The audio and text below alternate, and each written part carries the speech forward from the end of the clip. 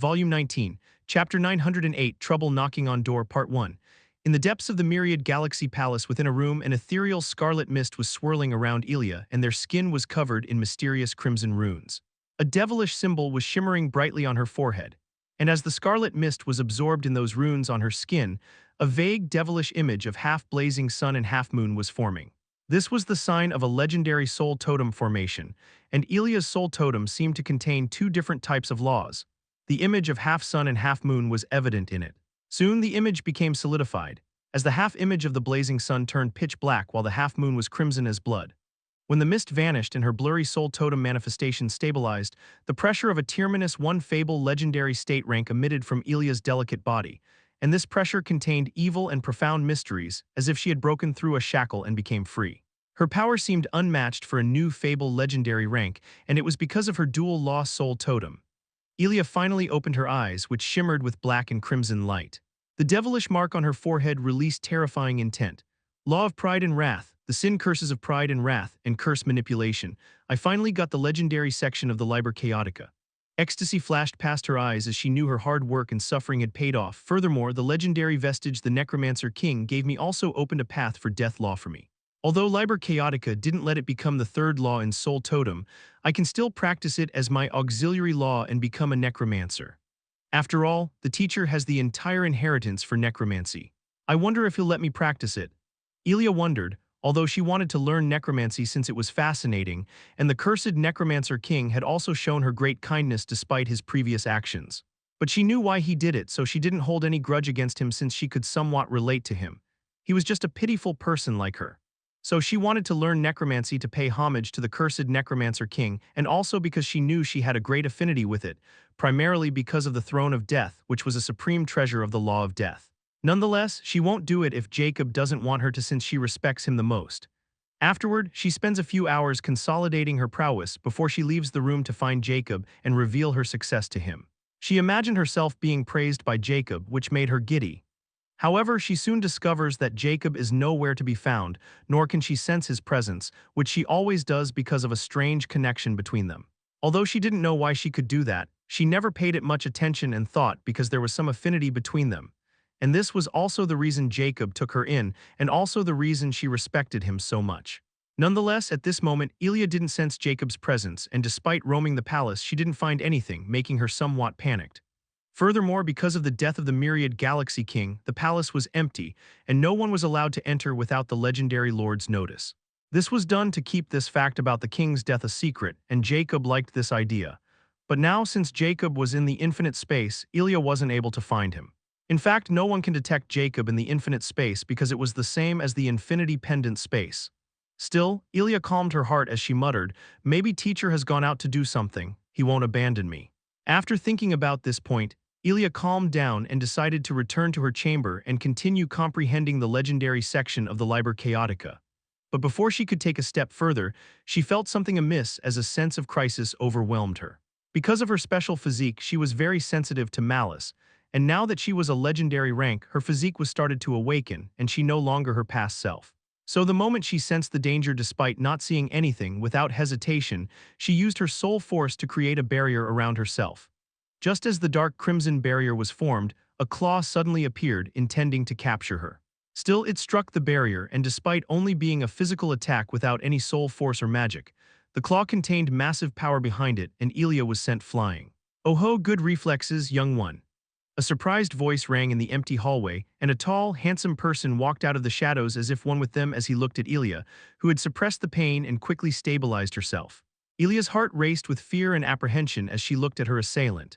He wore black robes and had long hair and pitch-black eyes, and Elia was surprised when she noticed the long, pointy ears of this person. It was an elf, and from the attack she had just blocked, she knew this person was far stronger than her. Moreover, he had clearly not invited her and had snuck in, and his purpose of trying to immobilize her couldn't be clearer. He was here with malicious intent or was some enemy of the myriad Galaxy King. In any case, he was her and her teacher's enemy. "Who are you?" Elia questioned while she secretly gathered her soul force. But the elf didn't seem to be apprehensive. In fact, he seemed quite curious as he looked at Elia with a scrutinized glare, his lips curled up as he asked, "Little one, which clan do you belong to and what are you doing here so far from home?" Elia narrowed her eyes as she didn't know what this creep was talking about and retorted, "I belong to no clan." What is your purpose in infiltrating my teacher's quarters? Teacher, huh? The elf nodded thoughtfully as he asked. So the Myriad Galaxy King is your teacher. How curious, no one knew anything about it. It seemed because you are unique, he hid your existence from everyone. Tusk, that old swindler sure has robbed our race of a talent. The elf suddenly started emitting faint killing intent, making Elia shudder. At this moment, she instantly felt that this man was probably on the same level as her teacher, or at least stronger than the Myriad Galaxy King. Chapter 909, Trouble Knocking on Door, Part 2. Elia appeared extremely frustrated since this elf wasn't an opponent that even 100 of her current self could handle. She suddenly started to think that her luck was really terrible since she had always fallen into this awful situation and caused trouble for Jacob. First, she was captured by the cursed Necromancer King and nearly refined into some formation, and now this elf was also giving her dangerous vibes. From the looks of it, he seemed to be also interested in capturing her. She didn't dare to imagine how Jacob would feel about this, and at this point she had some idea about Jacob's personality. If she had to describe him with one word, it would be ruthless. Although he was kind to her sometimes, he was ruthless to his opponents, and she had personally witnessed his actions. But this also calmed her down since, in front of Jacob, this elf seemed nothing. Jacob was both a deterrence and a source of confidence for her. She hadn't seen Jacob struggling with anyone yet, which made him almost invincible in her heart, which significantly reduced her fear of the elf. Furthermore, the pride and wrath laws have a strange effect on her ego, especially because of her physique, and now that she is a fable legendary rank, it starts to show little by little. The elf also noticed the change in Elia's disposition as her eyes became apparent, and she didn't seem to panic anymore, which made the elf even more impressed by this young talent of his race. After all, this elf was a legendary king of the elf race, and his title was the Shadowless King. He was also a Guardian King rank figure of the Zodiac Knight Federation, which was the highest rank Zodiac Knight Federation in Legendary Plains, which made him even more extraordinary. As for what the Shadowless King was doing here, it was naturally the Throne of Death because his law greatly complements the Law of Death. And most importantly, the Throne of Death is considered the highest rank legendary king treasure because it was ancient and belonged to an unknown era. This fact was enough to raise countless legendary kings' greed. Now that the Zodiac beasts were no longer obstructing their ways, those who got the news about the Throne of Death being claimed from the Valley of Sunless Dusk naturally started investigating it. Another reason was because of the cursed Necromancer King, because he was a peak-level existence among legendary kings, and claimed to be unmatched among them when he was alive. After all, if not for the schemes of others and assault by so many legendary kings, the cursed Necromancer King wouldn't have fallen. Yet despite that, he still lived on, and the Throne of Death remained in his protection, and despite the curse, no one dared to attack the Valley of Sunless Dusk anymore. But now that the cursed Necromancer King was finally out of the picture, those guys coveting the Throne of Death would do everything to get it. And the Shadowless King was just one of them, and he was also one of the most powerful ones. "What do you want from my teacher?" Elia calmly asked, as she didn't clear the Shadowless King's misunderstanding. After all, since he considered the Myriad Galaxy King her teacher, this meant whichever enmity he had would be steered in his direction instead of Jacob's. This way she could also buy her some time until Jacob arrived. Shadowless King couldn't help but nod in approval since Elia's actions indicated that she wasn't a reckless fool and knew she couldn't win this fight, which meant she wanted to preserve her life. As for if she would betray her teacher for her life, he was very interested in seeing it. "Since you are sensible, I won't make it difficult for you. Tell me, did the Myriad Galaxy King go to the Valley of Sunless Dusk?" Shadowless King asked as his eyes were affixed to Elia's facial reactions and his soul sense was also stirring. He wanted to measure her emotions and figure out the truth. Just as the Shadowless King mentioned the Valley of Sunless Dusk, he instantly noticed Elia's heart race and her emotions stirred chaotically despite Elia trying not to show them, which instantly made Shadowless King elated since this made him believe that the Myriad Galaxy King was really the culprit behind the capture of Throne of Death. Although he had used the soul search technique on a few guards, he didn't find anything. Instead, he learned something strange. The Myriad Galaxy King seemed to have vanished from the public eye, and what he did when the Zodiac beasts were besieging the city was also known to the Shadowless King. So the Shadowless King thought that the Myriad Galaxy King was either wounded or doing something important to hand over the matter of his beloved city to the legendary lords. This made Shadowless King break into the palace without any misgivings. And now, with Elia, he was even more sure that he was on the right track and soon, the Throne of Death would be his. And he knew he had little time since others would be coming soon. That's why he didn't waste time, and without waiting for Elia's reply, he sternly asked, "Where is Myriad Galaxy King? As long as you tell me, I won't do anything against you. In fact, I'll take you back with me. It's far better than following that swindler." Your aptitude is very good, and I can sense profound law resonating with mine. I'll take you as my 83rd disciple, and you won't have to worry about Myriad Galaxy King anymore. So what do you think? Ilya was startled by this offer, but was also secretly relieved that this guy was still blaming the Myriad Galaxy King for everything. Furthermore, she felt nothing for the Myriad Galaxy King. In her eyes, that guy was a lunatic, and Jacob had saved the entire city by getting rid of him. Jacob was simply too noble despite not showing it. He's not in the palace, Ilya replied ambiguously without giving away too much, since she had a feeling that this person was monitoring her with his soul force, and lying to him would only make things worse. So she decided to tell the truth just enough to draw the Shadowless King's attention elsewhere. The Shadowless King suddenly frowned because, just as Ilya thought, he could tell if she was lying, and he also knew Ilya wasn't very good at controlling her body yet, so he was sure she was telling the truth. If he's not in the palace, where is he? He asked again with a somewhat dark expression. Ilya replied, I don't know where he is right now. The last time I saw him was over a year ago, and then I went into seclusion to break into legendary rank. I came out a few hours ago and found the palace empty still. The Shadowless King's frown deepened, for Ilya wasn't lying, and he knew things had become complicated. But if that guy wasn't here, why would my shadow spirit detection have pointed in this direction? And it is still doing the same. Don't tell me he's hiding here while pretending to be away so others won't disturb whatever he's doing. Could it be he's refining the throne of death? The more the Shadowless King thought like this, the more his expression fell, and he knew he had to stop the Myriad Galaxy King. But at this moment, the Shadowless King's expression changed, and without any hesitation, the surrounding darkness seemed to compress at one point as a terrifying pressure suddenly released. However, the Shadowless King's expression was ugly as he looked at the dark wall and cussed, Black King, you sneaky ghost bastard. Just as the Shadowless King trailed off, eerie laughter filled the corridor like a death knell. Tisk, tisk, well, I guess your soul sense is still as sharp as ever, you snazzy prick. I only let my emotion fluctuate for a sliver of a moment and you found me. Chapter 910, Trouble Knocking on Door, Part 3. An imposing figure suddenly walked out of the darkness as the eerie voice trailed off. He was clad in full-body pitch-black armor with a skeletal crown on his head filled with ethereal crimson hair like ghostly flames, and his infernal crimson eyes were filled with cruelty. And his skin was dark gray, and his face demonic as if a demon from hell. This was the Black King of the demon race, and his might wasn't any lesser than Shadowless King, if not mightier, and he was also one of the legendary kings who were behind the demise of the cursed Necromancer King. Seeing the Black King, the Shadowless King's expression was awful because his fear had come true. If this was some other legendary king, the Shadowless King wouldn't even spare a glance and instantly turn hostile and attack them. But the Black King was different, and unlike the Shadowless King, he was a necromancer who was only slightly inferior to the previous cursed Necromancer King, and even that because the cursed Necromancer King had the throne of death. Many people, including the Shadowless King, believed that if the cursed Necromancer King and Black King had fought without the throne of death involvement, there was no way the cursed Necromancer King could defeat the Black King, who was a natural-born necromancer while the former was not. Furthermore, Shadowless King had been careless, and now the Black King had heard everyone Ilya had divulged to him.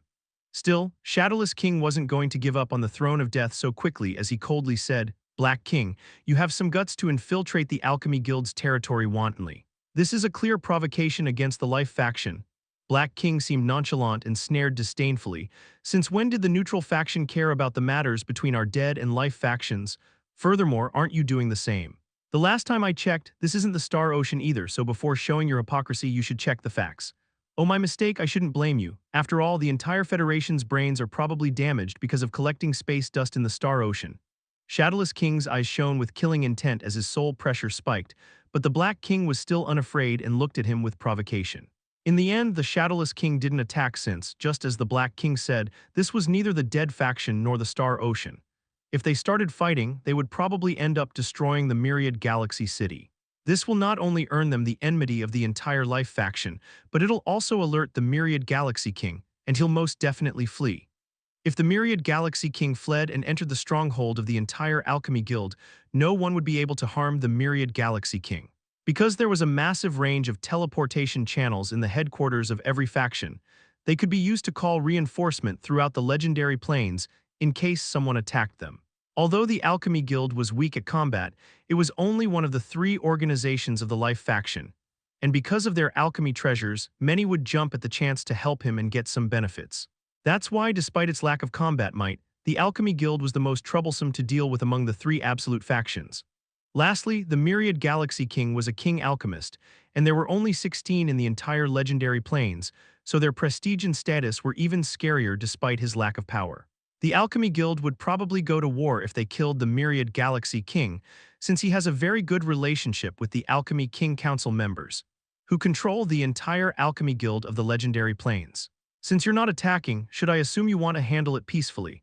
Shadowless King no longer tried to use righteousness against the Black King since he knew it would not affect the Black King. After all, if another wanted the throne of death, even if it meant giving up everything that should be the Black King and Spirit Poison King, since both of them had suffered tremendously in the cursed Necromancer King's hands, this treasure would raise their strength so much that they'll probably step into the half-god realm of legendary Quasimoth. One had to know there hadn't been any new Quasimoth in the legendary plains for thousands of years, and those who had touched these realms were hidden. This was the dream of every legendary king. The only way to reach it other than comprehending the laws was the Ascension Permit. Black King's crimson lips rose, revealing his eerie fangs as he said with sharp, killing intent and resolve, "I'm willing to play along until I see the throne. Once it appears, you better run as far as possible because if you get in my way, I'll turn you into one of my undead demons." Shadowless King wasn't surprised by this short truce since he knew, just like him, the Black King didn't want to alert the enemy and lose the chance to get the throne of death. After all, he was only delayed because of the Zodiac beasts, like everyone else. Since the Black King was here, the Shadowless King also knew the Spirit Poison King, or probably even the Holy King, might be already on their way. If those guys arrived, this would be a huge mess, so the Shadowless King had no choice but to work with the Black King for now. While those two mighty existences of the legendary plains were scheming and gauging each other's bottom lines, they had completely disregarded the weak fable legendary behind the Shadowless King, Elia. Elia's heart was filled with dread and anger when she discovered there was another one who wanted to harm Jacob, as if the Shadowless King wasn't enough. She had no clue if Jacob could deal with these two together, but she still believed in him. At this moment, her priority was to stay safe and preserve her life while also making sure that they wouldn't discover anything about Jacob. Since he wasn't here, there was a chance they might leave. But she felt bitter since she knew the Shadowless King would most likely capture her, and she had no choice in this matter. But she was still willing to follow him as long as she wouldn't implicate Jacob. Teacher will be sad, right? She wondered. At this moment, the Black King finally glanced at Elia, who seemed quite dejected and in a daze, and curtly said, "This little girl has talent in death law, and another unknown law is somewhat similar to the Spirit Poison King. If you really wanted to turn her into your plaything, you should probably leave before that poisonous snake sees her." Heh. Shadowless King's expression fell while Elia's heart sank when she heard those words, and she took a step back. Shadowless King quickly retorted, "Shut your filthy trap. Do you think everyone is a disgusting demon like you?" He then quickly looked at Elia and said, "Don't listen to this demon. He's trying to weaken your mind so he can plan his sigil and turn you into his undead demon slave. Just follow closely behind me. I'll protect you." Black King only snickered as he was familiar with the Shadowless King's trickery, but he couldn't be bothered since he only cared about the throne of death. Taking advantage of Shadowless King's distraction, he bolted towards the depths of the palace. Shadowless King's expression changed as he wanted to curse, but he knew the race had already begun, so he quickly dashed after the Black King since he could tell he was going in the same direction where his shadow spirit detection was pointing. Elia wanted to flee, but she found herself completely immobilized under the Shadowless King's soul force, and then, against her will, she was dragged behind him. Chapter 911, Soulless Ghost King. The Black King and Shadowless King quickly reached the king's chamber and stopped before a massive sealed door. Furthermore, both of the legendary kings were hiding their presence since they didn't want to alert their target, the Myriad Galaxy King. Elia was now engaged in Shadowless King's soul force, completely immobilized and incapable of releasing any power or sound. She was filled with indigent and rage. She also blames herself for being so weak and always getting captured by enemies. Furthermore, her worldviews also begin to change, and somehow she starts to understand why Jacob is so cold and cruel towards others. The weak held no power, while the strong could do as they pleased. This world was twisted, and her naive mindset would get her killed eventually. Unknowingly, Elia's mind started to undergo a mysterious change as the symbol of the devilish face on her forehead shimmered ever so slightly. Both legendary kings couldn't notice it since all their attention was on the sealed door, and whatever abilities they were using to track the Myriad Galaxy King's soul totem signature were telling them that the target's signature had last appeared behind this door. Now there were two possibilities. Either the target was inside this chamber, or he was hiding in this area since it was impossible to completely erase one's signature unless one could break past the legendary ranks barrier. A demigod legendary king, couldn't hide their presence no matter how hard they tried, because they were basically a step away from becoming gods and were special existences. Anywhere they go, they leave behind their traces, especially if they use their prowess. But this didn't mean anyone could find them. It was only possible for the legendary kings who had completely integrated with their laws to reach the limits of the legendary plains, which were at the peak of legendary rank or have technology or treasures of equal rank. This should have been extremely rare, yet the throne of death was too alluring to these kinds of existences, and now they had found their potential target. They had no way to track the throne of death because soul artifacts didn't have their own soul totems, and they would integrate with their master's soul totems before showcasing their true abilities. When Jacob confronted the cursed necromancer king, despite his quasi-myth status, he had yet to master his prowess, so he was just like a newly born legendary king, and even after he came to Myriad Galaxy City, it was the same. That's why his soul totem signature was exposed, because if he had complete control over his quasi-myth abilities and prowess, there was no way he would leave behind his traces, and probably true mystical rank would have a chance to track him down. After all, it was impossible to find quasi-myths in the entire legendary plains because of this exact reason. The Shadowless King and Black King looked at each other at this moment, and their eyes shone with a peculiar glint. Despite their differences and being adversaries, they knew they were probably thinking the same thing. The Black King's lips curled in contempt before his entire body morphed into ethereal mist and seeped into the door while the Shadowless King snorted faintly. His body also merged with the shadows as he vanished. Ilya was dragged into the shadow as if it were some kind of space pocket. This law spell was extremely powerful, and only the Shadowless King, who had mastered the shadow law to the pinnacle, could display it. The Black King was also using law spell to bypass the formation, which was only at the basic legendary king level, and couldn't stop a peak legendary king from breaking or sneaking past it as long as they knew how to. Thereupon both kings were inside the chamber, and no alarm or defense was triggered. This was the advantage of comprehending laws like darkness, shadow, death, and such. Furthermore, law spells can only be found in large factions, and they were kept under strict security and monitored every second because only the legendary king could comprehend and use them, especially if the law spells were related to superior laws. Just as Black King and Shadowless King appeared in the chamber, they carefully scanned it and released their soul senses. They did not find the Myriad Galaxy King, but their expression changed because there was someone else in there. The moment their soul senses passed this unknown infiltrator, the other part instantly picked up because this person had the same level of soul sense, meaning another peak Tier -3 legendary king. Who? A ghostly voice rang, and the next moment a spectral-like figure appeared a few meters in front of both Shadowless King and Black King, startling them. It was a semi-transparent being in black robes as the corners of his robes fluttered as though blown by some unseen wind, and his face was a gaunt, deathly visage, like a decayed skull wrapped in pale, translucent skin. His eyes were pits of blackness, faintly glowing with a ghostly dark blue hue. A pale crown of mist circled his head like a dying halo. When Ilya saw this newcomer, her heart turned cold because she had seen this person in the Valley of Sunless Dusk once, and at that time he was scared away by her teacher. But for some reason, she felt despite their similar appearances, this ghostly being seemed more imposing and regal, and his voice was also different. Black King's infernal eyes contorted when he saw this ghostly being, and killing intent flashed past his eyes. Soulless Ghost King. What? How did the strongest expert of the ghost race draw here? Shadowless King's expression was solemn as he warily looked at the elusive Soulless Ghost King.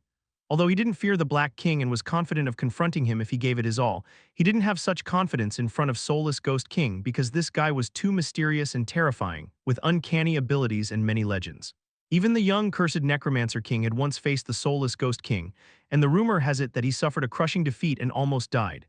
This battle also made the cursed Necromancer King famous throughout the legendary plains since, despite his defeat, the cursed Necromancer King escaped with his life, which was also the first time someone other than the faction leaders had faced the Soulless Ghost King without dying. Moreover, when the cursed Necromancer King was besieged by all sides, the Soulless Ghost King was stuck in some forbidden region, and by the time he returned, the battle was already over. The curse of the valley even deterred the Soulless Ghost King from finishing off the cursed Necromancer King.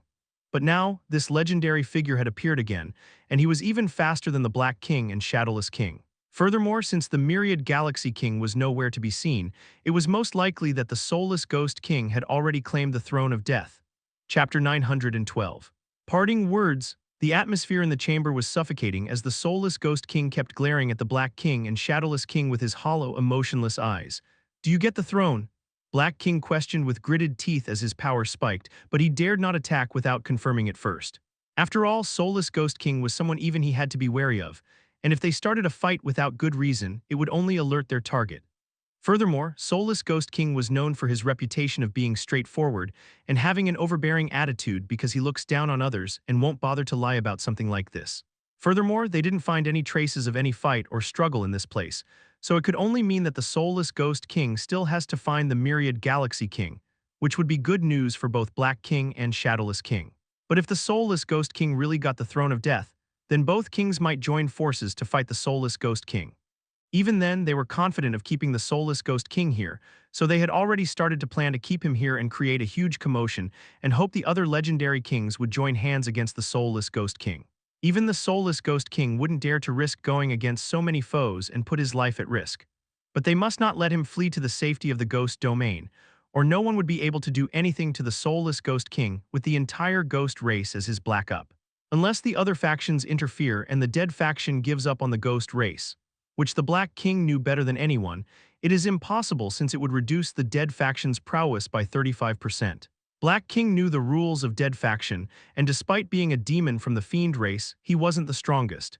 He can only fight the Soulless Ghost King until they are outside the dead faction territory. At this moment, the Soulless Ghost King's eyes suddenly shifted to Ilya, and he said impassively while icily looking at Shadowless King, "Hand over that girl." The Shadowless King was startled as this response was completely out of his expectations, and he looked at the Soulless Ghost King warily since he didn't know why he wanted Ilya. Black King was also surprised since he knew the Soulless Ghost King was only interested in the souls of powerful beings, so he thought Ilya's soul was somewhat alluring to the Soulless Ghost King. Shadowless King also thought of this point and his eyes flashed with slyness. "Tell us where the throne is, and if you promise to leave, she's all yours." Soulless Ghost King gave the Shadowless King a profound cold glare before his lips curled up in an eerie sneer. "I don't know where the throne is, but it's not with me, nor I'm interested in it. You can have it if you can find it. I'm here to investigate the disappearance of my drunkard brother. I can sense his sigil residue on that girl." His soul sense suddenly churned and locked on both kings, making their expression change. The Soulless Ghost King coldly stated with hellish killing intent, "So, hand her over before I lose my patience."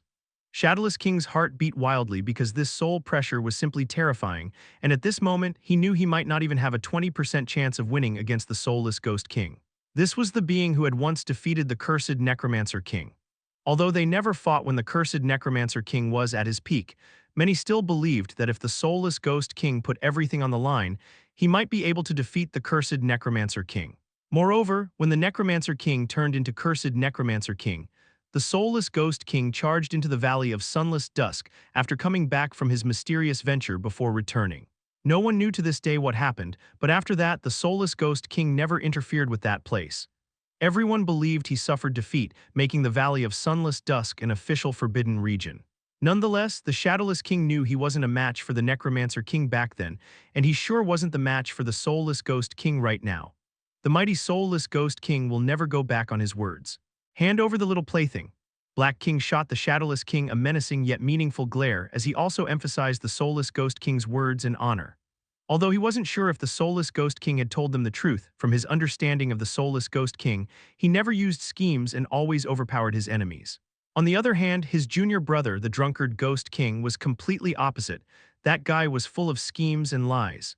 It was also he who released this news to muddle the waters, and he was probably hoping to take advantage of others. They all even thought that the drunkard Ghost King was the one who got the throne, and were here to obtain confirmation from the Myriad Galaxy King. But only after coming here did they find that the Myriad Galaxy King was acting very strange, so now they suspected him of somehow getting the Throne of Death. Blackwell couldn't take it back for some reason, so he wanted to use others. But now the Soulless Ghost King was saying he was searching for Blackwell, which means the throne might be in his hand after all, so the Soulless Ghost King didn't have it yet. That's why the Black King wanted to confirm it as quickly as possible before they started going after Blackwell. And this time, since they already knew the Soulless Ghost King was on the move, they would join forces. They can even follow the Soulless Ghost King. The Shadowless King appeared hesitant momentarily before gritting his teeth since his thoughts were slightly the same as the Black King. With a thought, Ilya was directly moved in front of Soulless Ghost King. Ilya's eyes were filled with despair as she looked at the ghostly Soulless Ghost King as she knew it was over. But just when the Shadowless King freed her from his soul force, a hint of confusion surfaced in her eyes as she blinked in bewilderment while looking at the Soulless Ghost King, who was looking at her impassively.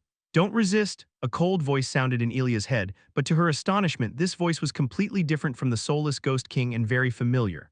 Before she could react, the soulless Ghost King placed his skeletal hand on her hand, and the next moment she felt a terrifying suction force that was also somewhat familiar to her. Trusting the voice instinctively, she didn't resist and vanished the next moment. Black King and Shadowless King didn't react much since they knew the soulless Ghost King's ghost chip in his soul totem could imprison anyone. After stowing away Ilia, the soulless Ghost King gave both kings a peculiar look before he vanished, leaving behind parting words, "We'll meet again eventually." Chapter 913, Divine Inquisition. Hundreds of miles away from the Myriad Galaxy Palace, the light in a remote alleyway suddenly shifted before the figure of soulless Ghost King appeared. But the next moment, the soulless Ghost King's semi-transparent body suddenly started to morph, and his 3-meter height became 2 meters before the skeleton body revealed itself. The hollow eyes became more profound, and pale golden flames ignited. There was no longer any similarity between the soulless Ghost King and this newcomer except for the cold demeanor. After all, this was Jacob who was impersonating as the soulless Ghost King using the gluttony mask. After turning back into his real self, Jacob couldn't help but look in the direction of the Myriad Galaxy Palace, and his eyes flickered with killing intent and a hint of incredulous. Who could have thought those legendary kings would be drawn here by the throne of death from the Valley of Sunless Dusk even after so much time had passed? Not only that, but I've underestimated its attraction to the legendary kings, even more so their prowess and means. If I hadn't learned about the actual depth of a legendary king's abilities and what they can do with soul sense, I would have been still ignorant while holding up in the infinite space. And Elia would have been taken by someone. The more Jacob thought about what had transpired in these few hours, the angrier he became.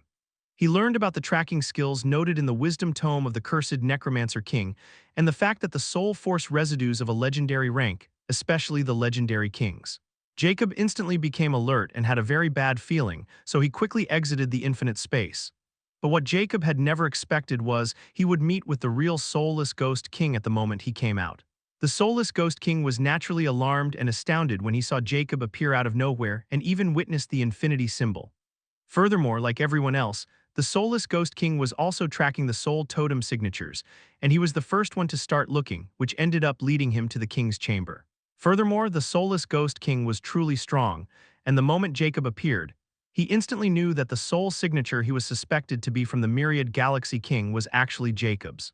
But Jacob had already learned all the things about the legendary kings at that time, and the moment he noticed the soulless Ghost King, his first thought was that it was Blackwell. However, he knew for a fact that Blackwell was dead, and at that point, Blackwell's memories that he had absorbed through the Nightmare Sepsis fruit instantly helped him discover the identity of the soulless Ghost King and his character. At that time, Jacob knew he couldn't start a fight with the soulless Ghost King because he was not easy to deal with, and the battle would most likely end up destroying the entire city. The soulless Ghost King also sensed terrible danger from Jacob because of his extraordinary soul sense, and as an old ghost who had been alive since who knows when, he also didn't blindly attack Jacob. But Jacob knew that things were completely going south since he knew the threat he was fearing had ended up becoming real, and he knew the soulless Ghost King was probably the start. At that time, Jacob realized that he couldn't stay in this place anymore, so he decided to flee, but the problem was the soulless Ghost King in front of him, and the quickest way to deal with him was dragging the soulless Ghost King into the infinite space. After all, in the infinite space, everyone was mortal except for Jacob, but the problem was he could only drag someone into the infinite space if they were willing or had no will to resist, the same as the infinite pendant storage space. He couldn't hex the soulless Ghost King either since his Jinx core was still not strong enough, and jinxing him would not solve the problem instantly. Thereby, Jacob decided to use his law ability for the first, the Divine Inquisition of the Eyes of Judge. This law ability was equally strange as the scales of justice. Jacob can compel them to confess their sins or falsehoods by locking eyes with a target. The greater the target's sin, the greater the punishment of power reduction. It can even turn a god into a mortal as long as Jacob can maintain it.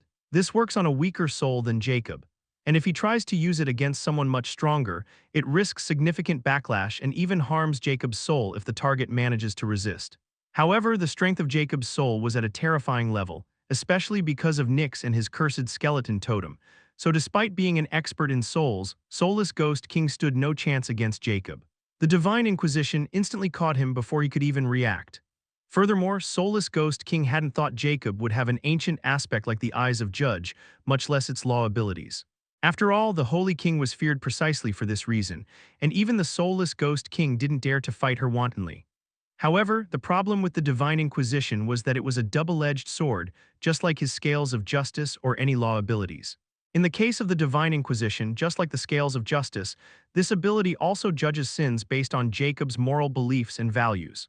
If Jacob considers something not a sin, like murdering someone, then the Divine Inquisition wouldn't consider it a sin.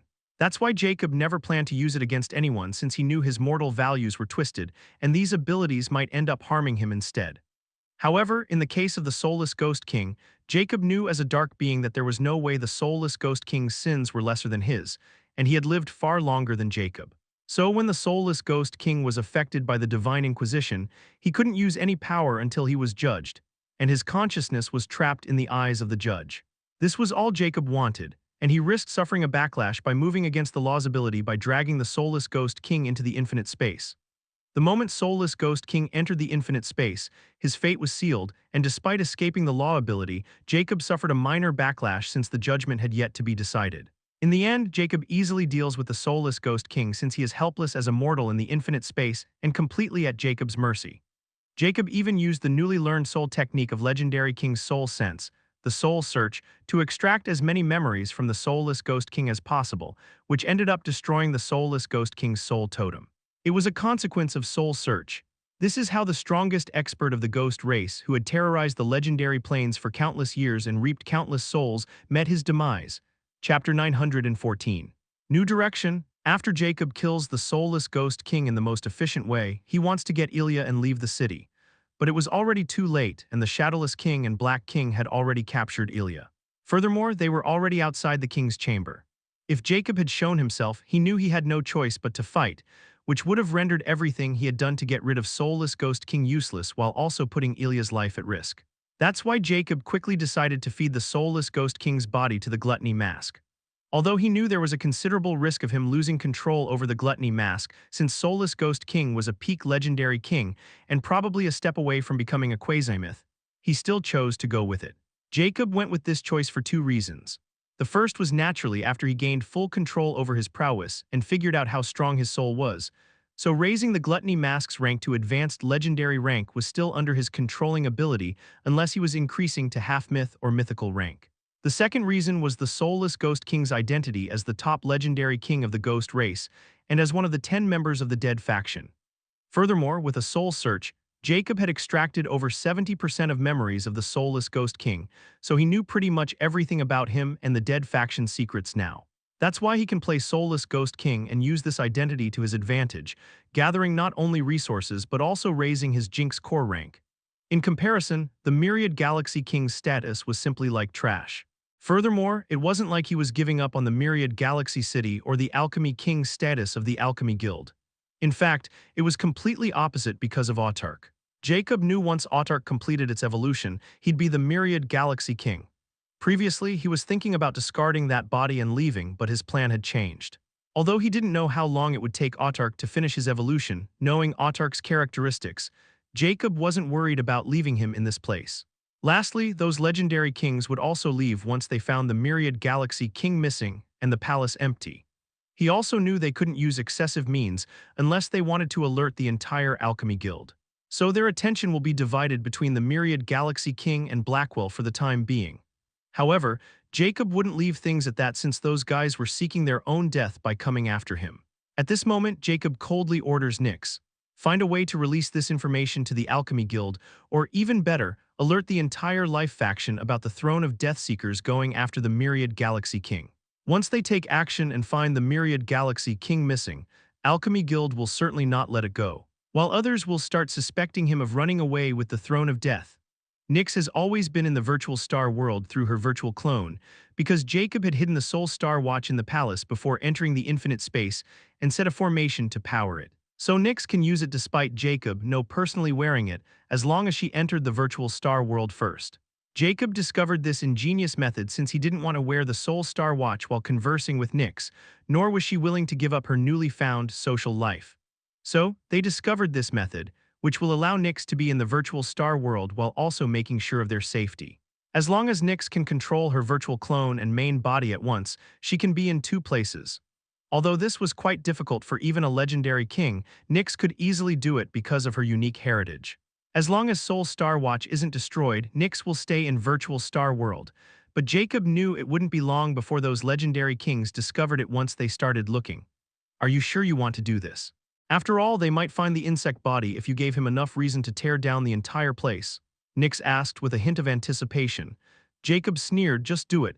No one can search for him anymore since he's dead. In fact, if those lords would probably open their mouths under pressure, it would be even better since, in any case, everyone would be chasing after ghosts. I won't make that rookie mistake again. And you should cut your connection with the Star Watch as soon as possible. I don't want any trouble. You can continue using the virtual Star World once I get my hands on a new Soul Star Watch. Huh. Why would I have to suffer with you? Nyx instantly protested. Jacob's eyes went sharp. Do you want to suffer for a little while or for eternity? Your choice. Fine, Nyx quickly but reluctantly agreed. Now that Jacob had escaped without revealing his identity or presence, he was ready to leave the Myriad Galaxy City. Jacob took out the space travesty shuttle and quickly flew towards the sky, leaving the Myriad Galaxy City.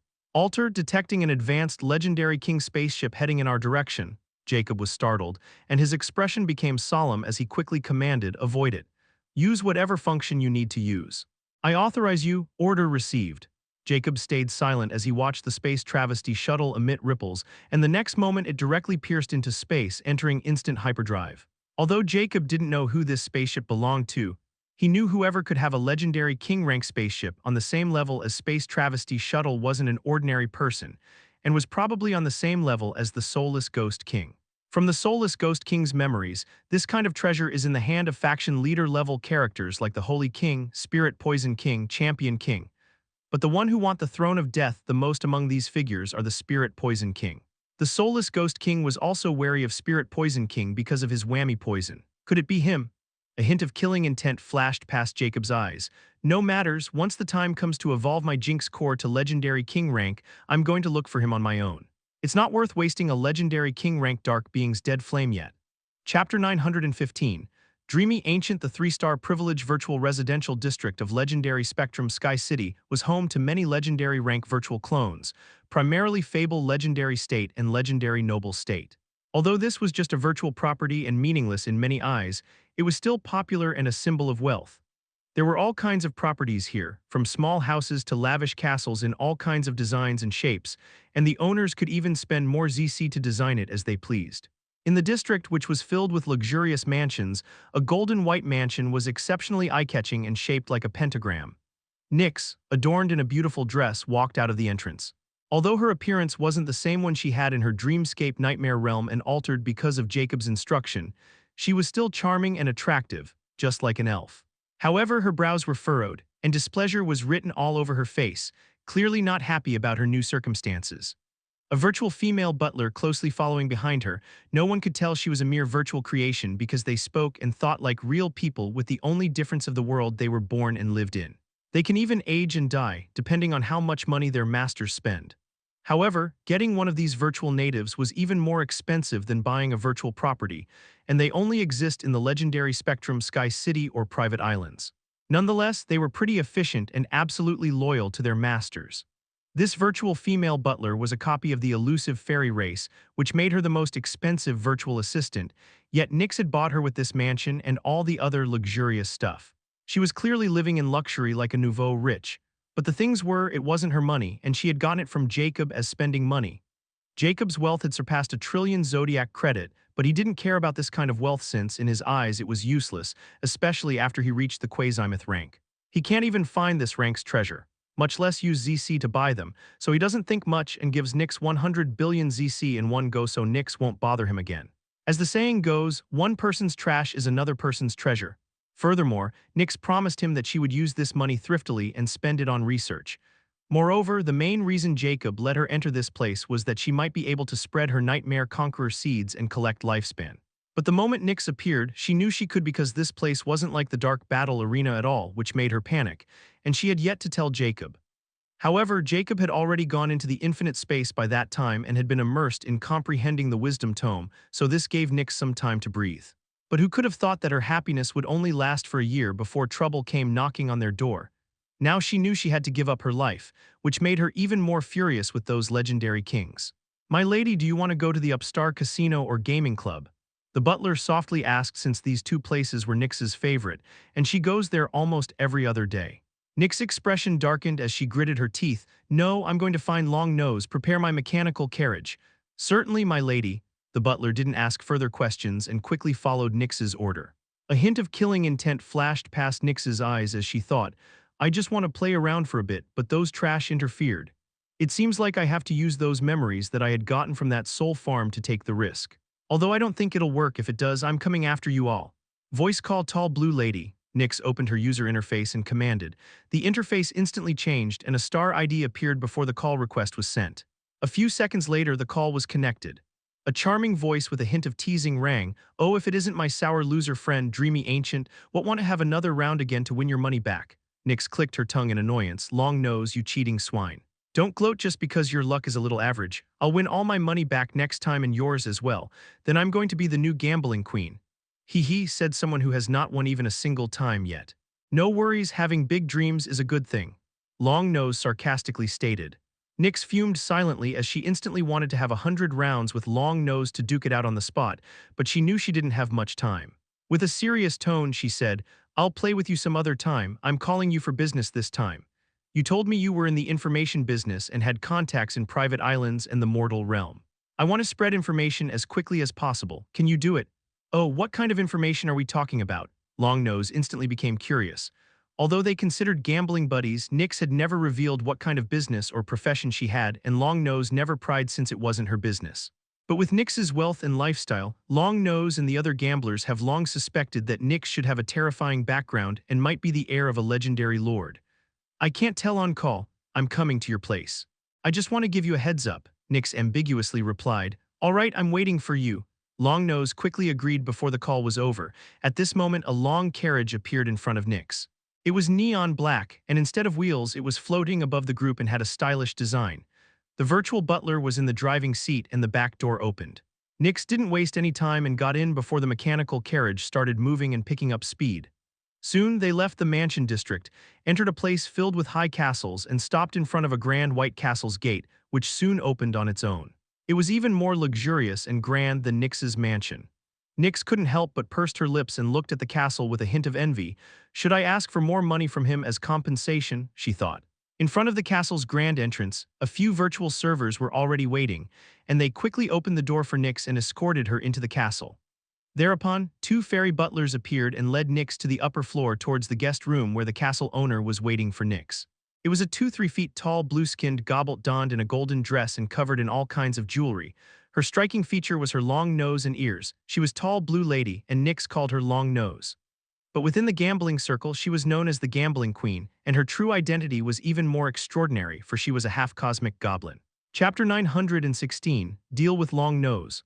Long Nose snickered, seeing Nix's dark expression, and gestured her to take a seat before she asked, All right, pleasure aside, what kind of business do you have for me? Let me make it clear to you, I bought information based on its importance and I also spread it. However, there is a difference. First, if your information is important, I can give you a one-time price, but then it'll depend on me how to sell it, who I'll sell it to, and how much I earn from it. We'll have to sign an oath contract to make sure no one backs out or plays any tricks. The second option is to be an information broker, and based on the importance and popularity of the information, I'll take an 8% cut. Let's make it 6% for our friendship's sake. Second, if you want to spread the information, you need to clarify what you achieve, like if you're going to spread rumors, defame someone, or cause problems. However, it'll cost you money based on who you want to inflict or target. Like if you want to target a small power by creating false rumors, let's say a fable legendary rank in the founder or leader, it'll cost you 500,000 ZC to spread rumors in Mortal Realm, and 10 million ZC in Legendary Spectrum Sky City for a month. As for the private islands, it'll be overkilled, but the price is 50 million ZC. Nix was astounded when she heard Long Nose introduction. She never expected this information business was so complicated, not to mention profitable. No wonder this cheating swine is so wealthy. Nix instantly became envious but knew she couldn't dwell on this matter for too long. She'll decide to create her own business once she returns. I didn't expect spreading information would be so complex. But now that I know, I want you to evaluate my information and tell me how much I can sell this information for one time or how much I earn if I hire you to sell it for me. Nix ambitiously stated that she no longer thought of simply handing over this information to Long Nose. After all, this information was about legendary kings and a legendary king rank treasure. Now that she knew that to target just an ordinary fable legendary rank cost so much would legendary king level information earn her? Longnose didn't seem surprised by Nyx's change in attitude, and she nodded. All right, tell me. Nyx suddenly smiled and said, this information is about the whereabouts of the legendary king rank treasure, the Throne of Death. And it involves the actions of many legendary kings like the Black King and Shadowless King. Longnose's nonchalant expression instantly crumbled as her eyes widened with alarm when she heard Throne of Death. After all, she has a very deep information network, and she naturally knew about many things, and the information about the Throne of Death was the top secret of the highest level. Longnose wasn't expecting Nyx's information would be about the Throne of Death of all the things, and the names she mentioned were equally terrifying. Furthermore, those names were also the ones who wanted the Throne of Death the most. Longnose's expression turned stern. If you're lying to me, I advise you to stop. This matter is no joke. Nyx didn't seem flustered at all. In fact, she was pleased with Longnose's reaction and said, I'm not joking, how about we sign an oath contract? I'll reveal the information to you. If I lie, my soul will be wiped out. But at the same time, you can spread this information or sell it to anyone without my permission, and you have to honestly share the profit with me if this information turns out to be real. Quickly make up your mind, I don't have much time. Longnose looked at Nyx's confident expression deeply, but she couldn't tell if Nyx was telling the truth or messing with her. But since the oath contact was mentioned, she had to take this seriously. Furthermore, if there was even a 50% chance that Nyx was telling the truth, then Longnose could only imagine what kind of storm it'd cause in the legendary plains and the profits they'd make from it. Moreover, Longnose can't miss this information because of another reason. Taking a deep breath to calm down, she nodded, all right, let's sign a soul contract. Longnose instantly brought a virtual Zodiac soul contract without wasting more time by spending 50 million ZC. It had the same effect as the physical contract, so there was no room for loopholes. Longnose quickly wrote the conditions and used her virtual clone to create her soul signature before giving it to Nyx. Nyx read all the conditions and they aligned with what she had in mind. Basically, according to this contract, whatever she reveals about the Throne of Death can't be a lie, and in the end, if her soul isn't wiped out, then Longnose will give her a fair price and advice without any tricks. Nyx happily signed it. Longnose was now even more sure about Nyx's credibility after she saw Nyx signing the contract without hesitation. Thereafter, Nyx truthfully told her everything about the Throne of Death last seen in the Myriad Galaxy City, and Black King and Shadowless King were already there. At the same time, she hid Jacob's involvement entirely.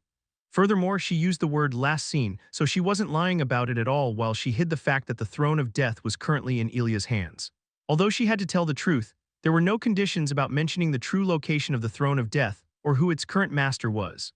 Even Longnose wasn't expecting Nyx to know this kind of detail, much less the possibility of the Throne of Death already having a master, since a soul artifact like the Throne of Death won't accept just anyone, even if it was a legendary king. Longnose's expression was incredulous after hearing Nyx's information, and she even seemed slightly pale. All right, this is all I know. Now I want you to sell this information to all the top factions and anyone willing to pay the price. Oh, you also have to hurry since more legendary kings like the Spirit Poison King might be on their way.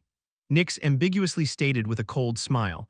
Longnose finally snapped out of her stupor and quickly stood up. Don't worry, let's sign the second soul contract. You'll get 94% directly into your star ID while I'll take 6%. Longnose quickly agreed. She was clearly in a hurry. She quickly made a new soul contract and signed it before giving it to Nyx. Nyx read the soul contract and gleefully signed it. She never expected there would be such a windfall from this disaster. She couldn't help but feel proud of her cunningness. Hey, it's done. I've sold the information. Nyx's voice rang in Jacob's mind at this moment. Jacob's eyes dilated as he asked, You sold it, I told you to spread it. I know, it's all the same. Don't worry, I have a very capable friend who is in the business of information. Nyx then quickly told Jacob about her deal with Longnose with a hint of pride. Jacob was astounded when he heard about Nyx's deal, and he had to admit this method was not bad and reliable. At least letting her Nyx enter the virtual star world wasn't in vain. But he also became suspicious. Tell me everything about what you did in the virtual star network, also how much lifespan have you gathered? Chapter 917, Constant Baron. In a surreal library, countless wisdom tomes like stars were hovering around a tall antique hourglass filled with neon black sand, which flowed backward. Suddenly, a small figure donning black robes and its head covered in a long hood appeared in front of the hourglass and started to mutter incomprehensible chant. The hourglass suddenly released an invisible ripple, and a static voice reverberated, Welcome, Constant Baronzro. The hooded figure's impassive voice sounded, "I want to add new information to the Timeless Hourglass archive. It'll be sold at 10,000 grains of timeless sand." The Timeless Hourglass suddenly releases a mystical aura, and the next moment, one of the wisdom tomes shoots down toward the hooded figure. The hooded figure didn't seem to be surprised. It captured the golden black wisdom tome and placed it over its glabella before it began to shimmer, and all the information in its head started to record in it. Once the process was over, an hourglass symbol appeared on her glabella and imprinted on the wisdom tome, sealing it. Now, only those who had paid for it can open it with their own unique hourglass symbols. The hooded figure then placed it on the timeless hourglass before it was completely absorbed. Constant Baron rank information has been successfully recorded. Cost to access this information: 10,000 timeless sand grains. The hooded figure seemed to be nodding in satisfaction before it stated, "I would like to use 1,000 timeless sand grains and use my authority as the timeless overlord of the legendary plains to make announcements in every timeless city. Authorization has been confirmed. Please record your announcement." The timeless hourglass started to shimmer at this moment, and the hooded figure knew this was its cue. "My fellow timeless wanderers, this constant Baronzro, I'm here to share with you all a piece of good news. I've recorded accurate information about the Throne of Death and put it in the Timeless Hourglass archive. Those who are interested in it can buy it. Lastly, I want to remind you all that if you find anything about Legendary Master Key, please report it to me promptly. The reward of 100,000 timeless sand grains has been increased to 250,000 timeless sand grains. Finally, the bounty mission Faceless Ancient, issued by the constant Earlmanus 199 in the Upper Plains, has also been increased up to 1 million timeless sand grains and a guaranteed ascension chance. This is all happy refinement of time, and may we all reach true immortality. Done making the announcement, the figure started to chant, and the next moment the timeless hourglass stopped shimmering before the static voice rang. "Announcement has been successfully made." The figure nodded before it spoke again. "Now, I want to issue a bounty mission to all the 10,000 content nobles and star hackers on Anarchy Network. Find the whereabouts of the star ID owner Dreamy Ancient, and..."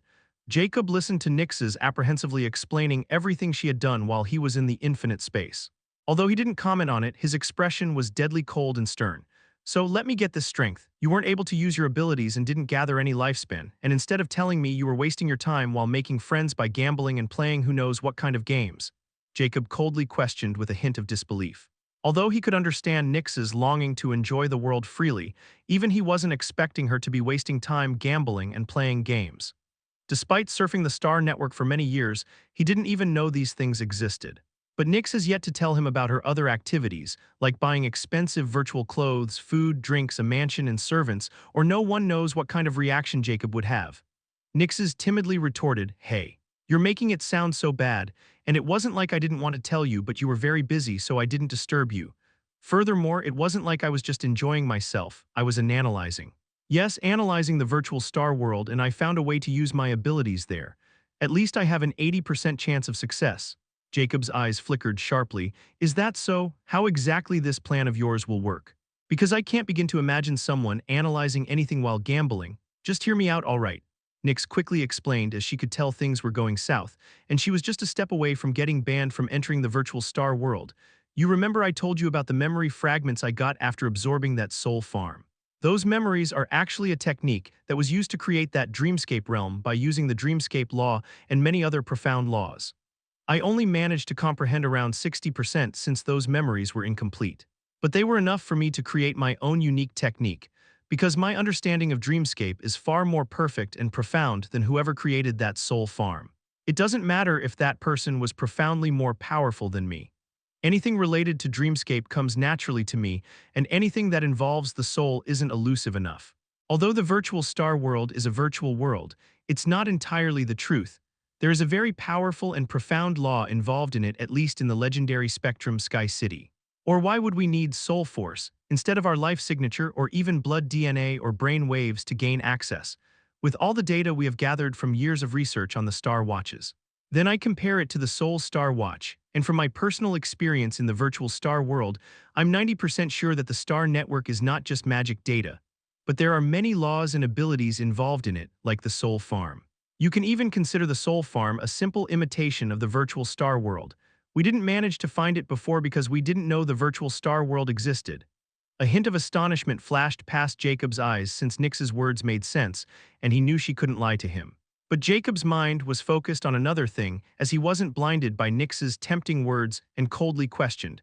But it doesn't explain how this can help you use your abilities in the virtual star world. In fact, why do you even think I would allow you to take this risk despite knowing that the virtual star world is the creation of a powerful law and far more terrifying than the soul farm? Aren't you suggesting a kind of risk that could expose or put the entire star network on our tail? Chapter 918, Alchemy King Council. In one of the largest private islands surrounding the world's eyes, the Alchemy Island, an urgent meeting was called between the Alchemy King Council. There were 15 figures sitting around a round table, and they were all legendary kings. On top of that, they were alchemy kings, the only ones in the entire legendary plains and also the true controllers of the Alchemy Guild. Usually, they were all scattered around the legendary plains and oversaw the Alchemy Guild in their respected cosmic continent. They seldom gathered together, but when they did, it would mean something great was about to happen in the Alchemy Guild or it was facing a crisis. So we can't reach the Myriad Galaxy King and any alchemy lord and citizen of the Myriad Galaxy City. A woman's deep voice rang with a hint of murderous intent. She was Spirit Eye King, a witch who oversaw the Alchemy Guild headquarters in the great cosmic continent of Leo. Since the Myriad Galaxy King, despite his eccentric tendencies, was a legendary king of the witch race, it was no wonder Spirit Eye King was furious. If the information about the Myriad Galaxy King getting the Throne of Death and the impending siege of legendary kings on the Myriad Galaxy City is true, then his lack of response is expected. The Light King, a white-haired elf, sneered. Furthermore, when we were trying to unite all the legendary kings of the Alchemy Guild to resist those abominations, Zodiac beasts, he didn't respond either. A dwarf with runic marking, the Hammer King, nodded in agreement as he berated, "I thought he was just being selfish for his damn city. But in the end, he was going after the Throne of Death. No wonder he had completely shut down any contact for over 50 years. And now, the previous wounds haven't been healed, but he caused another disaster by implicating the entire Alchemy Guild." No one spoke as they were all in tactical agreement since Myriad Galaxy King's past actions had made all the Alchemy Kings hold a grudge against him. While in truth, they were all the same and had been hiding when Zodiac beasts ran rampant in their territories. The Spirit Eye King furiously glared at the Hammer King and Light King and retorted, "It would be best if you two idiots keep your mouth shut. We aren't gathered here to hear your past grievances. This is not about the Myriad Galaxy King, but about the reputation of our Alchemy Guild and the entire Life faction.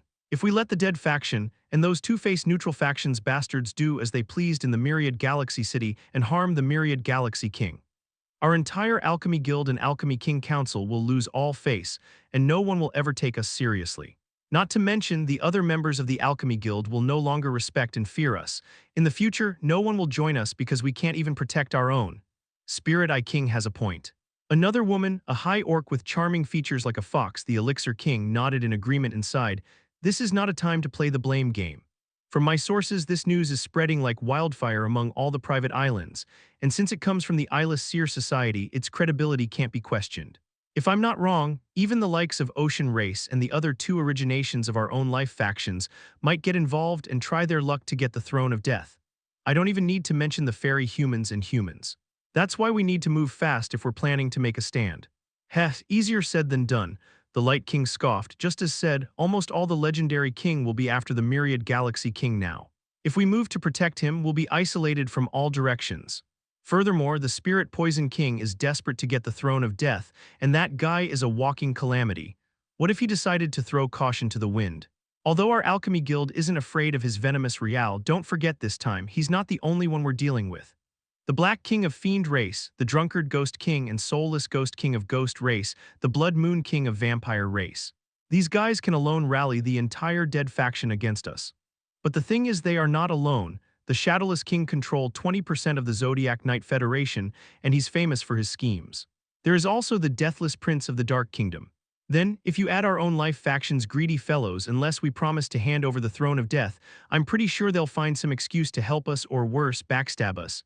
Everyone became somber when they heard Light King's statement. They all knew Light King was stating the facts, and they couldn't help but cuss the Myriad Galaxy King for putting the entire Alchemy Guild in such a dangerous position, while doing such a lousy job at hiding the Throne of Death. At this moment, a goblin, the Talisman King, spoke solemnly, "Then let's just promise them the Throne of Death. After all, the Myriad Galaxy King might have already escaped. We just need to stabilize the Alchemy Guild, while secretly not interfering with them going after the Myriad Galaxy King." This way, we don't have to worry about being backstabbed by the Alliance or the Bank. They can keep the throne of death as long as they find the Myriad Galaxy King. We need to make sure nothing happens to the Myriad Galaxy City. If everything is agreed upon, we can make a deal with the entire Life and Neutral faction and get out of this situation with minimum losses. Everyone's eyes flashed with realization as they looked at each other with tactical understanding and couldn't help but praise the Talisman King for his wits secretly. Just as the Talisman King stated, they didn't need to stand behind the Myriad Galaxy King or offend anyone. They just need to leave him alone and make sure those who needed to know this knows secretly. Chapter 919, Evanescence Hub. The Star Ocean was a magnificent and boundless expanse that separated the 12 great cosmic continents of the legendary plains. It was an endless void filled with swirling streams of stars, cosmic dust, and luminous nebulas. It shimmered with a kaleidoscope of colors, a celestial canvas that spanned endlessly. Stars of all sizes drifted gently, some glowing with a fiery brilliance, others emanating a soft, icy glow. Rivers of starlight intertwined, creating breathtaking constellations that seemed to form and dissolve in the blink of an eye. Meteor showers occasionally streaked across the expanse, leaving behind trails of glimmering light, while distant black holes swirled ominously, pulling in errant debris. The Star Ocean was alive with cosmic phenomena. Pulsars hummed faintly in the distance, their rhythmic beats creating an otherworldly melody, and radiant storms of solar wind drifted across the ocean like ethereal waves. To traverse the Star Ocean was to witness the very heartbeat of the cosmos, a domain that both inspired awe and instilled fear in those who dared venture into its depths.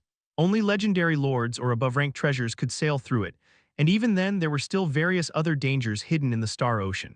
At this moment, through the radiant expanse of the Star Ocean sailed an enormous battleship, its blackened hull glistening with enchanted star steel and runic inscriptions glowing faintly along its surface.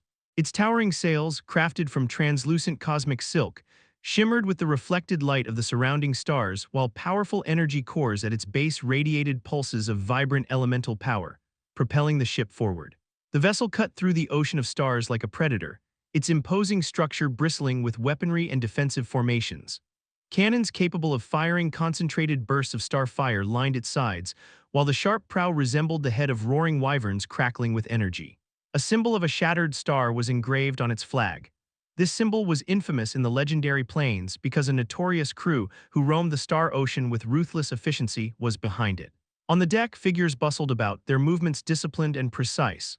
The crew comprised various races of the legendary plains, each clad in enchanted armor, their weapons glowing faintly with cosmic energy. At the helm stood the ship's captain, a towering 5-meter-tall giant with ferocious eyes, his gaze scanning the endless horizon of stars with familiarity. Suddenly, the ship veered slightly to starboard, heading toward what appeared to be an ordinary cluster of stars. But as the vessel approached, the captain took out a neon steel engraved with a fine rune, and the moment it appeared, it began to shimmer, and invisible waves started to ripple through the ship. Thereafter, a cosmic gateway shimmered into existence from the cluster of stars, its edges outlined with shifting cosmic markings of blinding white light. The gateway pulsated with an ancient, otherworldly energy, its surface resembling a liquid mirror rippling with starlight. The ship surged forward, plunging into the gateway before it returned to its calmness as if nothing happened. Thereupon, emerging from the cosmic gateway, the battleship entered a vast planetary domain. This was an elemental planet, not just any planet, but a haven for the infamous star pirates who roamed the Star Ocean. Almost all the powerful organizations have been searching for this planet called the Evanescence Hub, but to no avail. Evanescence Hub's surface was a chaotic yet harmonious blend of elemental forces, each region brimming with energy that seemed to shape the very landscape. Fiery volcanoes spewed rivers of molten lava into the sky, while enormous waterfalls of liquid crystal cascaded from floating mountains. Thunderclouds perpetually swirled above certain regions, unleashing bolts of lightning that cracked the skies, while other areas were shrouded in frost, glimmering with the pristine purity of ice. Evanescence Hub was an extremely rare 5-elemental planet, and that's why it was a treasure trove but ended up in the Star Pirates' hands. There were only legends of this place, making many eyes green with envy. The overlords of this planet were extremely careful and hid its existence meticulously, and only very powerful and respected Star Pirates chosen by these overlords were given access. The true Evanescence Hub, a sanctuary of the Star Pirates, was nestled in the center of the planet where all 5 elements entwine. Rising above this region was a colossal city, a mismatched amalgamation of towering steel spires, ancient ruins, and airships docked at floating platforms. The city teemed with life, a chaotic yet thriving hub of trade, smuggling, and lawlessness.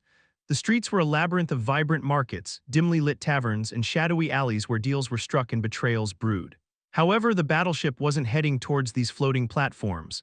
Instead, it directly headed towards the city's center, and no one dared to stop. Some even showed expressions of fear and awe. The battleship finally arrived in the central region, which was also called the Overlord region, where only overlords of the Evanescence hub and their minions were allowed entry. The battleship docked at one of the unique platforms for the overlords. "All right, you bunch of bastards, we are all home."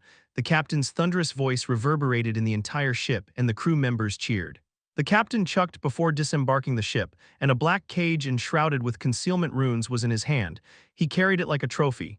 Only he and his crew knew who was imprisoned inside. He looked at the cage as if he couldn't wait to return to his chamber and finally have fun.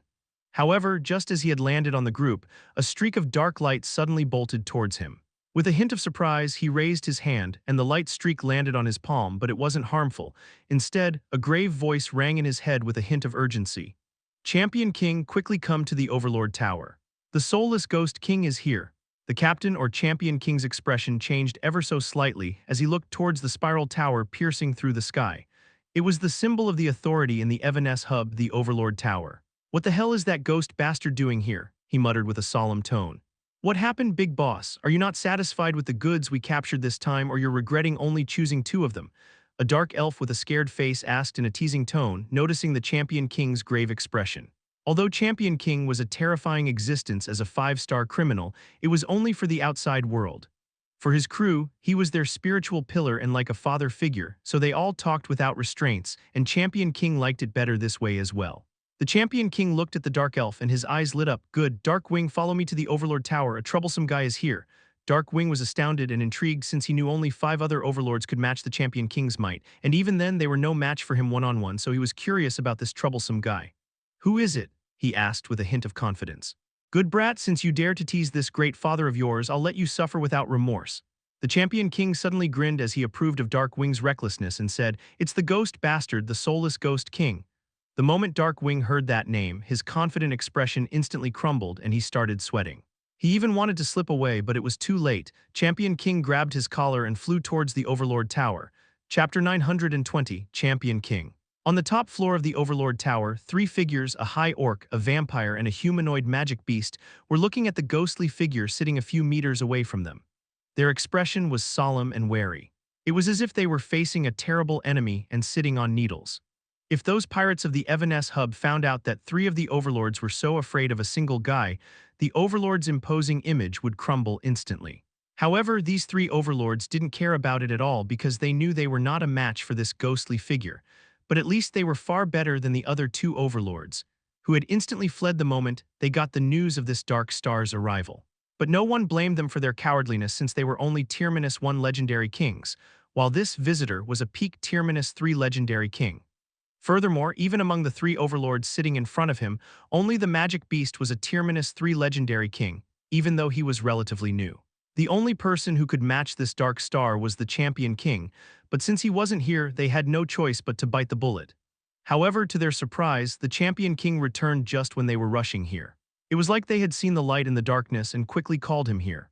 However, the Champion King seemed to have taken his sweet time, making the 3 pirates anxious as they faced the ghostly figure, who also remained silent and impassive.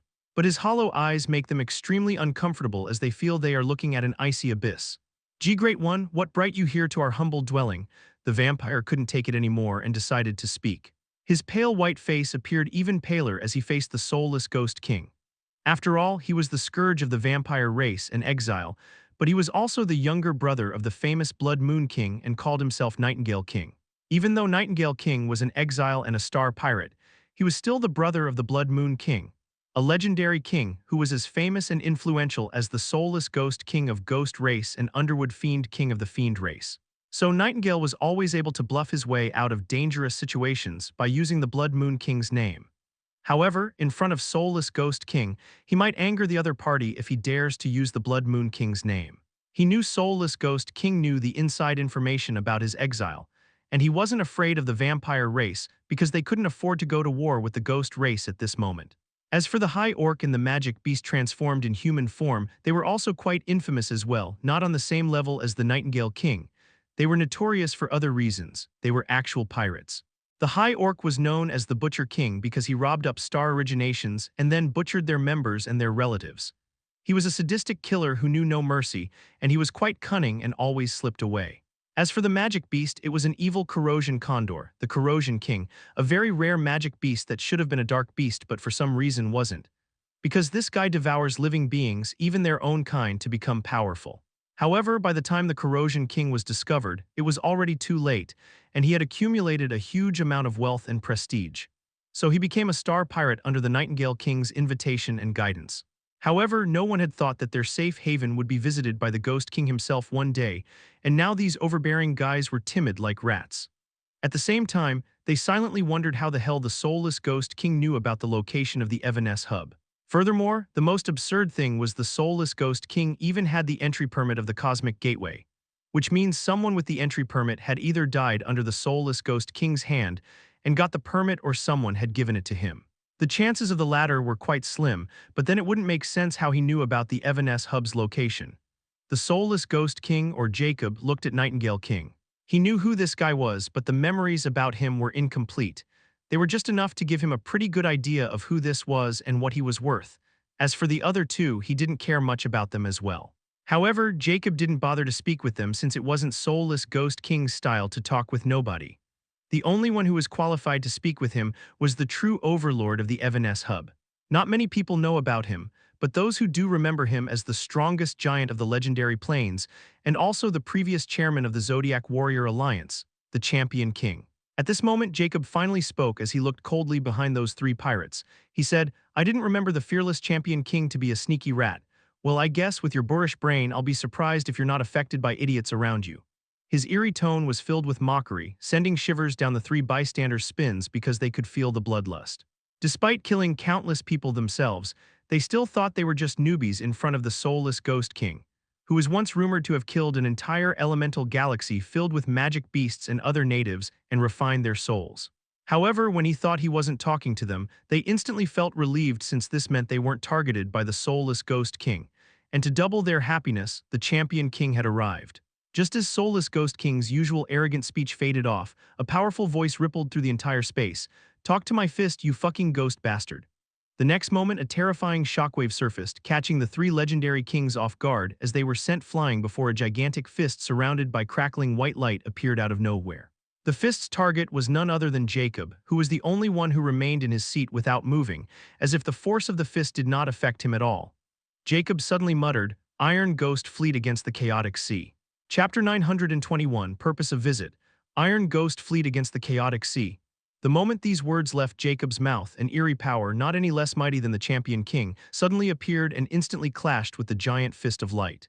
Furthermore, terrifying ghost wails spread across the entire hall as an ethereal pale blue phantom of a ghost shift suddenly encased Jacob like an iron wall. Boom. The giant fist of light clashed with the Iron Ghost Fleet, and a terrifying magic explosion surfaced, followed magic shockwaves filled with light and soul magic, making the space tremble, almost shattering it. The three legendary kings paled as their hearts palpitated when they felt the terrifying power of two peak legendary kings casting spells. They knew those shockwaves could wound them gravely and even destroy half of the Overlord Tower. "Damn it, old goat, you tricked me." An enraged yet helpless voice filled with indignation rang out of nowhere, and the next moment, a silver talisman suddenly appeared in the middle of the epicenter of the spells just when the destruction force was about to sweep everything. The silver talisman instantly turned into a silvery maw before a powerful suction force appeared, and the magic shockwaves instantly drew into this maw instead of spreading. With a hint of astonishment, Jacob looked at the maw, which seemed to devour the magic and soul force. An advanced legendary king rank magic devourer talisman, where did these guys get their hands on it? According to the memories of the soulless Ghost King, this kind of talisman is in the hands of the Talisman King, and only he knew the formula to create it. That's what also made him famous, and the last time I checked, Talisman King strictly controlled these talismans. It had to be Champion King. After all, he was the chairman of the Alliance in the past and hailed as the strongest giant. I don't think that Goblin will dare to offend him for few talismans. Nevertheless, the good thing is I can really use all the soulless Ghost King magic and emulate his soul force perfectly with the Gluttony Mask. However, I wasn't able to do it in the past. Could it be because the rank of the Gluttony Mask is now advanced legendary king rank, or because my understanding of the legendary king rank is sufficient. I had to admit this thing is truly worthy of being a universal godly artifact on the same level as the Infinity Pendant. It's this powerful despite not being in its original form. I can't imagine what kind of abilities it had once it was united with its scripture. No, Wonder Immortica said that if that woman gets her hands on the gluttony mask, no one will be able to find her. More reason to not let her have it. Jacob's eyes shone with grim resolve. Ha ha ha ha. At this moment the Champion King's laughter reverberated in the entire hall as if very pleased with himself. Jacob looked in front and the Champion King finally revealed himself at this moment. His muscular body was donned a black full-body armor with exquisite white markings. His long face was half covered in runic glyphs, shaped like an ancient tattoo, and his eyes were completely white without any iris or pupils. His long, pale white hair was like strands of light, and they complement his gray skin. He wore a massive grin, showcasing his perfect teeth, and he glared at Jacob with battle intent. Behind the high-spirited Champion King stood a 2-3-meter-tall dark elf, Darkwing, with ebony skin and a scar on his face, and his expression was filled with distress, as if he had lost his relative while he glared at the Champion King indignantly. However, Jacob didn't care about the Darkwing, as his eyes were locked on the Champion King with a hint of solemnity. His height shouldn't be just 5 meters, and he is probably using something like Fighting Giant Spirit's combat gigantification to shrink his natural height. After becoming a quasi-myth, my height has been increased to 110 meters, so he should be about 100 meters tall at the very least. Could all the giants gain this kind of ability once they become legendary rank or king? It should also be some kind of spell or a law spell even, but what is his bloodline? According to the information, the most powerful giant clan is called the War Giants, but the Champion King's appearance is different and he's hailed as the most powerful giant. Jacob was very curious about the Champion King since he knew his reputation, and this title was earned after countless victories. Even the soulless Ghost King wouldn't dare to face the Champion King head-on, and this time, this attack was just a casual greeting from the Champion King. Jacob knew if this guy went all out or used his law spell, the soulless Ghost King would be wounded. Only his true self can face the Champion King. Jacob could have summoned Immortality and asked, but he didn't because, after his encounter with Alexandra, he didn't dare to summon cursed Immortality in front of others as casually as before. He can't afford to take the risk of exposing his biggest secret, or he might end up like Alexandra, a target. Furthermore, he wasn't here to know about the Champion King. Stop whining, Champion King finally spoke to Darkwing, who was sulking. I'll get you 10 more from that goblin, it's not a big deal. Darkwing rolled his eyes at the Champion King's declaration. He didn't believe him at all. After all, to get to the Talisman King, they needed to break into the headquarters of the Alchemy Guild. And even if they somehow managed to succeed, the Talisman King would instantly flee just by Champion King's name since he was Talisman King's trauma. Champion King then ignored Darkwing and looked at Soulless Ghost King as his grin turned icy cold. So, Ghost Bastard, what brings you to my humble abode? Oh, and do forgive me if it's not cozy or gloomy enough for your taste. Jacob didn't mind Champion King's tone and replied without beating around the bush in an equally cold tone, I'm here to get it back. The Champion King's expression flickered slightly as he looked deeply at Soulless Ghost King before he glanced at the bystanders. Go and do your stuff. You are not qualified to be here anymore. The Nightingale King, Butcher King, and Corrosion King were startled since they were curious about what the Soulless Ghost King was here to retrieve, and why the Champion King of all the people had it. Still, they were pretty happy to finally get out of here since they had almost become collateral just now. They quickly fled, leaving Champion King, Darkwing, and Soulless Ghost King alone. Champion King clearly trusts Darkwing, so he doesn't ask him to leave, and he finally speaks again. His tone is unhappy. Why do you want it back? I thought we had a fair exchange and a soul contract bound the agreement. In fact, I got the short end of the stick. I even gave you the entry permit and location of the Evanescence hub to show you my goodwill, and it's useless to you anyway. Jacob wasn't surprised by Champion King's words since he only managed to enter the Evanescence hub because of the memories of the Soulless Ghost King and the entry permit he found among his belongings. However, the reason he directly came here was because this thing was some he needed more than anything, and he wasn't expecting the Soulless Ghost King would have it in the past. It was an unexpected windfall. However, for the real Soulless Ghost King, it was useless, so he traded it with something else with the Champion King. But now he wanted it back because it was essential for Jacob. Jacob replied, I'm not breaking the soul contract. I will trade it again, I don't need all of it, I just need 10,000 drops of Light Law Essence. Chapter 922, Purpose of Visit, Part 2. Jacob got many things from the Soulless Ghost King, not just his appearance and prowess but also many treasures and most importantly his memories. Although Jacob didn't want to do it initially, he had to admit it was an unexpected windfall. The biggest haul was not soulless Ghost King treasures but the information about three types of law essences. The first law essence was the law essence of death in the Valley of Sunless Dusk, which Jacob already had claimed, so this information was useless. But it surprised Jacob that soulless Ghost King was aware of this information. Although he didn't know how much death law essence was present in the Necropolis of Shades, he figured out that the curse of Sunless Dusk would undoubtedly produce it. The second law essence was the law essence of light. But to Jacob's disappointment, soulless Ghost King had already traded it with the Champion King in the past since the element of light was useless to a dark being like the soulless Ghost King. It was harmful even. However, Jacob didn't want to give up on this lead, so he decided to travel to the Evanescence hub to see if he could get it back without having to resort to underhanded means. Moreover, the Evanescence hub was a haven of pirates, and all kinds of items, from stolen treasures to information from all over the legendary plains, were sold there. So this place also served his other purposes. Then there was the information about the law essence of space, but to Jacob's distress, this memory wasn't complete and he only got a fragment of it, which made him sulk for a while, but he couldn't do anything about it. However, he hoped to get some clues from the ghost domain about the soulless Ghost King's ghost palace. Not only that, but Jacob suspects that soulless Ghost King might have information on other law essences as well, because he seemed to be researching something related to them. But sadly, those parts of his memories were missing. Nonetheless, he still has to get the light law essence from the Champion King first. With it, he would have 2 element law essence out of 12. As for why the soulless Ghost King made a deal with the Champion King, who was supposed to be his mortal enemy, this part of the memory was also missing. But Jacob suspects that it has something to do with the Champion King becoming a star pirate and his fall from grace. In fact, Jacob even suspected that the soulless Ghost King had something to do with this because this guy was a schemer and could do anything to get what he wanted. From what Jacob could gather together from his memory, the soulless Ghost King wanted something in the Champion King's possession, so he used the most enticing thing, the light law essence, which was the law that the Champion King had comprehended. Furthermore, from the Champion King's reaction, the soulless Ghost King had clearly ripped him off. But this had nothing to do with Jacob since he was willing to make this deal peacefully, for going against the Champion King didn't benefit him anyway. In fact, if he really wanted to kill the Champion King, Jacob had to expose his true self, and then he had to eliminate the entire Evanescence hub. All he would get out of it was blood vitality, or he could have Nyx spread her nightmare seeds. But he would also eliminate star pirates for all the factions, which would benefit them more than him.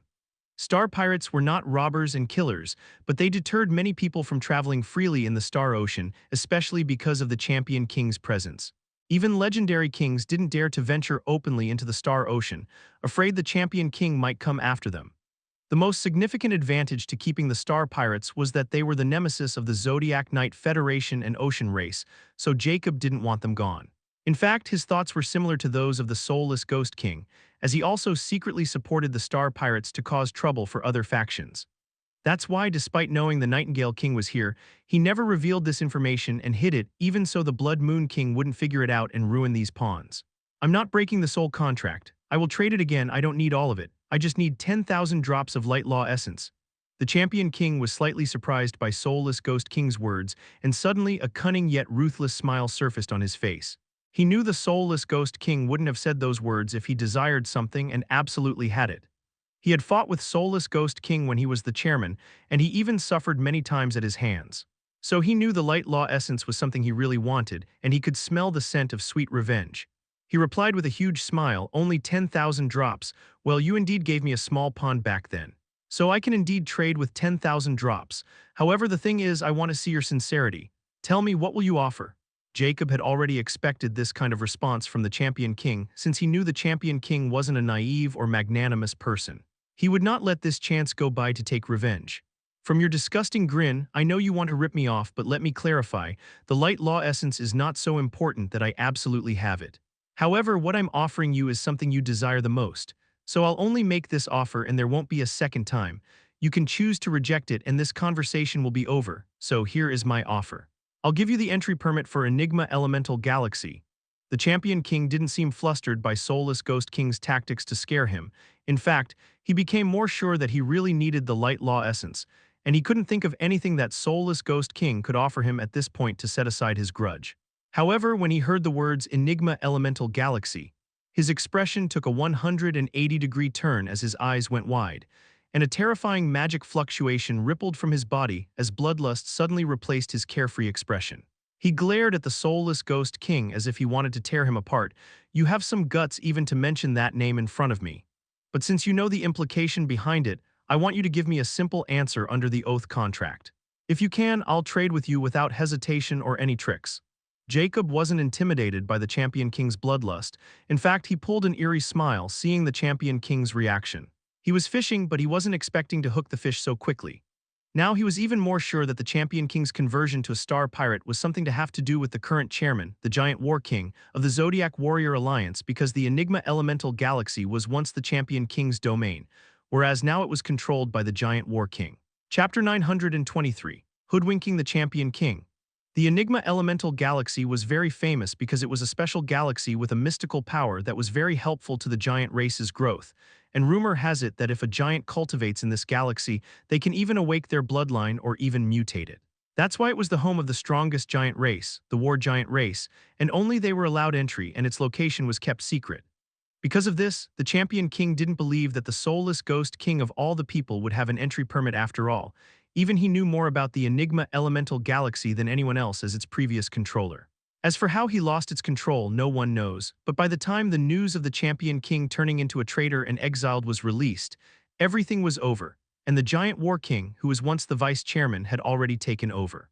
Jacob knew this matter was not so simple since the Champion King's desertion was only known to higher-ups of the top factions and powers, and most people still believed that the Champion King had retired.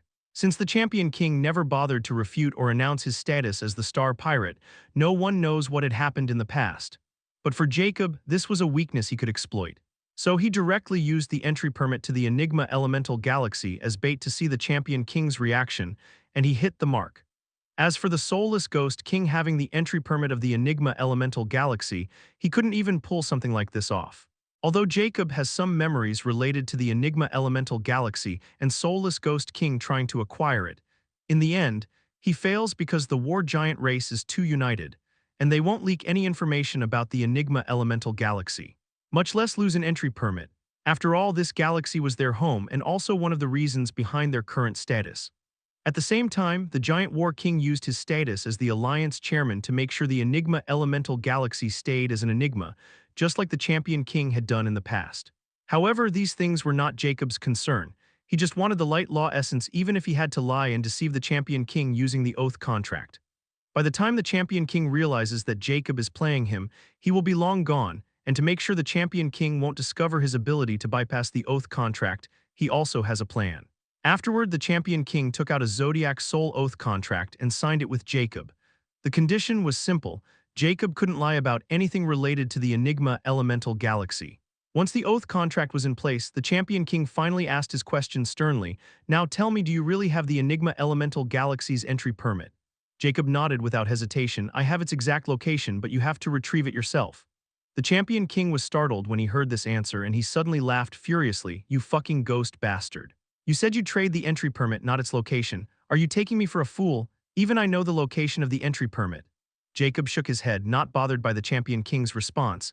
No, the location I know is somewhere you can enter, while the location you know is riddled with traps just for you. Isn't that why you never managed to get one? Once you set foot in any of those places, the Giant War King will be waiting for you. In fact, I'm even willing to bet that the Giant War King is waiting for you to take the bait. The Champion King's expression shifted and went dark as he knew the soulless Ghost King's words weren't empty. In fact, he had guessed almost everything. Furthermore, since he was under the oath contract, he wasn't lying or tricking him, which assured the Champion King of his offer. Even if he's telling the truth, how did that traitorous bastard lose an entry permit to someone else? Didn't he know if it got in my hand, his peaceful days would be as good as over, not to mention those other traitors, they would never be able to sleep in peace. Taking a deep breath to calm his raging fury, he asked, "Where is it?" Jacob impassively replied, "It's in the hand of Spirit Poison King." The Champion King looked at Soulless Ghost King with bewilderment, while Dark Wing's eyes also went wide since the Spirit Poison King was a very troublesome opponent to go against. The Champion King finally snapped out of his daze and his soul sense instantly locked on Soulless Ghost King. "I have had enough of your bullshit, fuck off before I make you." However, Jacob didn't move and continued, "I know you think I'm trying to trick you, but I'm under the Soul Oath contract, so I can't lie to you. Just hear me out first, and after that, if you're not convinced, I'll leave. You should have already known that the Throne of Death has been surfaced, right? Furthermore, its recent location has also been discovered, and many legendary kings should be already heading there, including the Poison Spirit King. So you can easily ambush him if you follow their trails. Furthermore, you also want the Throne of Death in the past and even join the attack against the cursed Necromancer King. Now, if you go after the Spirit Poison King, you can get the Throne of Death and the entry permit. I'm giving you more than what the 10,000 drops of Light Law Essence are worth. The Champion King was astounded since he didn't know about the recent emergence of the Throne of Death and looked at Darkwing in confusion. Darkwing was also skeptical as he looked at Champion King, equally bewildered. He shook his head, indicating he had no idea. If previously the Champion King considered the Soulless Ghost King was trying to pull the wool over him since the Spirit Poison King wasn't easy to find as his domain was relatively hidden, he was like a snake who hid its track and hunt in darkness. But if this information was correct, the Spirit Poison King would come to light, and the Champion King could really ambush him. After all, everyone knew that the Spirit Poison King wanted the Throne of Death more than anyone else in the legendary plains. Furthermore, the Champion King was a bane of Spirit Poison King's existence because, for some reason, poison and curse didn't work on him, so the Champion King was really tempted. But he still wasn't convinced and asked, how did that poisonous rat get the entry permit of the Enigma Elemental Galaxy? He's too much a coward to offend the War Giant race. He knows better than the others that the entry permit is like a ticking bomb. The War Giant race and I will hunt him down for it. Jacob expected this kind of question, and he knew as long as he handled it correctly, he would achieve his goal of getting the Light Law Essence and making these two legendary kings play the game of cat and mouse. Spirit Poison King always covers his tracks, but he can't escape my eyes. He acquired this entry permit from the right-hand man of the War Giant King, the Furious Giant King himself. As for how he did it, from my spies in the Venomous Real, it seemed the Spirit Poison King managed to curse the Furious Giant King. And to save his own skin, he betrayed the War Giant race and became Spirit Poison King's puppet. This is how the Spirit Poison King has been avoiding many enemies for years. He's using the Alliance as his information network. This is all I know, and as mentioned in the Soul Oath contract, if I'm not telling the truth, I'll be dead by now. So I've told you everything. Now it's your turn to complete your end of the deal. The Champion King looked at Jacob skeptically since this was too much to swallow, especially the revelation about the Furious Giant King becoming the Spirit Poison King's puppet. Furthermore, he felt elation because Furious Giant King was the second name on his must-kill list right after the Giant War King, so his turning into the Spirit Poison King's puppet brought him even more joy. Moreover, as the Soulless Ghost King said, under the Oath contract, he can't lie, making him convinced about this story's credibility. Darkwing was also shocked by the Soulless Ghost King's information network, and he was even more afraid of him. The Champion King finally spoke, add the information about the Throne of Death's recent development, and I need your words. You won't double-play me and interfere with this in any way, including going after the Throne of Death. If you agree, then let's sign the Soul Oath contract and the Light Law Essence is yours. Jacob pulled an eerie smile of satisfaction and nodded without hesitation. Deal. Chapter 924, Survival of the Fittest. Once the deal between Champion King and Soulless Ghost King was finalized, the former didn't waste any time and quickly left the Overlord Tower with Darkwing to find the Spirit Poison King. As for Jacob, he didn't have any more reason to stick around either. But before leaving, he summoned the Nightingale King and had him show the catalog of the items in the Evanescence Hub's black market. Since the Champion King had already left, he also told the Overlords that the Soulless Ghost King wasn't here to seek trouble and only here to make a deal with him, so the Overlords were quite relieved. Nonetheless, as long as the Soulless Ghost King was still in the Evanescence Hub, they couldn't rest easy, so when Jacob demanded the catalog of every treasure above the legendary noble state, they quickly handed it over so he would quickly leave after taking whatever he wanted. However, they hadn't expected that he would demand over half the items in that catalog, including Soul Star Watches, which were completely useless to a dark being. Nevertheless, they felt like their heart was dripping blood because they thought Soulless Ghost King was ripping them off, but they couldn't do anything about it. However, to their surprise, Jacob trades those items with them using Lord-rank star crystals, which instantly lighten up their mood. But they didn't dare to demand any higher price and even suffered small losses by offering prices 10% below the market. Now that they knew that the Soulless Ghost King had an entry permit of the Evanescence Hub, which was given to him by none other than the Champion King, and they even seem to have a business relationship, they no longer think of him as a threat but as another customer and more importantly a backer. Jacob didn't comment on their actions since he knew from their fawning expression what they were fantasizing about, but only he knew this was the last time he would come here as the Soulless Ghost King.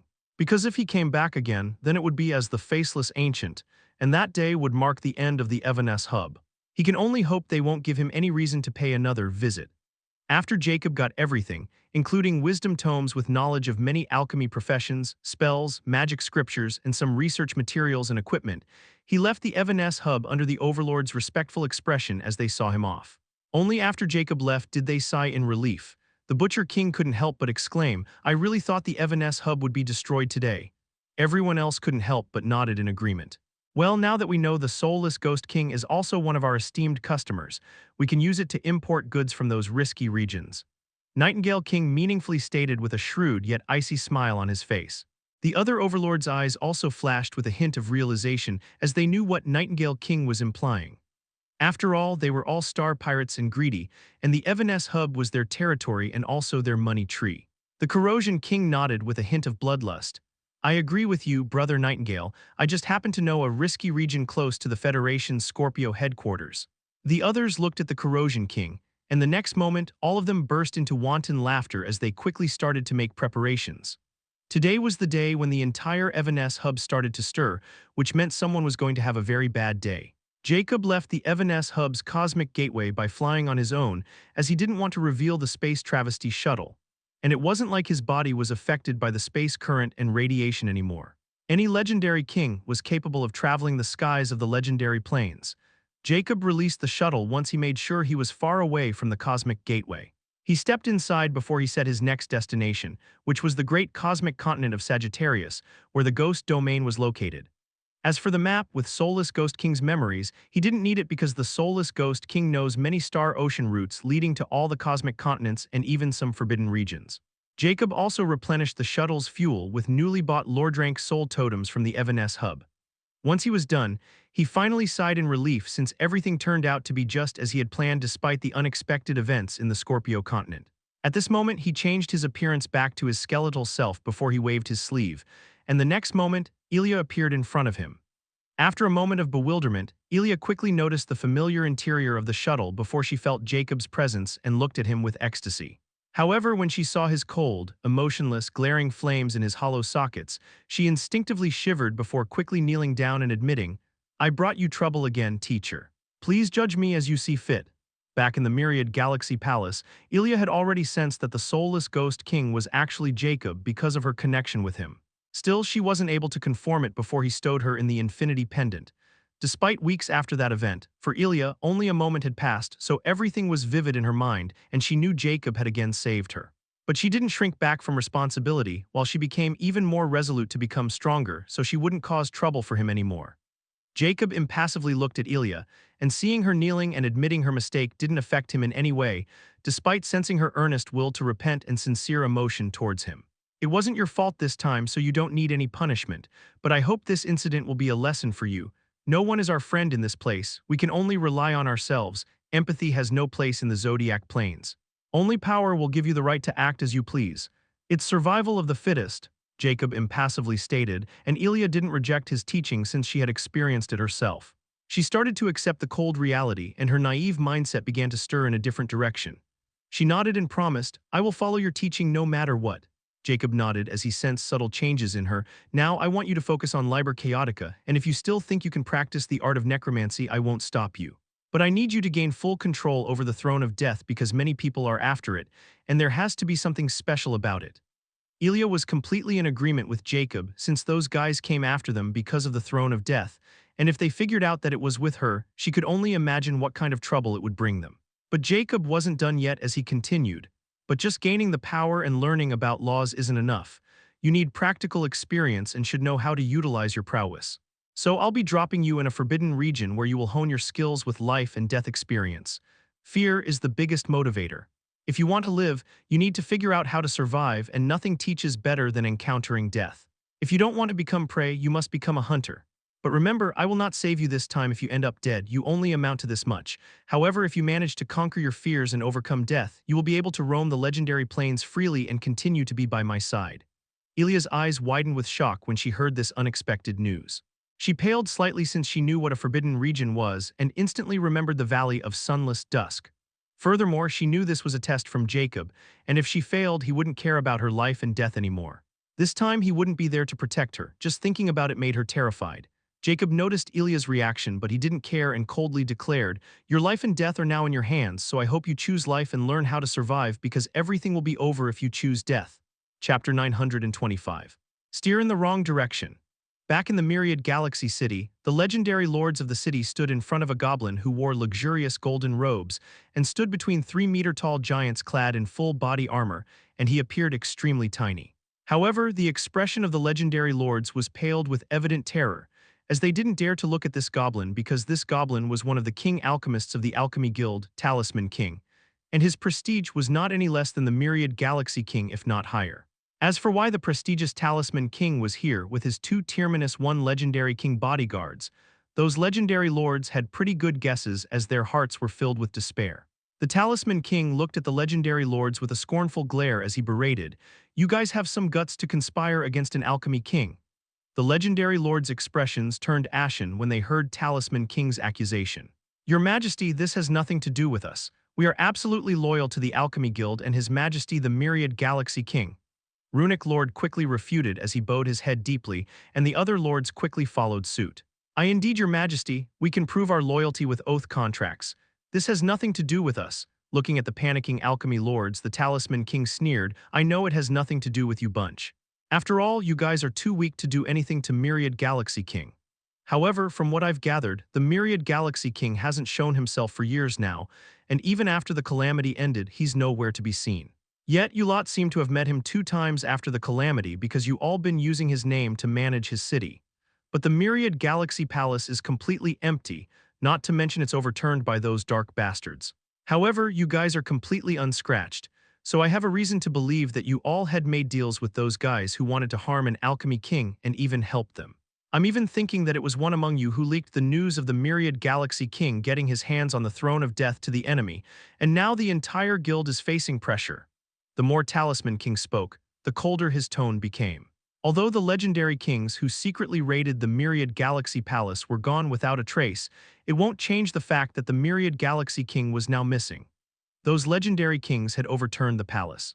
Furthermore, instead of turning their focus on the Myriad Galaxy King, those legendary kings, especially the furious Spirit Poison King, are now threatening the Alchemy Guild to hand him over.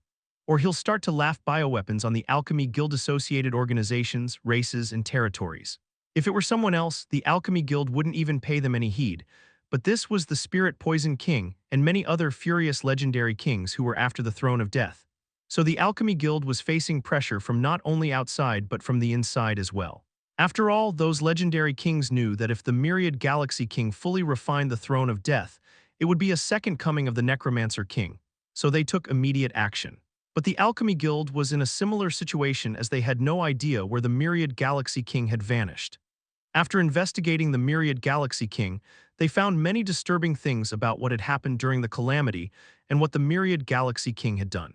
His actions made them think that he had turned into a complete lunatic and didn't care about anyone else anymore.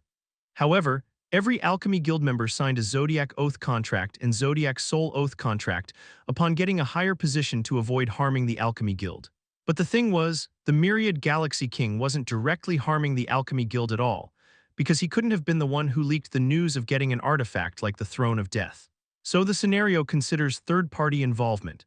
However, the Alchemy Guild had become the biggest target right now, so they had to find the Myriad Galaxy King as soon as possible or get something that would make the Life faction take a united stance.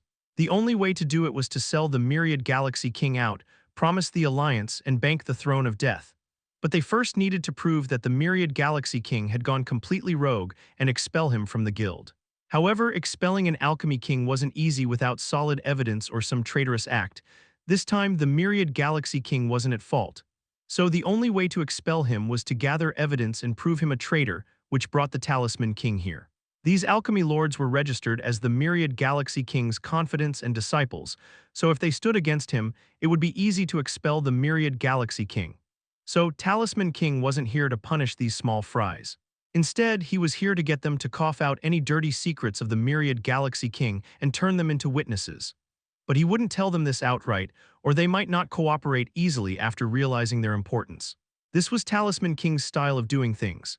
However, Talisman King hadn't considered the possibility that the Myriad Galaxy King was already dead.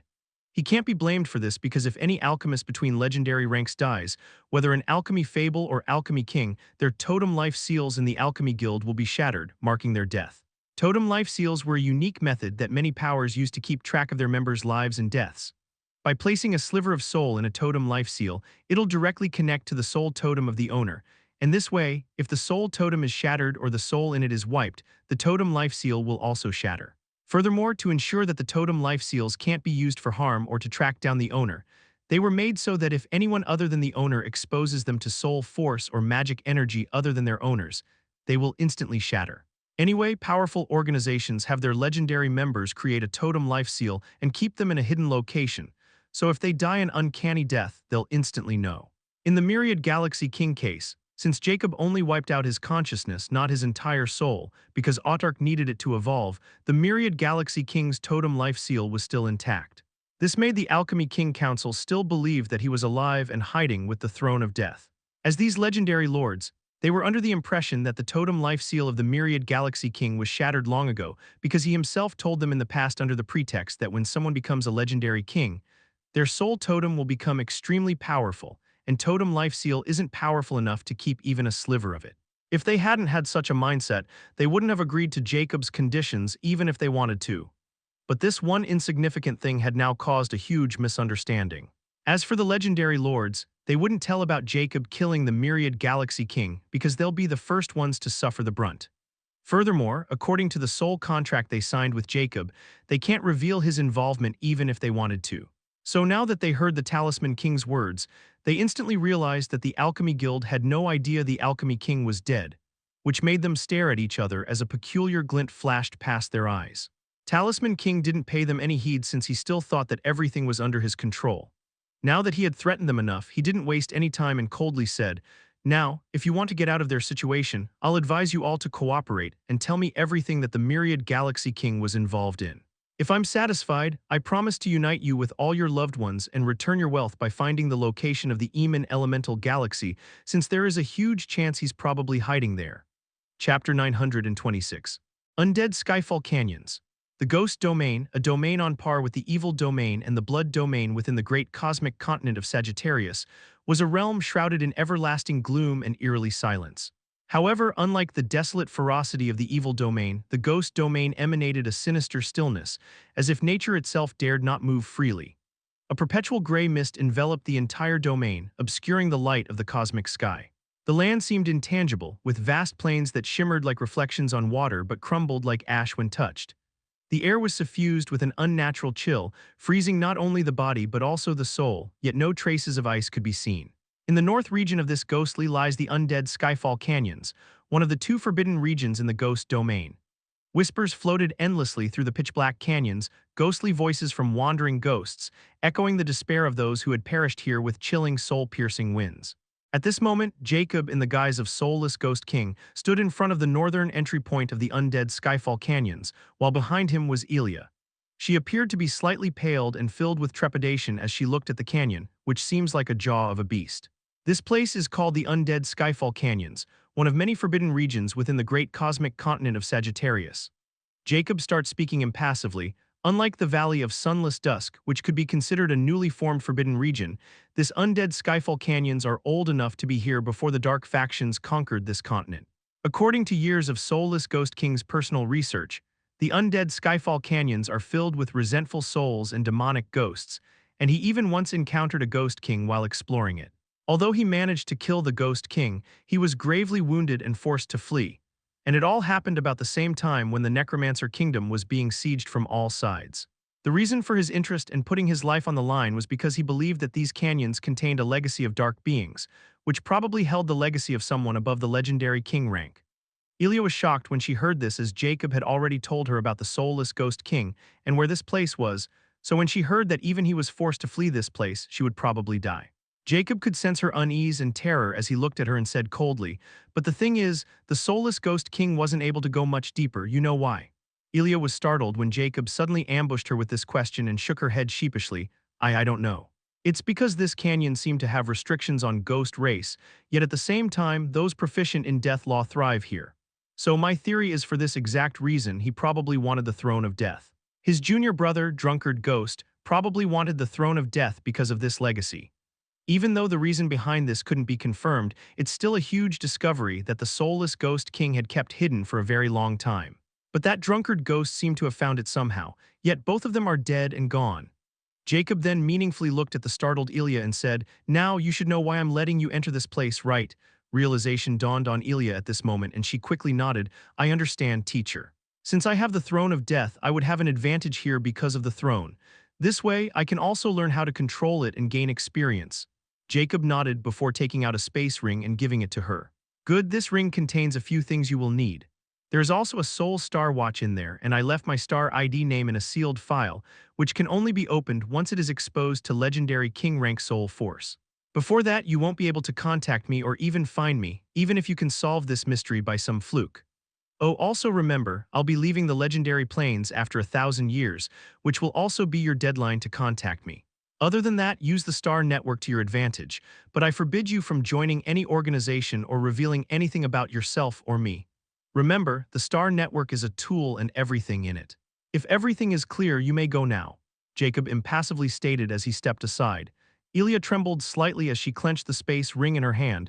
A hint of urgency and fear was swirling in her eyes as she looked at Jacob.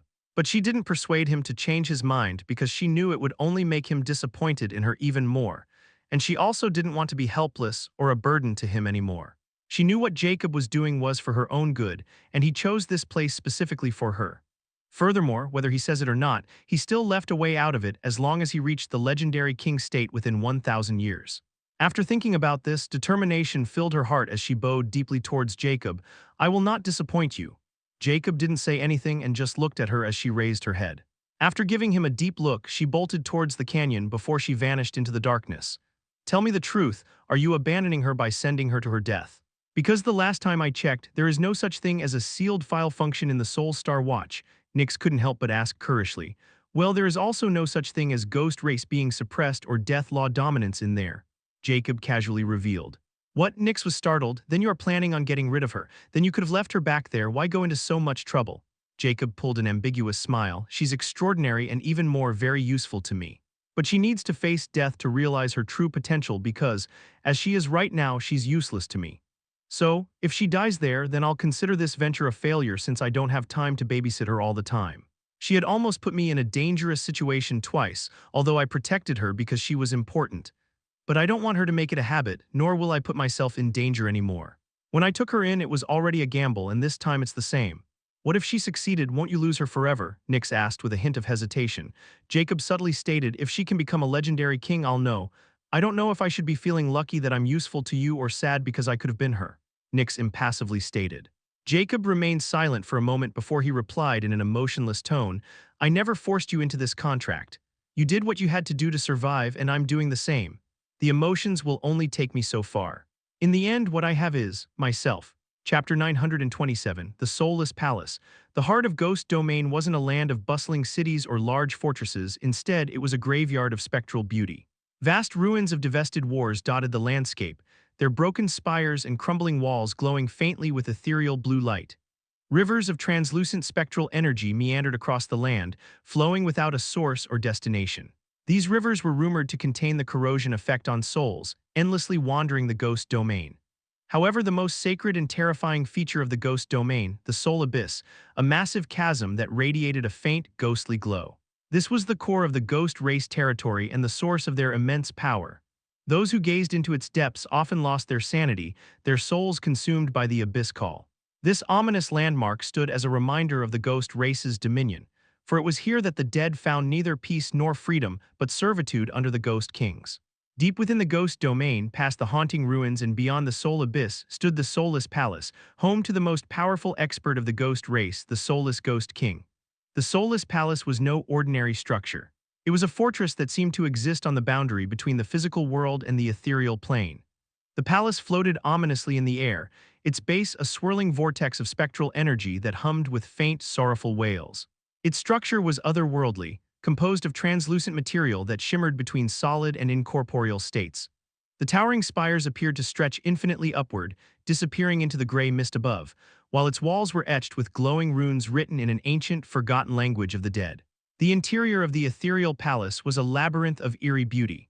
The corridors were lined with mirrors that didn't reflect the physical world but instead showed glimpses of the netherworld, a haunting expanse of writhing souls in spectral torment.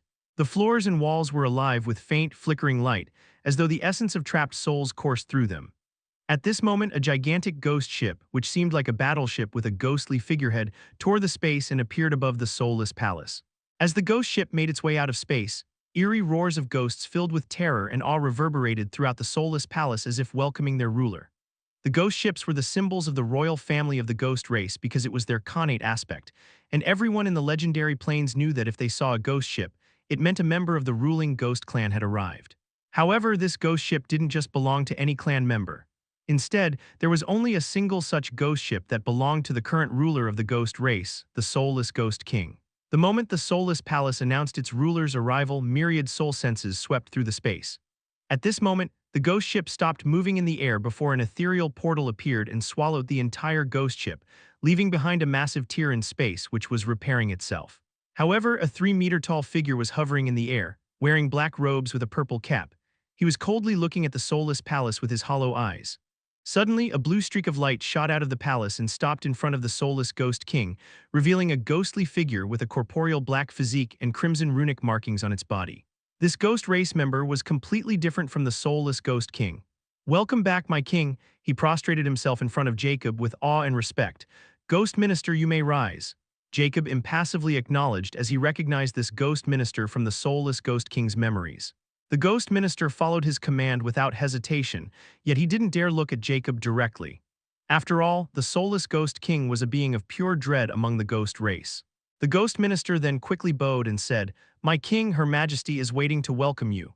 Jacob's eyes flickered with a peculiar glint when he heard Her Majesty, because he knew exactly who the ghost minister was talking about.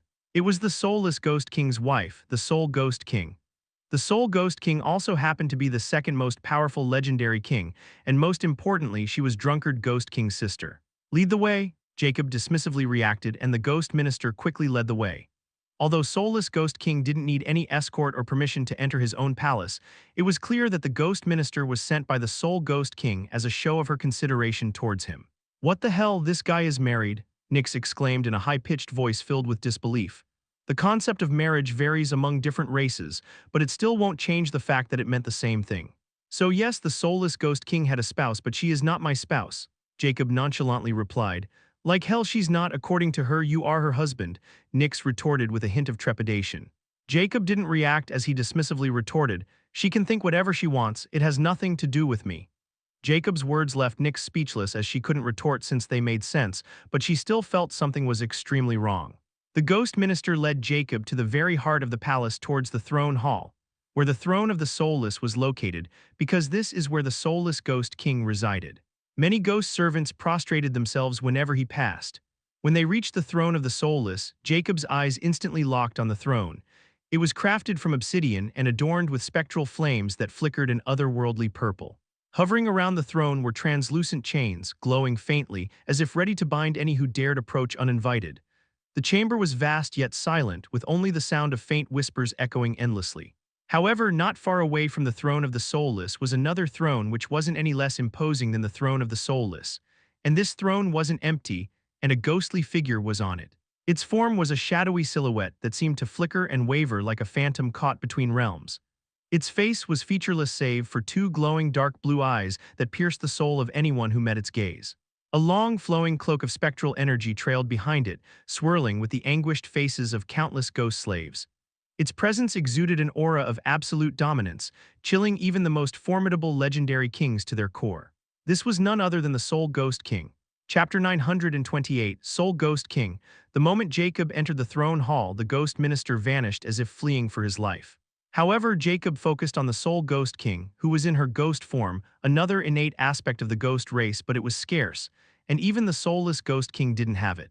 Only the Soul Ghost King had awakened this aspect, and other than her, there were only two members of the ghost race who had ever awakened this aspect, and right now, only she remained. As for the Soul Ghost King's true form, only Soulless Ghost King and the Drunkard Ghost King knew. Even the Spirit Poison King, who was a member of the ghost race, hadn't seen the Soul Ghost King's true form.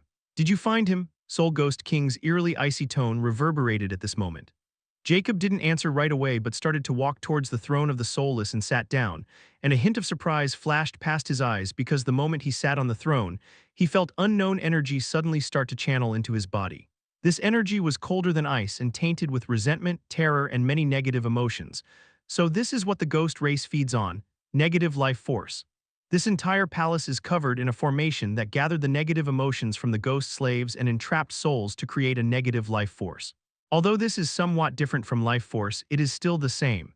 The ghost race are pure beings of yin, and the negative life force is far more helpful than the life force to them. It's the same thing for fiends who absorb soul vitality to become more powerful, while vampires use powerful blood vitality. No matter how I look at this, the dark beings are archenemies of any living things, and they are equipped with abilities to pry on them while not many living beings can counter them. What if? A thought surfaced in Jacob's mind, but he didn't dare to believe it because he had no evidence to back it up, nor was he qualified to speculate something like this, so he decided to keep it hidden in his heart.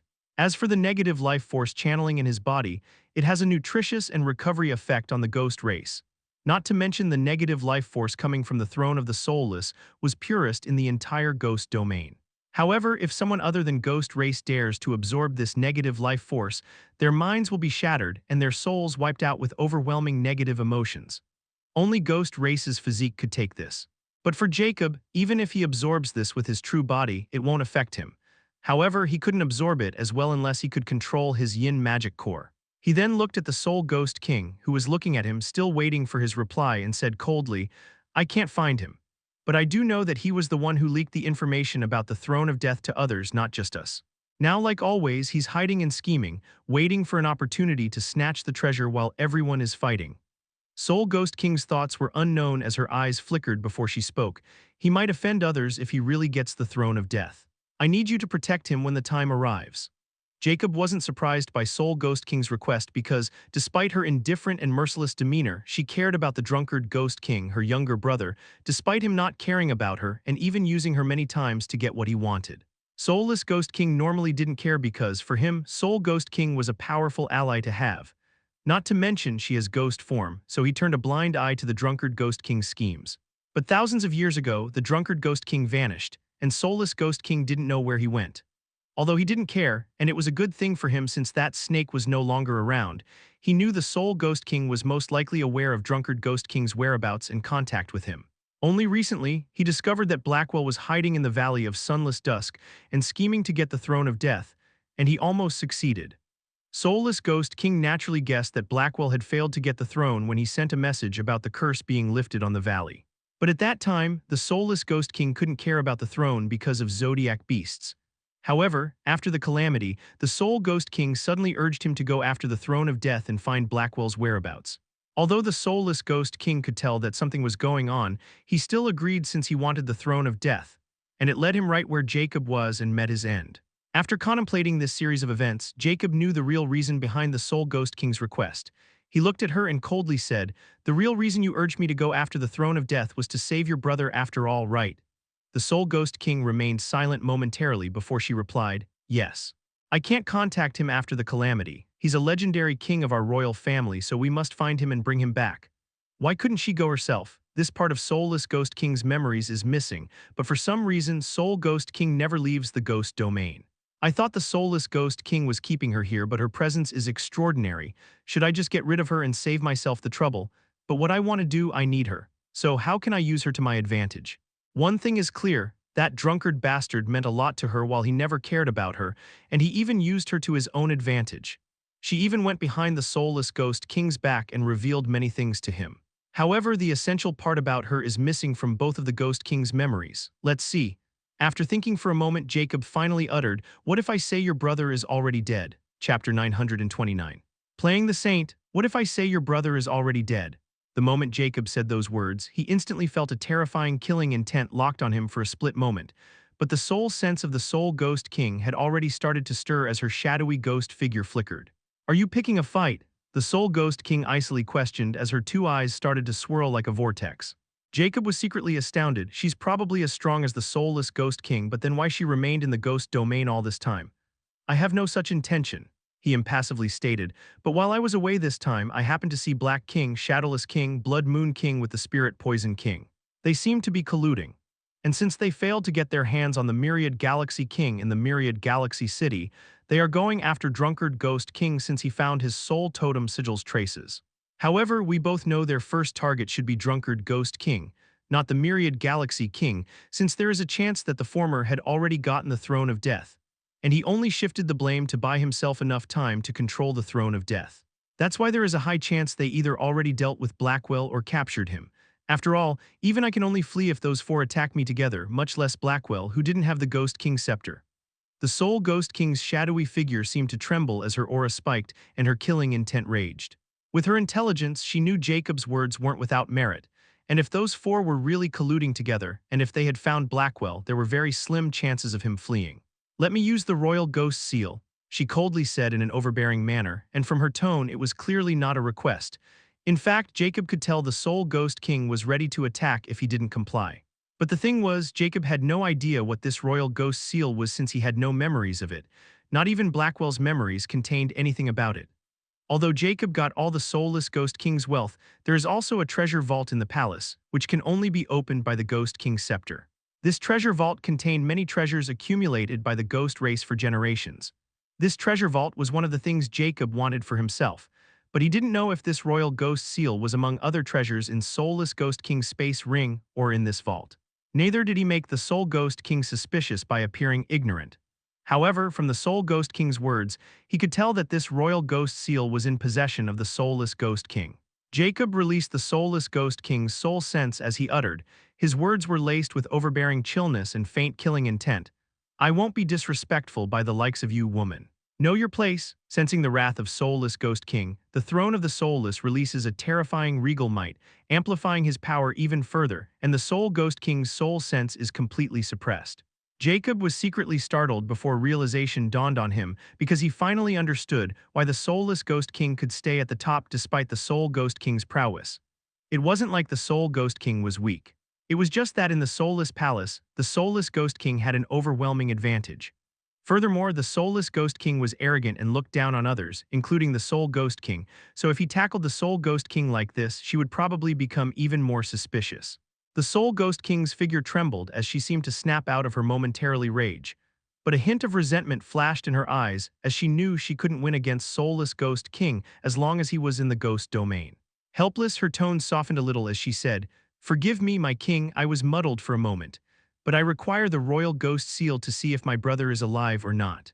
If you grant me this request, I'll bear your heir." Now it was Jacob's turn to shock with this unexpected response, but he didn't show it. Nonetheless, he was still unable to respond to her words. After all, the Soulless Ghost King and Soul Ghost King were husband and wife for a long time, but from her words, it seemed something was quite wrong. Jacob was somewhat frustrated by those missing memories. However, he wasn't a fool, so he knew having an heir should be something the Soulless Ghost King wanted, or she wouldn't have brought this certain condition up. However, Jacob wasn't the Soulless Ghost King and didn't want to have children, not to mention children with dark beings. "What if Blackwell is no longer alive?" he asked while avoiding the other topic. The Soul Ghost King's killing intent intensified again as she replied, I want vengeance." Jacob's lips rose ever so slightly. "I've always respected you, Alma, and you are very precious to me, and no one in this world is more important to me than you. But you never trusted me, but I don't care as long as you are by my side. What I want is not your body but your recognition, and I want you to be by my side on my path of power. I know you care about your brother. That's why I have never done anything to him and never take action when you reveal confidential information to him. This time is the same.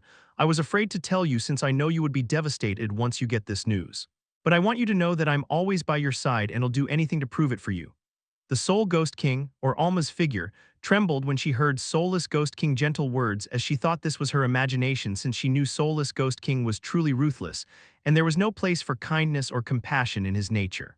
However, she sensed something was wrong and quickly asked, "What do you mean, tell me what you're hiding?" Jacob knew this was the chance to achieve what he wanted, and he said without hesitation, "Forgive me for not coming clean earlier because I know you weren't prepared. However, now that you're willing to give me an heir for Royal Ghost Seal, I can't hide it from you. So, it's better if you found this from me. Actually, I've already used the Royal Ghost Seal, and the truth is Blackwell is dead, and I believed it was those four. I'll help with your vengeance. Let's bathe the entire Sagittarius continent with blood." Chapter 930, Blood Doom King. In a long corridor, an armored being appeared in a hurry as he made his way towards an arched door with devilish being engraved on its interior. His urgency could be seen in his glowing red eyes behind his helmet, but he didn't dare to barge in and loudly announced his presence. Viner seeks an audience with Marquis. Please forgive me for disturbing your rest, my lord, but it's urgent. After a moment of silence, the rumbling of cogwheels suddenly rang before the sealed door started to open. Viner sighed in relief but was apprehensive nevertheless, for he didn't know how the Marquis would react to this news. With courage, he entered and appeared in a dimly lit chamber coated in gentle crimson light, and tall statues of devilish beings lined the walls. In the center of this eerie room lay a long black coffin with ancient engravings and a potent smell of flesh and blood that was heavy in the air. However, he didn't feel nauseated. In fact, he felt intoxicated by it as his glowing red eyes darkened. Suddenly, a figure appeared behind Viner like a specter with bloody crimson eyes filled with bloodlust. Viner instantly felt chills running down his spine as he felt like he was in a cellar. Viner, for what reason did you disturb my slumber? A hoarse spectral voice rang in Viner's mind, sending shivers through his entire body. Viner knew who was behind him and who this voice belonged to, but he couldn't move anymore because the blood in his body was out of his control, and with it, his entire body. Furthermore, he can't lie or beat around the bush because it won't work. He spoke while stuttering, "MIL, Lord, the G-Ghost domain has launched an all-out attack on our borders." The spectral figure behind Viner didn't react as he asked again, "If you can't even handle a little skirmish like this, why I even bother to make thee in charge?" Viner trembled even more furiously as he sensed killing intent. He quickly explained, "It's not like this. I would never dare to disturb my lord for something like this. But the Soulless Ghost King personally took action and destroyed the border city while killing every single vampire, including the 15 vampire nobles." This time, the vampire Marquis showed a hint of surprise as he asked, "Soulless Ghost King, why would that bloodless pig do something like this? Didn't he know that attacking a single city of our vampires is akin to declaring war against the entire blood domain?" We don't know the reason yet, but when we sent a delegate to seek an explanation, he was also mercilessly killed, Viner quickly stated. The vampire Marquis remained silent for a moment before vanishing, and while the pressure was also gone, Viner nearly kneeled down, feeling like he had just escaped death. At this moment, the black coffin in the room suddenly rumbled as the coffin lid started to slide open, making Viner's heart palpitate as he knew the Marquis was coming out of his slumber. Once the coffin was opened, a crimson mist gushed out from the inside before the mist started to gather, turning into a tall figure. Thereupon, a tall man, like a specter from a nightmare, with a slender build and overwhelming dangerous charm appeared. His skin was pale, almost translucent, with an unnatural ghostly glow. His long, raven crimson hair cascaded down behind his back like a bloody waterfall. His deep crimson eyes were glowing, his pointy ears were adorned with ancient earrings, and his body was covered in crimson robes with black runic markings. This man was the strongest legendary king of the vampire race, Marquis Wilbur Valdoom, also known as the Blood Doom King to the outside world. Wilbur opened his mouth, revealing his sharp white fangs as he coldly uttered, "Where is Blood Moon Count and Dark Blood Count?" Viner didn't dare to look directly at Wilbur. It wasn't just he was afraid, but because Wilbur's charm was terrifying, he would probably lose his mind. Only vampire counts ranking vampires, tier-3 legendary kings, or Wilbur children can look at him without being affected by his charm. Lord Blood Moon is currently not present in the Sagittarius continent. According to her attendants, she left a few months ago, probably in search of the Throne of Death. While Lord Darkblood is on his way towards the Bounder with Blood Legion to repel the ghost race. Viner replied without hiding anything. Wilbur's eyes flashed with a hint of surprise, so the news about the cursed Necromancer King's demise wasn't false after all. It seemed after the calamity that things had turned even more interesting rather than peaceful.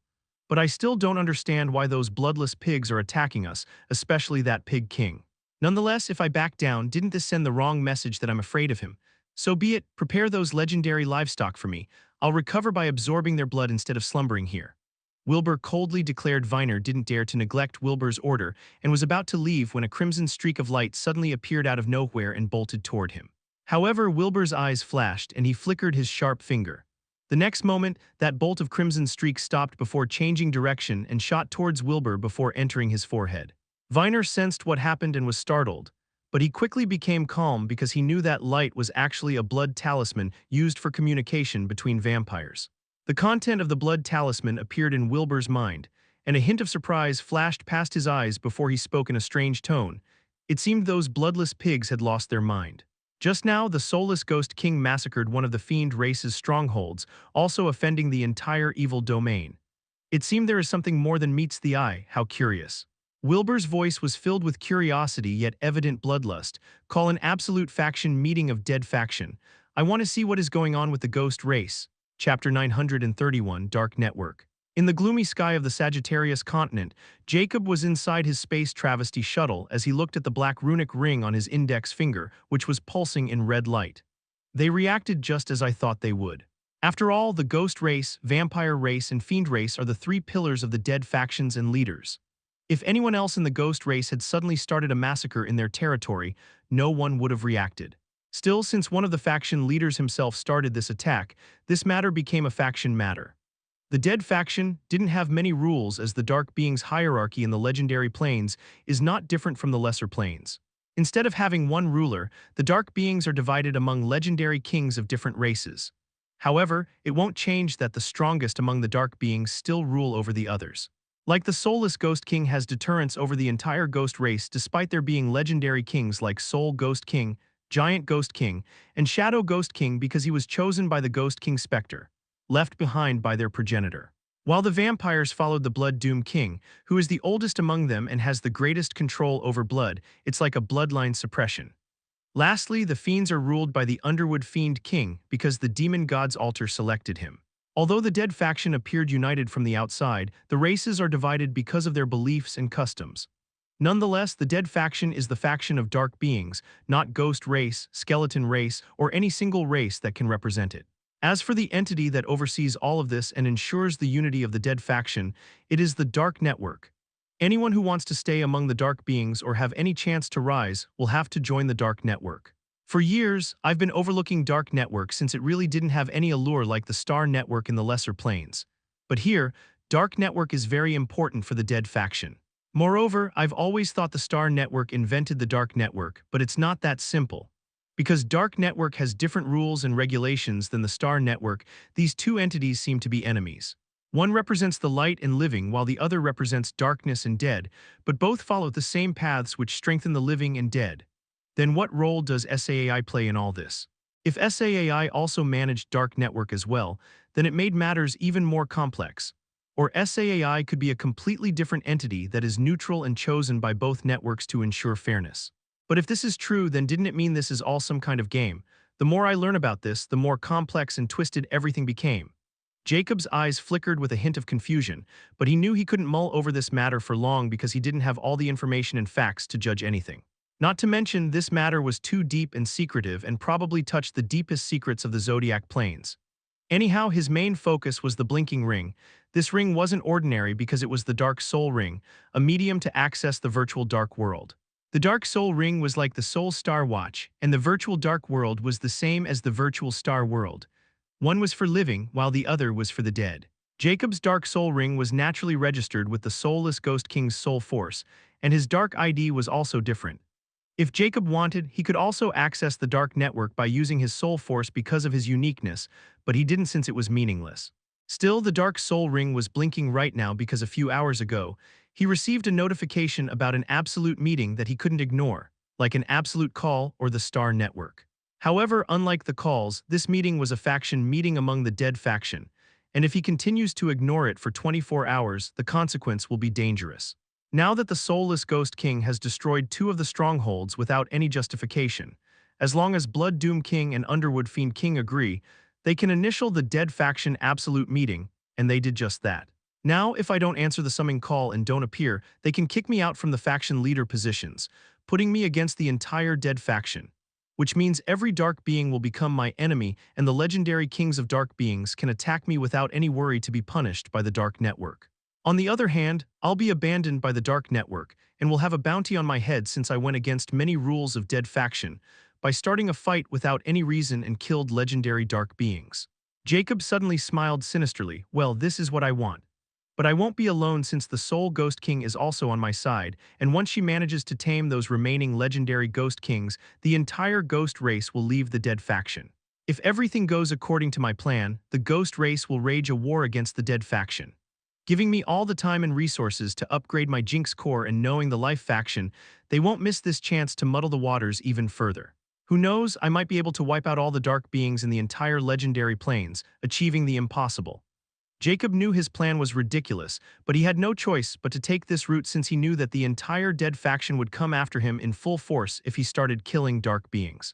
But if he could somehow pull the entire ghost race and its subordinary races on his bandwagon, he could manage it. Although he might not be able to upgrade his Jinx core to Legendary King rank since there weren't even 1,000 Legendary Kings in the entire Legendary Plains combined, much less within the Dark Being ranks. However, achieving the Legendary Lord rank was still possible, or at least making at least halfway progress, and only then would he move towards the next step of his plan and leave the Middle Galaxies for good. Chapter 932, Virtual Dark World. Jacob silently returned to the Soulless Palace, but Soul Ghost King wasn't present and he knew where she was going. Furthermore, the Ghost Ministers were also tasked with arranging the Ghost Army, so Jacob was alone. It seems now is my chance to empty that vault, Jacob thought as his eyes flickered coldly. The treasury of the Soulless Palace was one of his goals, and now that he was finally alone, he knew this was his chance to empty it. However, at this moment, the dark soul ring which was blinking continuously suddenly turned crimson, and an eerie voice rang in his mind. Absolute faction meeting has been started, forcibly pulling the soulless Ghost King in the dead Nexus Citadel. Jacob was startled and instantly sensed something amiss when a chilling pull spread from the dark soul ring and spread in his entire body. This sensation was very familiar because it was the same method the Soul Star Watch used, but this was quite overbearing. Jacob could have stored the Dark Soul Ring in his Infinity Pendant, but didn't because he didn't want to arouse the Soul Ghost King's suspicion. He also needs to keep in contact with the Ghost race. He was even planning to explore the Dark Network after taking care of this treasury. Yet, he had underestimated the meaning behind this meeting because of the missing memories. Now it was too late, but he still could stow away the Dark Soul Ring and this forcible summon would stop. But then Jacob didn't do it since it wasn't a big deal, and he wanted to see what would happen and maybe he would find more information. The next moment, his consciousness was yanked into an abyssal void. When he opened his eyes, he found himself standing in the Dark Nexus Citadel, the highest-ranking domain in the virtual dark world. Unlike the shining radiance of the legendary Spectrum Sky City, the virtual dark world was a shadowed reflection, a boundless realm of eternal dusk, where the sky churned with dark nebulae and violet lightning slashed across the like whips of destruction. At the center of this world lay the Dark Nexus Citadel, a titanic obsidian fortress floating above a fathomless abyss held in place by twisting chains. This was the highest gathering place for the ruling dark factions, a place where only the most powerful dark beings could convene. Beneath it stretched layers upon layers of cities, fortresses, and slaughter zones, segregated based on power and influence. Jacob knew all this as he mused. The virtual dark world is governed by a brutal hierarchy where only strength dictated authority. The world is also divided by different ranking systems compared to Virtual Star World. The first is the Dark Slaughter Zones. The lowest level is filled with mindless virtual dark creatures, whereas newcomers are proving their worth. Here, battles never ceased, and only those who survived could advance.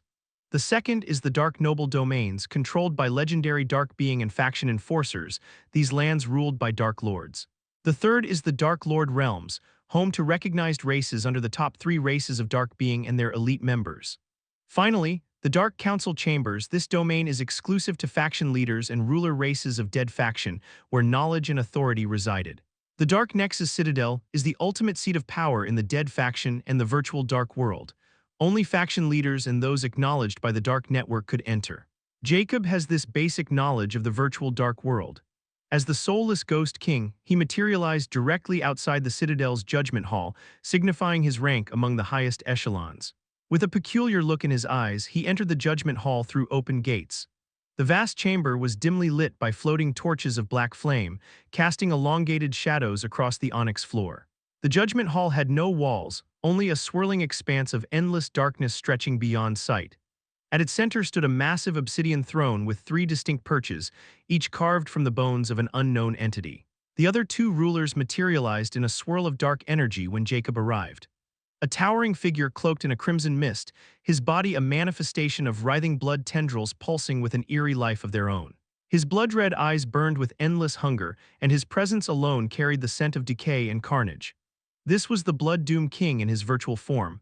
The second was a spectral entity draped in an ever-shifting form of root-like tendrils and abyssal mist, his hollow face revealing countless shifting masks of agony. His mere existence warped the surrounding space, corrupting the void with the aura of an ancient fiendish lineage. This was Underwood Fiend King in his virtual form. Even Soulless Ghost King's virtual form was like the Soul Ghost King's ghost form. Like the virtual star network, They have the freedom to select and alter their virtual clones to be compatible with their races. Jacob looked at the two faction leaders, who were glaring at him with killing intent, but no one said anything as all three kings took their respective seats. The next moment, a black vortex appeared above them. From within the void, a deep, emotionless voice resonated, summoning the Dark Network's arbitrator, the Undying Will. Jacob was astounded because he had no memories of this Undying Will, but from what he could tell, it was clear this Undying Will should be like SAAI. The next moment, a monolithic figure emerged from the darkness, a colossal floating monolith, its surface inscribed with cryptic runes that pulsed with neon light. This was Undying Will, the exclusive AI of the Dark Network, serving as an impartial mediator and judge for all high-level dealings in the virtual dark world. The monolith's eye-like core flickered to life, scanning the three rulers before speaking in a mechanical yet ancient tone. The dead faction's ruling body has gathered. Declare your purpose. The dead faction meeting had begun.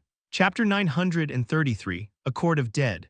The virtual dark world was a nightmarish mirror of the living's virtual star world, accessible only to dark beings through their dark soul rings. It was a sprawling, ever-shifting realm of shadow and malice, governed by the Undying Will, a sentient AI like the SAAI. Furthermore, only the faction leaders can summon the Undying Will when the dead faction faces trouble, and the soulless Ghost King attacking his own faction is a huge matter. If Jacob had only killed some lesser dark beings within the boundary of 3 steps of legend or below, it wouldn't been a huge deal, but killing legendary nobles was a huge matter. This gave the Blood Doom King, Wilbur, and Underwood Fiend King, Underwood, enough reason to initiate this meeting and summon the Undying Will to punish the soulless Ghost King. It doesn't matter to them if he had his reason or if someone had offended him first, they wanted to see him suffer. In front of the Undying Will, Wilbur smirks at Jacob. How quaint of you to show your face here, soulless Ghost King. I trust you've prepared a eulogy for yourself, Underwood also jeered. You have some nerve to kill my trusted subordinates. I hope you're ready for me to carve your lies and feast on his marrow. Jacob glanced at the two leaders of the dead factions, and he had to admit they were no pushovers, but he wasn't afraid at all. He looked at the Undying Will, a hint of intrigue flickered in his hollow eyes. Let the Undying Will be the judge of it because my actions were no provocation, but justice. At this moment, a beam of black light erupts from the monolith, scanning each leader, and Undying Will's voice boomed, cease. Hostility, this summit is sanctioned. State your grievances. Jacob was slightly surprised by the Undying Will's curt reaction, but the other two didn't react much. Wilbur finally spoke. Respected arbitrator, the soulless Ghost King attacked my territories unprovoked. He violates the Accord of Dead. I demand his leader seat dissolution and his dark network status revoked. Underwood followed suit. It's not just the blood domain, but my evil domain's strongholds lie in ashes. The Fiend clans cry for war. Only the soulless Ghost King's head will sate them. So including the Blood Doom King's demand, I demand soulless Ghost King's status to turn into faction traitor and an absolute dead order on his head. Undying Will turns to Jacob, who hasn't retorted to any of their claims yet, and questions soulless Ghost King. What defense do you offer? Jacob looked at the Undying Will and coldly stated, the vampires and fiends conspired to steal the throne of death, murdering my kin, a pillar of the dead faction, the drunkard Ghost King Blackwell. I merely reciprocated. Wilbur was startled and couldn't help but snarled, lies, I have nothing to do with that idiot. If anything, I think you killed him yourself since we all know that he was probably screwing with your precious trophy, the Soul Ghost King. Heh, Blood Doom King has a point. I even heard rumors that drunkard Ghost King had gotten the throne of death. Now that you're claiming that he was killed, and you are the biggest suspect in this, you're probably doing this because you are afraid that the Soul Ghost King will kill you once she finds out or no longer cooperate with you.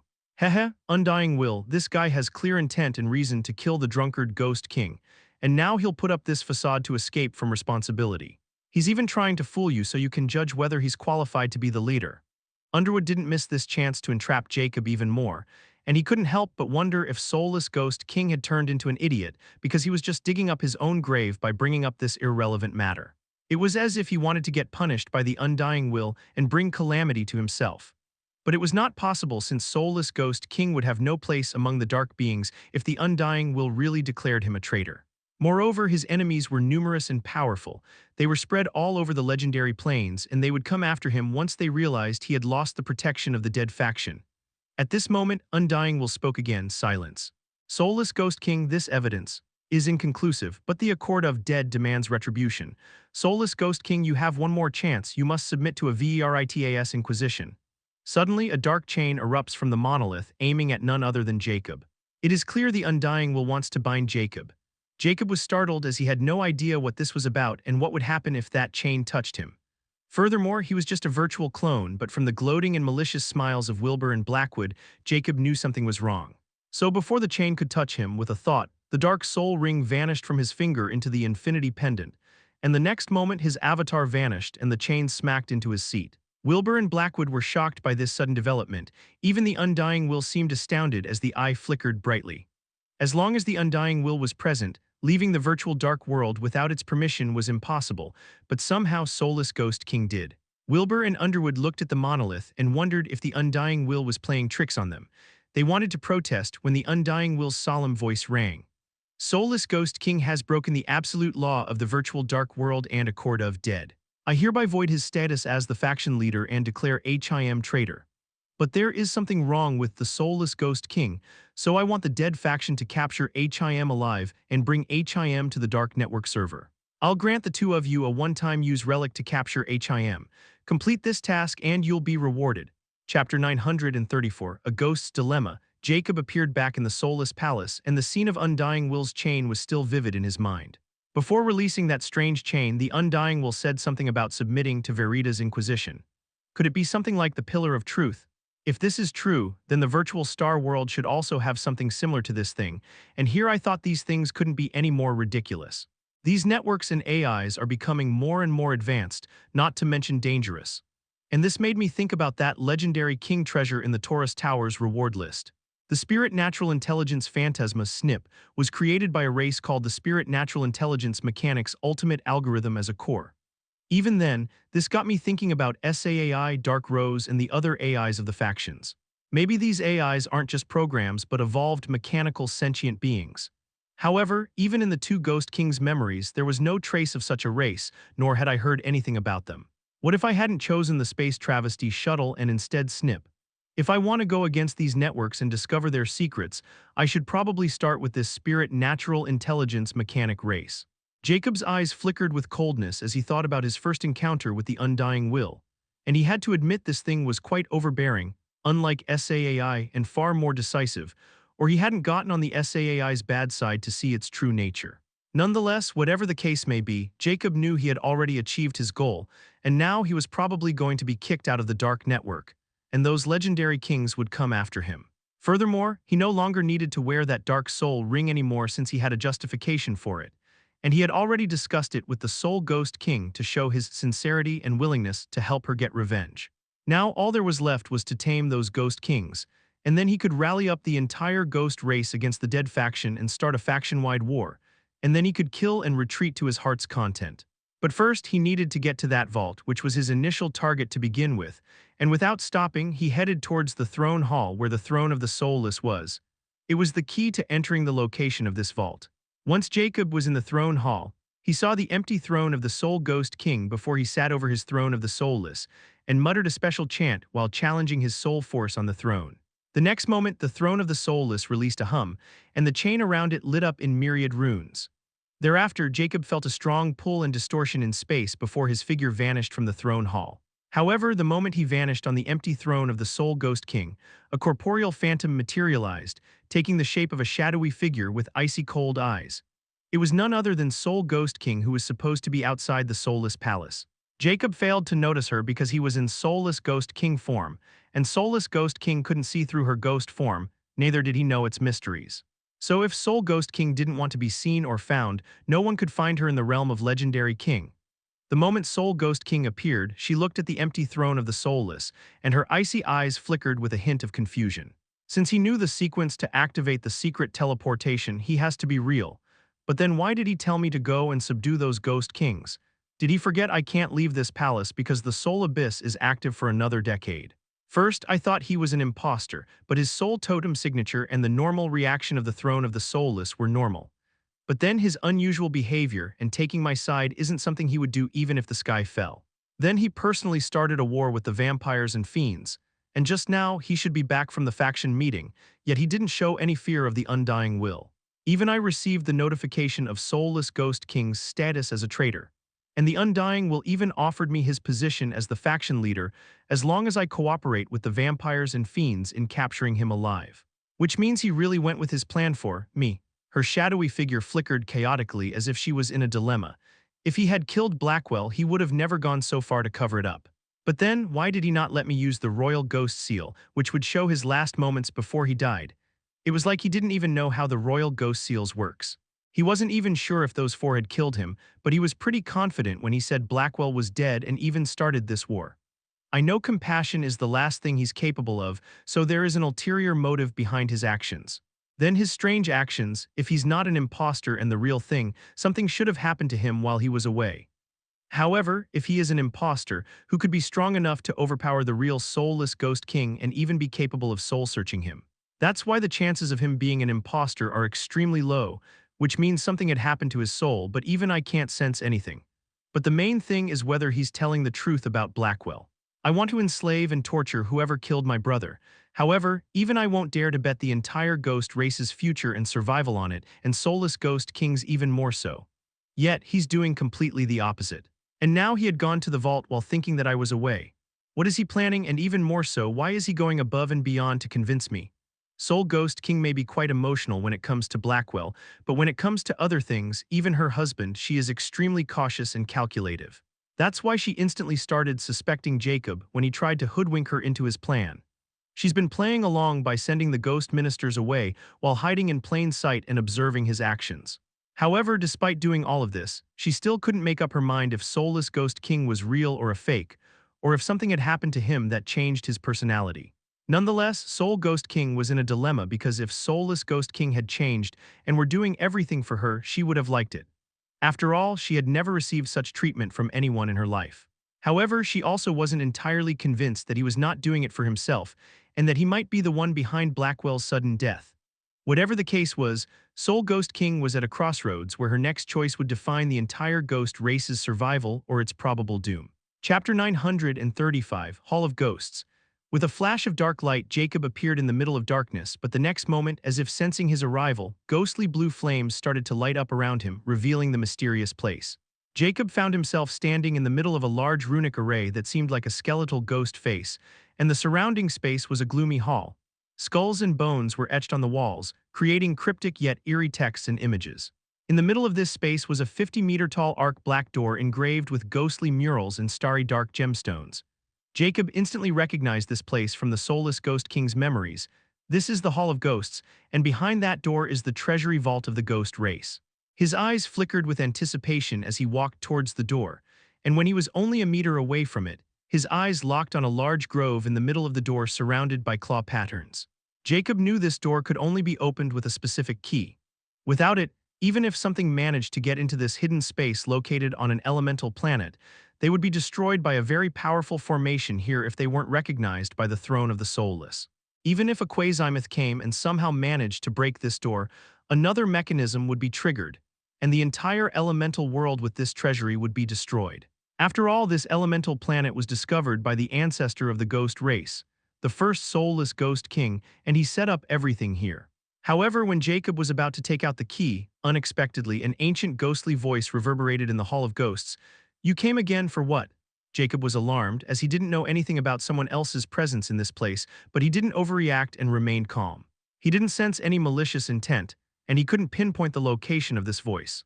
Nonetheless, he knew he didn't know everything about the soulless Ghost King, so all he could do was play along and hope to achieve his objective without any accident.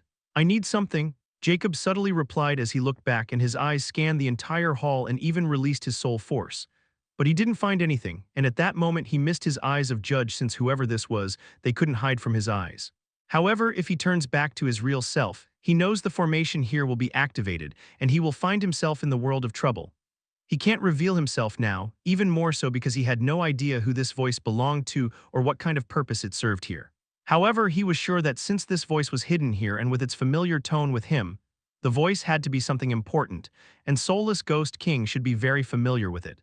"You always need something whenever you come here," the voice replied sarcastically, "but it seemed you have forgotten that you had already used your 3 chances to retrieve treasures from the vault. If you want to enter again, you can only go by becoming the master of the Soulless Ghost Pagoda." Jacob's eyes contorted as he wasn't expecting this response, and a hint of grimace flashed past his eyes. What is going on? From what it said, the Soulless Ghost King can only enter the treasury vault 3 times. This means every owner of the Ghost King scepter has the same restriction. and to remove this restriction, I need to become the master of this soulless ghost pagoda. I have no memories of this thing or about this restriction. Furthermore, it seemed even the Soul Ghost King didn't know about this, and only the owner of the Ghost King's scepter probably knew this secret. But what if she knew and she was testing me? Jacob became vigilant as he wasn't expecting this kind of turn of events. Here, I thought just the entrance method and knowledge about how to open the vault's door were more than enough to empty this place. However, I wasn't expecting something like this to be placed here. Furthermore, if even the soulless Ghost King can only take 3 treasures from the vault, then what kind of secret is this vault hiding to have such restrictions? Jacob became intrigued when he thought about this mysterious treasury of the ghost race and what it was hiding inside. However, that voice should be the guardian of this place, and under its watch he can't do anything irrational. There is a war upon us, and I need to enter the vault. What the point of having this treasury if our race were to annihilate? Jacob coldly stated. War, annihilation of race, kekekek. The voice suddenly burst into wanton laughter, making the flames in the hall flicker violently. Jacob was startled by this reaction but remained silent before the voice stopped laughing and spoke with a hint of mockery. You know, I've always liked you. Out of all the successors of the soulless ghost ancestor, you resemble his personality the most. But if you think you can talk your way into bypassing the restrictions, you are not qualified to be the herald of soulless. So what if the ghost race is annihilated? It simply means the current ghost race is incompetent and under the rule of inept fellows like you.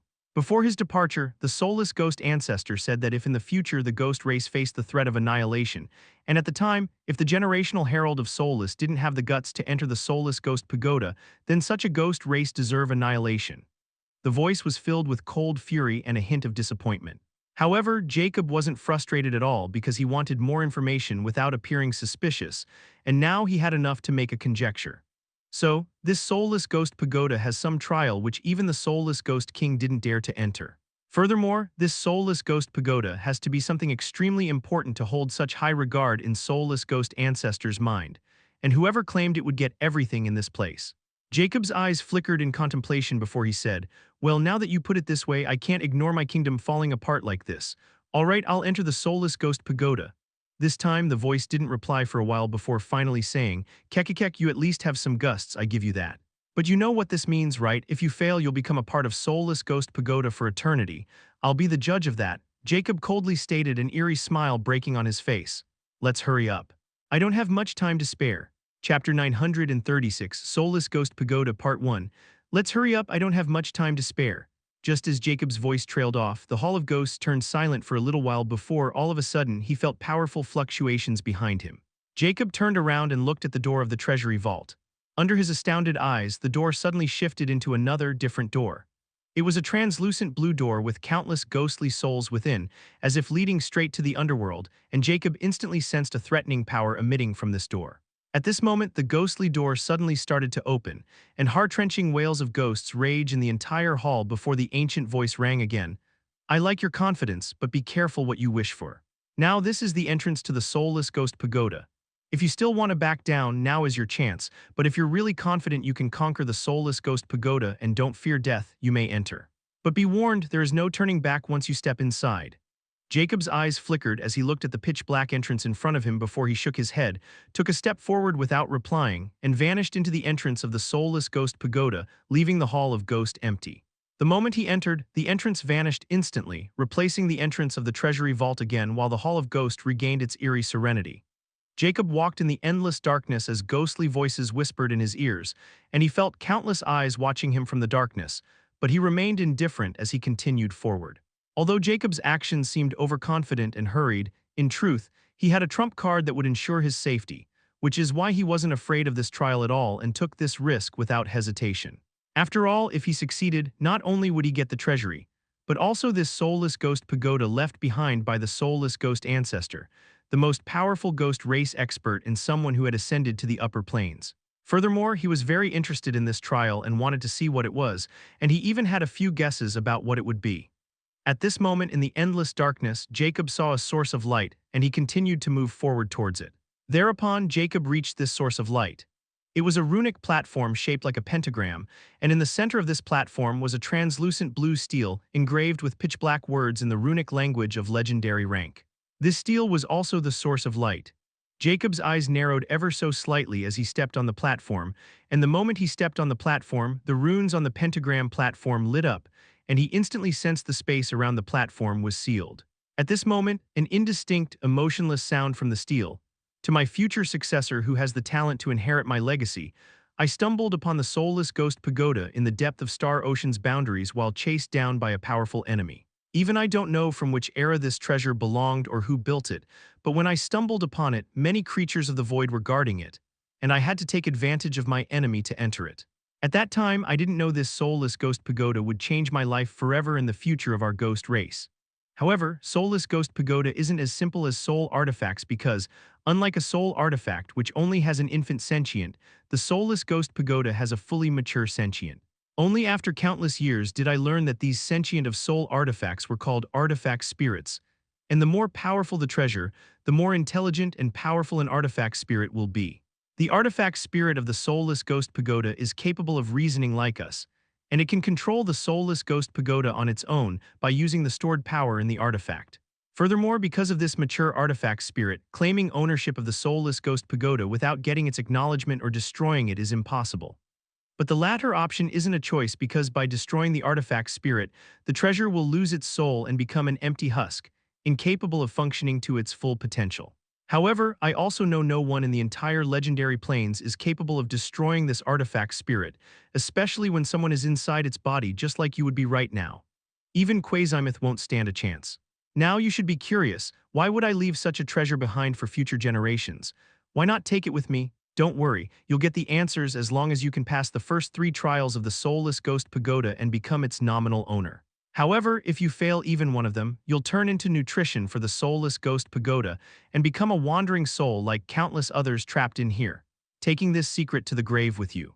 Don't hate me because the existence of the soulless ghost pagoda can't be leaked to anyone, especially about its true nature. But I don't think I need to warn you about it since I left a warning in Soulless Legacy, and without enough confidence, you wouldn't enter here unless you are desperate. My time here is over, and I hope you succeed in these trials and solve my greatest regret. Thank you, old friend, for giving me this chance to talk with my future successor. I'll leave everything to you now. The voice fades away at this moment.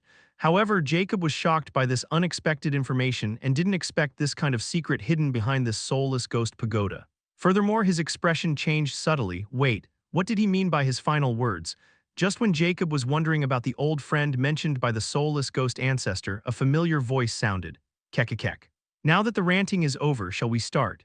It was the voice of the guardian of the vault, but only now did Jacob genuinely understand that this voice belonged to the artifact spirit of the soulless ghost pagoda mentioned by the soulless ghost ancestor. Chapter 937, Ancient Profession. Kekekek, now that the ranting is over, shall we start? Jacob remained silent after discovering this secret of the ghost race before he spoke. So you are the artifact spirit. Kekek, yes I am. No harm in admitting it anymore since you can only get out of here by completing the first 3 trials. The artifact spirit admitted right away. Jacob's eyes flickered with a profound light as he said, then the treasury vault and the Hall of Ghost. Oh, very sharp. The Hall of Ghost is just the base level of the soulless ghost pagoda, while the treasury vault is also another part of it. Artifact spirit revealed dismissively, just what kind of soul artifact are you? And why are you hiding behind the ghost race? If I'm not wrong, you aren't forged by the soulless ghost ancestor, which means your origin is profound. Furthermore, what will happen if others learn about your existence? Aren't you afraid the soulless ghost ancestor or ghost race might betray and expose you? Jacob probed impassively. The artifact spirit remained silent momentarily before ambiguously replying, what does this all have anything to do with you? Furthermore, I'm also curious why you are questioning your own predecessor. However, you're neither qualified nor powerful enough to learn about these things, so how about you prove yourself first before asking me again? After all, if you turn out to be all bark and no bite, wouldn't I be wasting my breath on you? Jacob had urged to summon cursed immortality right now, but he held back because he was suspicious. In the end, Jacob nodded, all right, let's start. Keek, that's what I want. The artifact spirit replied, so let me tell you about what these trials are about and general introduction to the soulless ghost pagoda purpose. Among other uses of the soulless ghost pagoda, the most important one is it being a legacy inheritance ground. Because without inheriting the entire legacy, no one can use the soulless ghost pagoda or become its true owner. You can think of this as a mandatory requirement to become my owner. The legacy store in the soulless ghost pagoda is the legacy of soulmancers called the soulmancy. I know this might sound like the profession of necromancy, but it's not. In fact, necromancers and soulmancers are natural enemies because both professions dabble in the soul. However, the way they use and handle the souls are entirely different. A soulmancer is a practitioner who uses souls as raw materials to create flames known as soulless flames. This ancient art is about combining souls to harness their residual life force, memories, and emotions, transforming them into spectral fire. They draw power from the essence of souls, making them masters of flame control. The soulless flames are perfect for dark alchemy, enhancing potency and success rates. They make complex concoctions easier to refine, especially for curses, poisons, and dark medicine. Not only that, soulless flames can also be used in traditional alchemy of the living to improve pill quality and reduce impurities, making them highly sought after, and any dark medicine refined by soulless flames is completely harmless. The usefulness of the soulless flames just didn't end there. Another use is their ethereal nature, which allows them to bypass physical defenses, directly burning the soul or causing spiritual damage. They're extremely effective against dark beings and also deadly to living creatures. Jacob was astounded when he heard about this unfamiliar profession of soulmancers. He had already learned about everything he could about the necromancers up to legendary rank, but he wasn't expecting there to be another profession of dark beings like soulmancers. Furthermore, Jacob also knew another profession of the dark beings, the shadowmancer. It was mentioned in the inheritance of the cursed necromancer king, but shadowmancers are weaker than necromancers. The shadowless king he encountered in the Myriad Galaxy Palace was also a shadowmancer. However, there was no mention of the soulmancers in cursed necromancer king's inheritance. Jacob felt that even the most powerful necromancer of the past probably didn't know about such a profession. Furthermore, with how deeply this place was hidden and all the surrounding secrecy, Jacob conjectured that soulmancer might be some kind of taboo profession, or something about this profession made this artifact spirit hide so desperately in this place. The point about dark medicine becoming harmless to the living beings after being refined by these soulless flames was enough to entice countless old monsters to seek them out. Moreover, this legacy was far from simple, and a soul artifact like the soulless ghost pagoda wouldn't be used to protect it. Jacob's eyes shifted towards the translucent blue steel and flickered with a hint of realization. He said, "I guess this trial is about becoming soulmancer, so in that case, that steel there is the key." The artifact spirit replied with a hint of approval, "Keek right again." That steel contained the first chapter of an ancient manual of soulmancer, the Soulmancer Codex, detailing the creation and mastery of soulless flames and the ultimate method to form the divine soulless codex, an impenetrable spiritual fortress that ensures the soul's protection unless destroyed. Jacob was astounded, as he couldn't help but think about a few legendary king-state legacies that he gave up in the path of legend, because this thing had a similar function. But this legacy was clearly far higher rank than those, since this was just the first chapter, not to mention this wasn't just simply a defensive legacy. It was far from it. "You mean, unless this divine soulless codex is destroyed, no matter what kind of attack my soul suffers, they will be all deflected to the divine soulless codex, and unless it's destroyed, my soul will remain completely harmless?" he asked sternly. "It's the gist of it, and this is just one of the abilities of the soulless divine codex.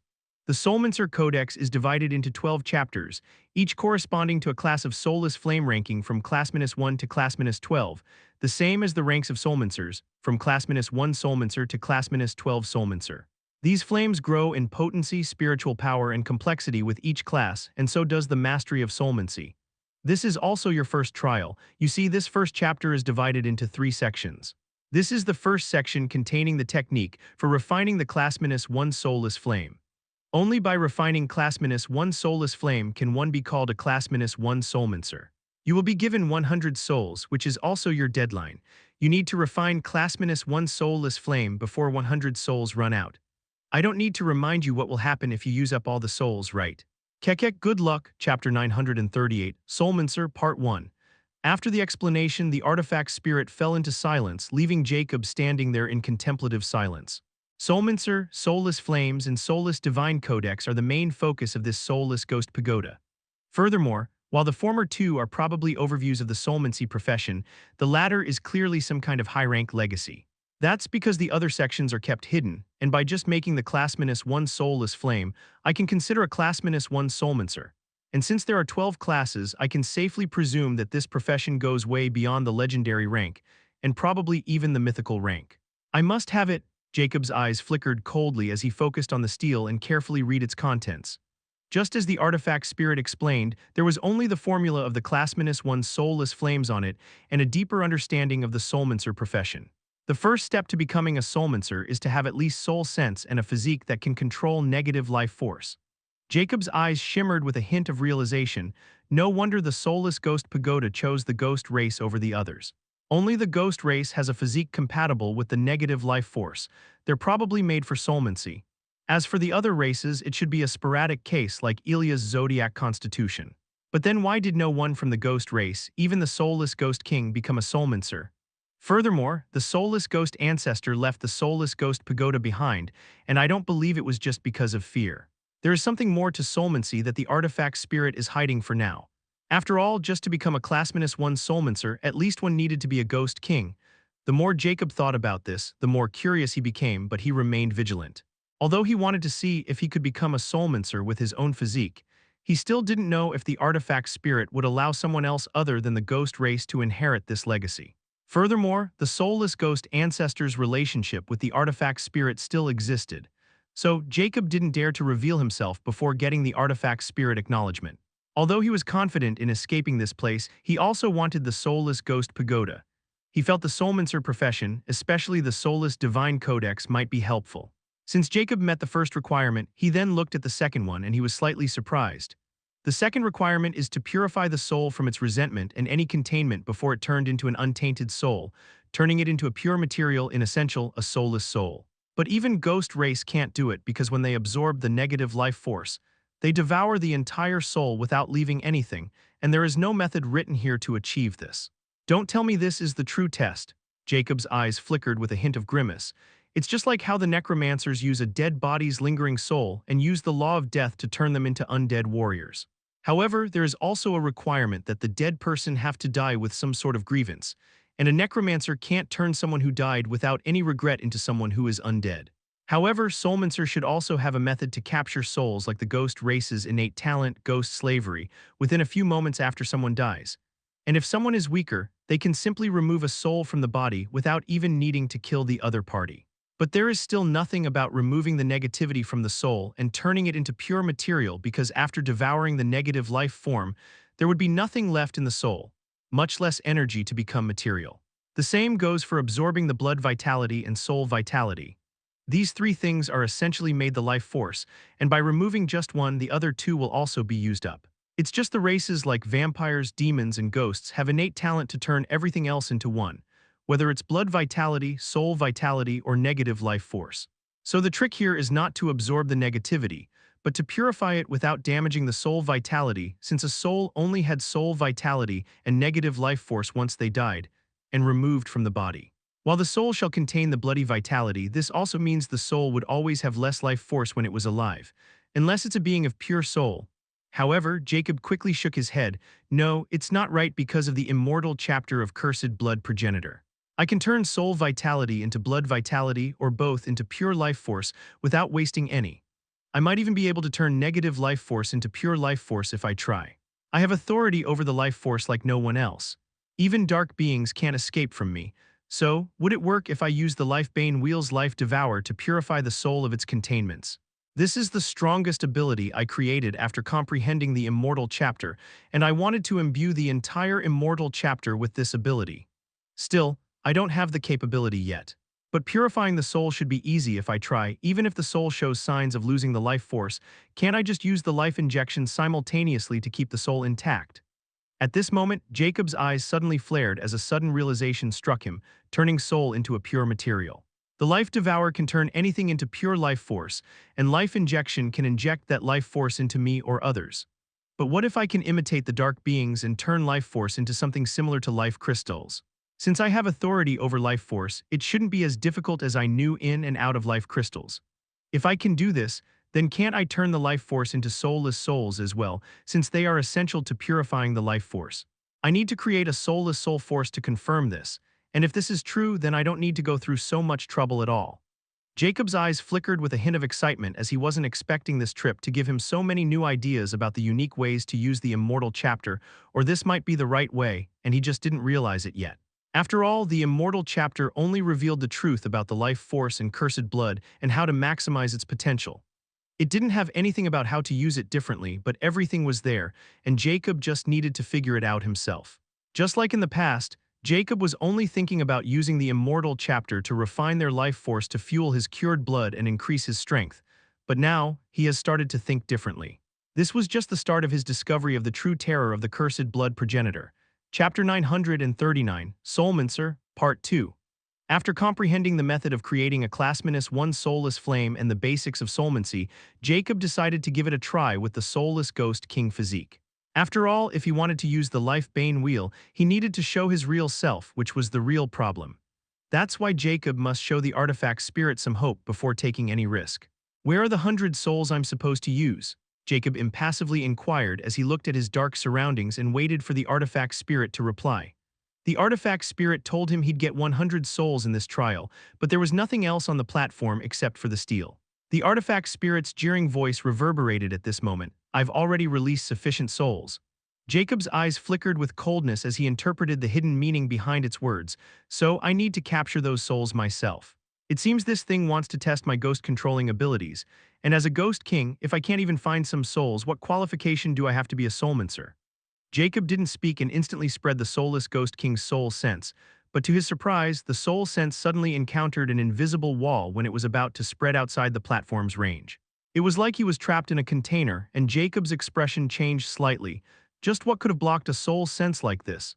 Jacob was astounded as he tried to analyze this invisible barrier. But even with the soul sense, Jacob can't sense anything. Now Jacob started to get suspicious of this entire trial. After all, except for giving him some rudimentary knowledge and formula, the artifact spirit was continuing to make this entire task complex and challenging. Nonetheless, Jacob knew what he was getting into, and he never trusted or underestimated this treasure for a second, and he never expected righteousness from this evil treasure. Jacob then retracted the soul sense, moved towards the platform's edge and moved his hand forward. As he had expected, he was completely confined there both physically and spiritually. "Nice trick," Jacob stated before his eyes flickered profoundly. "Ghost form." The next moment, the dense black mist suddenly gushed out of soulless Ghost King's body, completely enveloping Jacob, and then his form began to change his height, growing up to 10 meters before the mist vanished.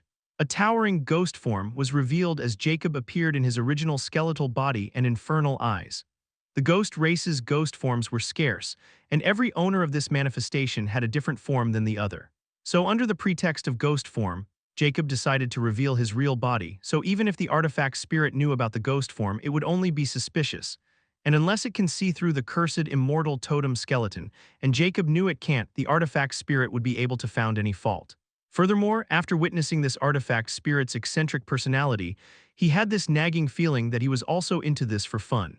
So, it would probably observe him without pointing out anything as it wanted to watch him suffer. After all, Jacob now had a terrific experience dealing with an eccentric book, and in comparison, this artifact spirit seems cute. Just as Jacob expected, despite revealing his original form, the artifact spirit called out and remained silent, and this was all Jacob could ask for. He then quickly focused on the barrier, and this time, with his eyes of judge, he instantly saw its structure and was astounded. In his vision, he saw the barrier was actually made like an octahedron, and each point of this octahedron consisted of a crystalline white triangular quartz, and within this quartz was a pitch-black shifting mercury.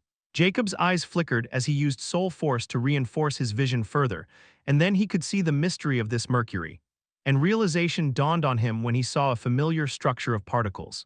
"It's a soul," Jacob was astounded. He had never seen a soul compression in a crystal like this. Furthermore, the soul trapped in that quartz was filled with negative life force while also brimming with other vitalities, almost like a living person's soul. But he knew it was a dead soul, and upon further analysis, he reached the conclusion that this was most likely the work of a soulmancer or some rare innate ability. After further observation, he was surprised when he noticed that the octahedron structure has precisely 100 of these soul quartzes, and realization struck him. So that's how it is. That artifact spirit didn't lie about giving me the souls. It's just that the soulless Ghost King's soul sense were so weak, or he probably lacked some crucial aspect to see them in this state. This was another test to evaluate Soulmancer's talent further. Then didn't this mean the soulless Ghost King lacked the talent of Soulmancer? Could it be related to ghost form? After all, the artifact spirit didn't say anything when I used this form, and I even felt a peculiar fluctuation when I revealed this ghost form.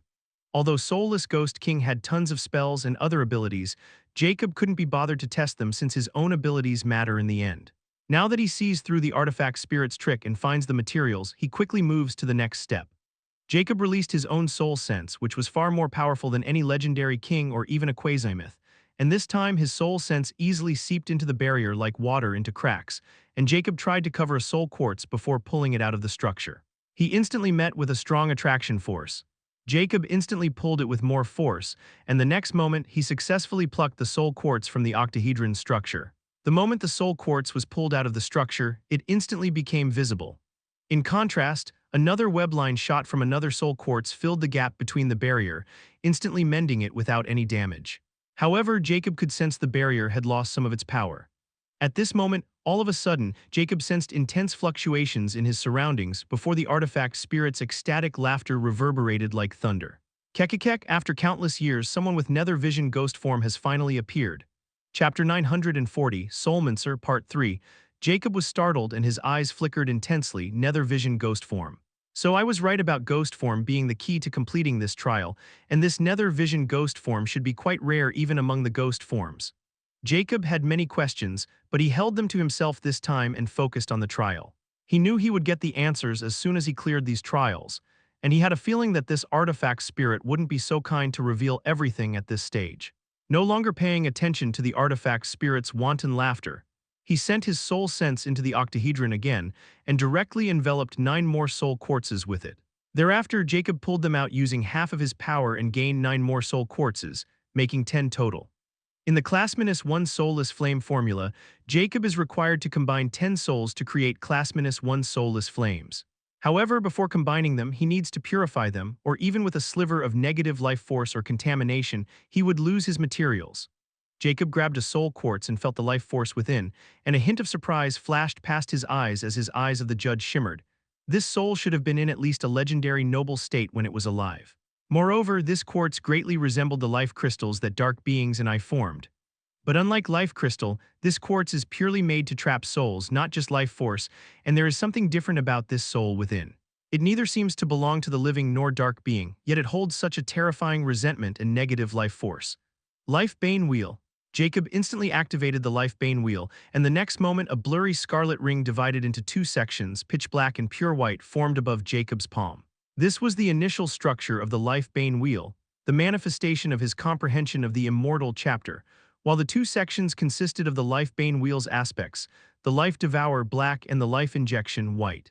But the Life Bane Wheel was nowhere near finished.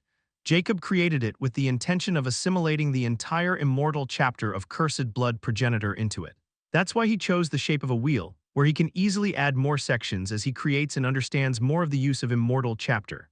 Now, after discovering the Soulmancer profession, comprehending the formula of the class-1 soulless flame, and analyzing this soul quartz, he felt inspired. He didn't even need to mull over it further because after seeing the soul quartz and the octahedron and adding the memories of soulless Ghost King and drunkard Ghost King, he knew what he needed to do. Jacob didn't even bother to use Life Devour or Life Injection and directly activated the Blood Shaper and started to add another aspect to the Life Bane Wheel.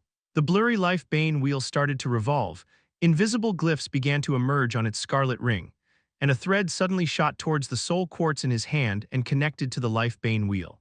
Jacob's eyes flickered violently as he controlled the Blood Shaper and shaped the ability according to this inspiration, and thereupon, another section formed in the Life Bane Wheel. However, this section was of a different color. It was ghostly dark purple and filled with negative energy. And as this new section on the Life Bane Wheel formed, the soul quartz began to crumble while the mercury-like pitch-black soul in it was turning blurry. This is, Artifact Spirit had stopped laughing at some time, and its trembling voice rang at this moment. Jacob ignored it and continued to forge the new section according to his inspiration, but at this moment the soul quartz was completely exhausted and turned into fine sand particles. Not enough. Jacob's eyes flickered before he pulled the remaining 9 soul quartzes and connected them to his Life Bane Wheel without hesitation. The Life Bane Wheel revolved even more powerfully as it absorbed the soul quartzes, and a new section in the Life Bane Wheel began to stabilize. By the time Jacob was satisfied, all the soul quartzes were gone. The Life Bane Wheel stopped revolving, and now it had 3 sections equally divided within, black, white, and purple. Jacob's eyes flickered with elation as he looked at the purple section.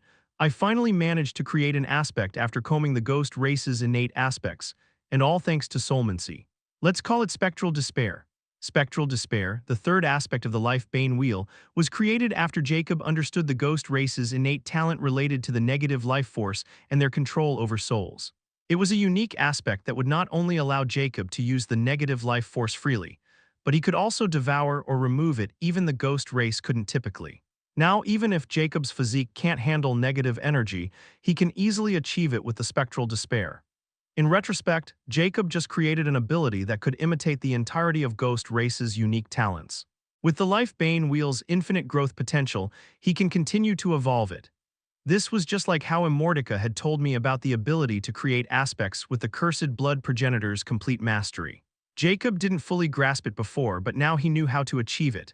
As long as he understood the bloodline and their abilities to a certain level, he could replicate them, and the Life-Bane Wheel was the key. Lastly, the reason the spectral despair came alive was for soulmancy. What kind of aspect is this?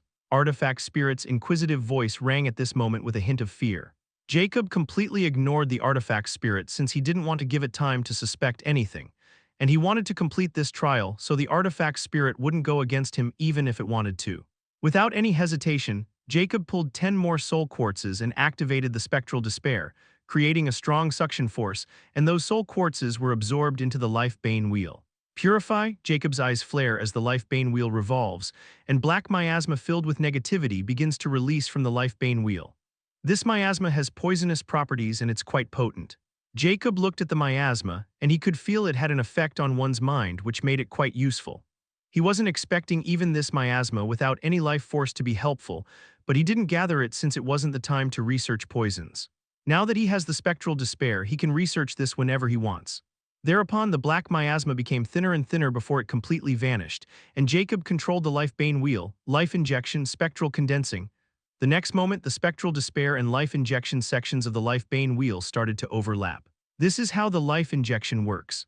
When life devours life force, the life injection injects it into Jacob, or it can condense the life force into the life devour directly into life crystals with 100% purity. Jacob wanted to apply the same rules with the spectral despair. The purified soul within the spectral despair should be able to condense into pure soul forms like the soul quartz and life crystals. Jacob was confident in achieving it.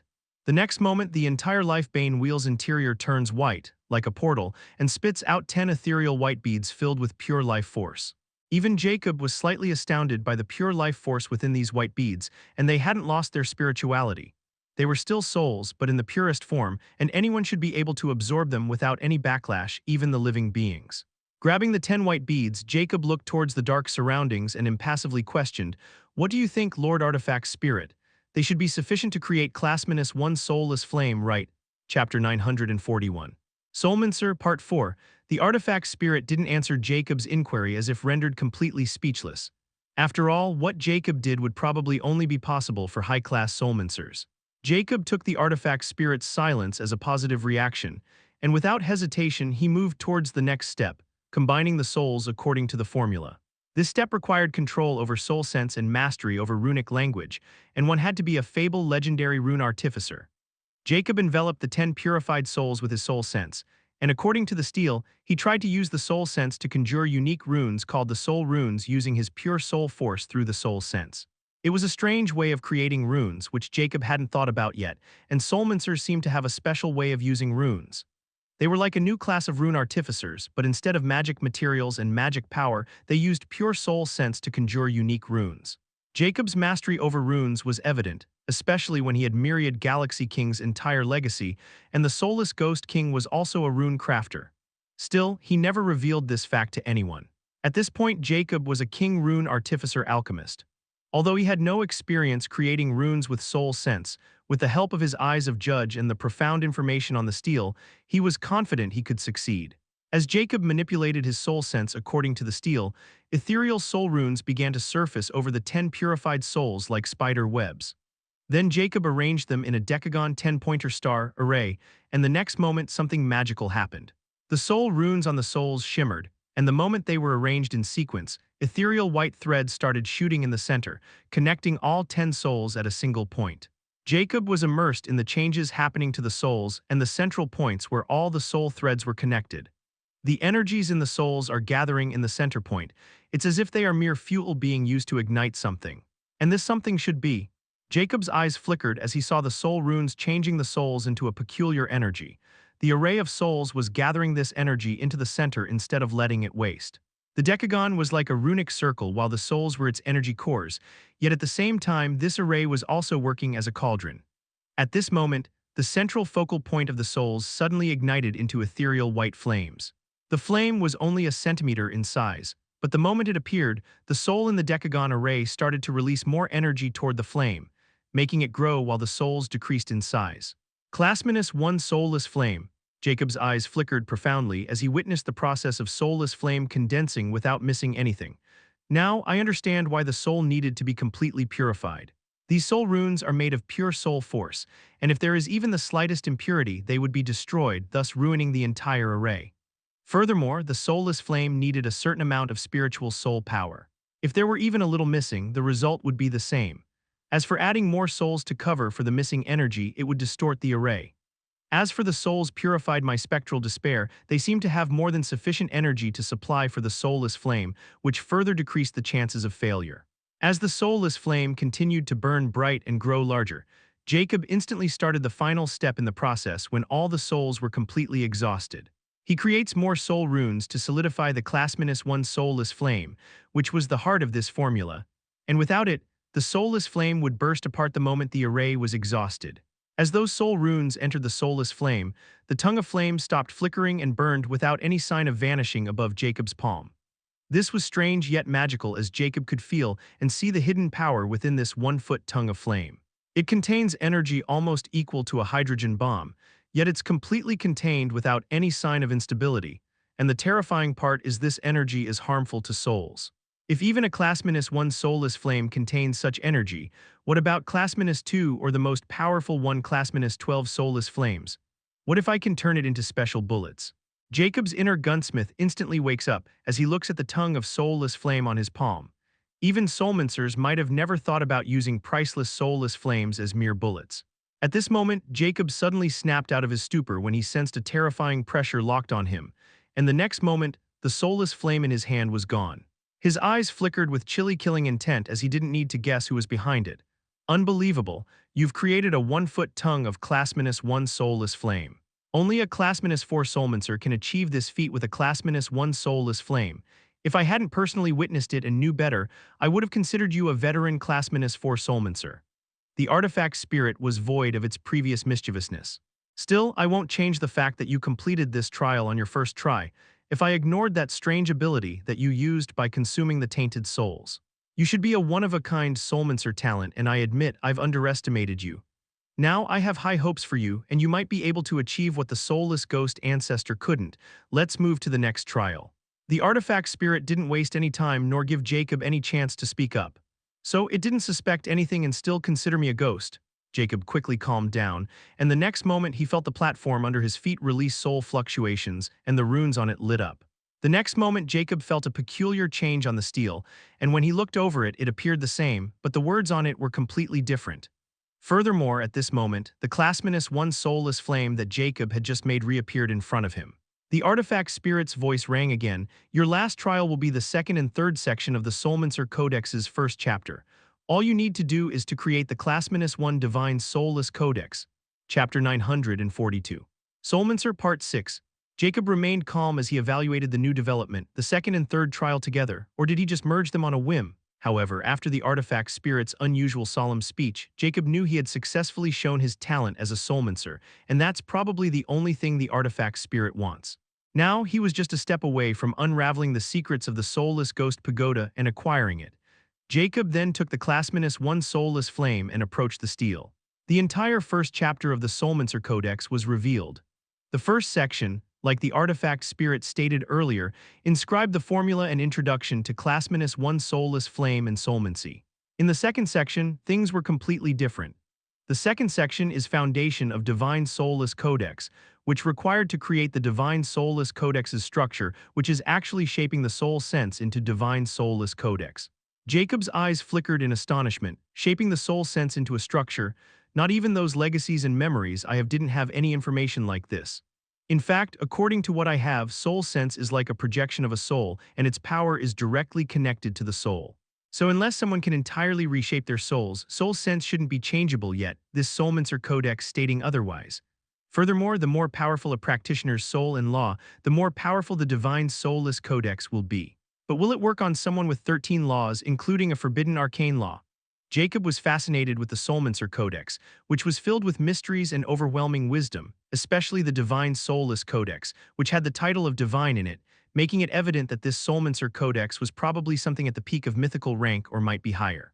Nonetheless, Jacob didn't want to miss this chance to learn a divine technique if he could, because if he succeeded, he would have a unique soul sense and a powerful soul defense mechanism. Jacob sat cross-legged in front of the stele and solemnly studied the foundation of Divine Soulless Codex without hesitation. The structure of the Divine Soulless Codex was unusually like a 12-story pagoda, and he needed to reshape his shapeless soul sense into this structure using his soul force and law to create a compatible and stable structure. Once the foundation of Divine Soulless Codex is complete and a stable structure is formed, then he needs to use the Classminus 1 Soulless Flame to ignite the first story of the Divine Soulless Codex to complete the Classminus 1 Divine Soulless Codex, and the Soulless Flame required to be refined by the owner of the Divine Soulless Codex. So he mused that the rest of the stories would be complete with the rest of the soulless flames. That must be why the artifact spirit returned the Classminus 1 Soulless Flame he created. However, Jacob found a problem and his eyes compressed.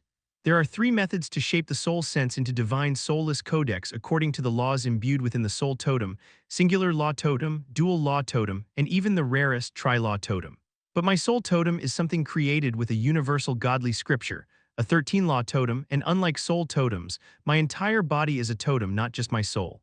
According to all the methods, one needed to equally imbue the laws into soul sense to create a divine soulless codex if they have more than a singular law totem. Then what if I create each story with a single law? Jacob's eyes shone with inspiration as he felt he had grasped something. Right now, the law of infinity is almost non-existent, while the other 12 laws are on the same level as the legendary king state rank. Should I try? Although Jacob knew his idea had crossed all the limits of the Soulmancer Codex, he couldn't help himself. After all, the method and theory were right before him, and since it wasn't that complex, Jacob felt his method might be doable if he treads carefully. Moreover, if he failed, he had nothing to lose, and he could always turn back to Soulless Ghost King and form the Divine Soulless Codex with his law and still acquire the Soulless Ghost Pagoda. And once it fell into his hands, he could take his time researching it. Once decided, Jacob used a unique method to control the soul sense in the second section, Foundation of Divine Soulless Codex, and felt his soul sense. Using his technique, one can see and make their soul sense tangible in their nexus point, which is the center of one's soul. As Jacob recited the method, his vision entered the pitch-black nexus point, and suddenly, the endlessly dark nexus point began to change as one neon kaleidoscopic mist appeared once after another. Jacob instantly knew those kaleidoscopic mists were his laws imbued within his body and soul, and they were all connected with Nexus Point, which was also a source of his powerful soul sense. If not for the Soulmancer Codex, he would have still been under the impression that the Nexus Point was only used to harbor enslaved entities like Autarch. But it seemed there was more to it, especially according to the Soulmancer Codex. The Nexus Point was stated to be the source of soul power. After all the laws were revealed, Jacob noticed that other than the 12 laws, there was another law that barely took any space, yet those 12 laws seemed to avoid it, and it was completely colorless and profound. Law of Infinity. Jacob didn't even hesitate as he recognized the law of infinity because it felt just like when he was in infinite space. Yet it was very vague, and his expression became stern. Even if I want to, I can't touch it or even come in contact with it. I need to find the longevity path glory gem. After consolidating his objective, Jacob finally decided to try creating the Divine Soulless Codex according to his theory. So in which sequence should I arrange the laws? Jacob thought before an idea flashed in his mind. Let's try arranging them in universal cosmic sequence, from the weakest Classminus 1 being fire and the strongest Classminus 12 being the time. Without further ado, Jacob instantly controlled the red neon mist, his fire law, and started to reshape it into the first floor of the Divine Soulless Codex in the center of his nexus point. But he meets with another situation. Since the method of creating the Divine Soulless Codex was founded upon singular to tri-law soul totem, its size could be different. So Jacob, who was trying to create just a single story of this pagoda with a single law, couldn't use the entire fire law in his soul sense at all, only 5%. Let's try to increase the size. Jacob wasn't the one to stop since he wanted to see if he really succeeded or not. Just like that, Jacob started to create a divine soulless codex with 12 laws and unintentionally diverted from the path of Soulmancer Codex.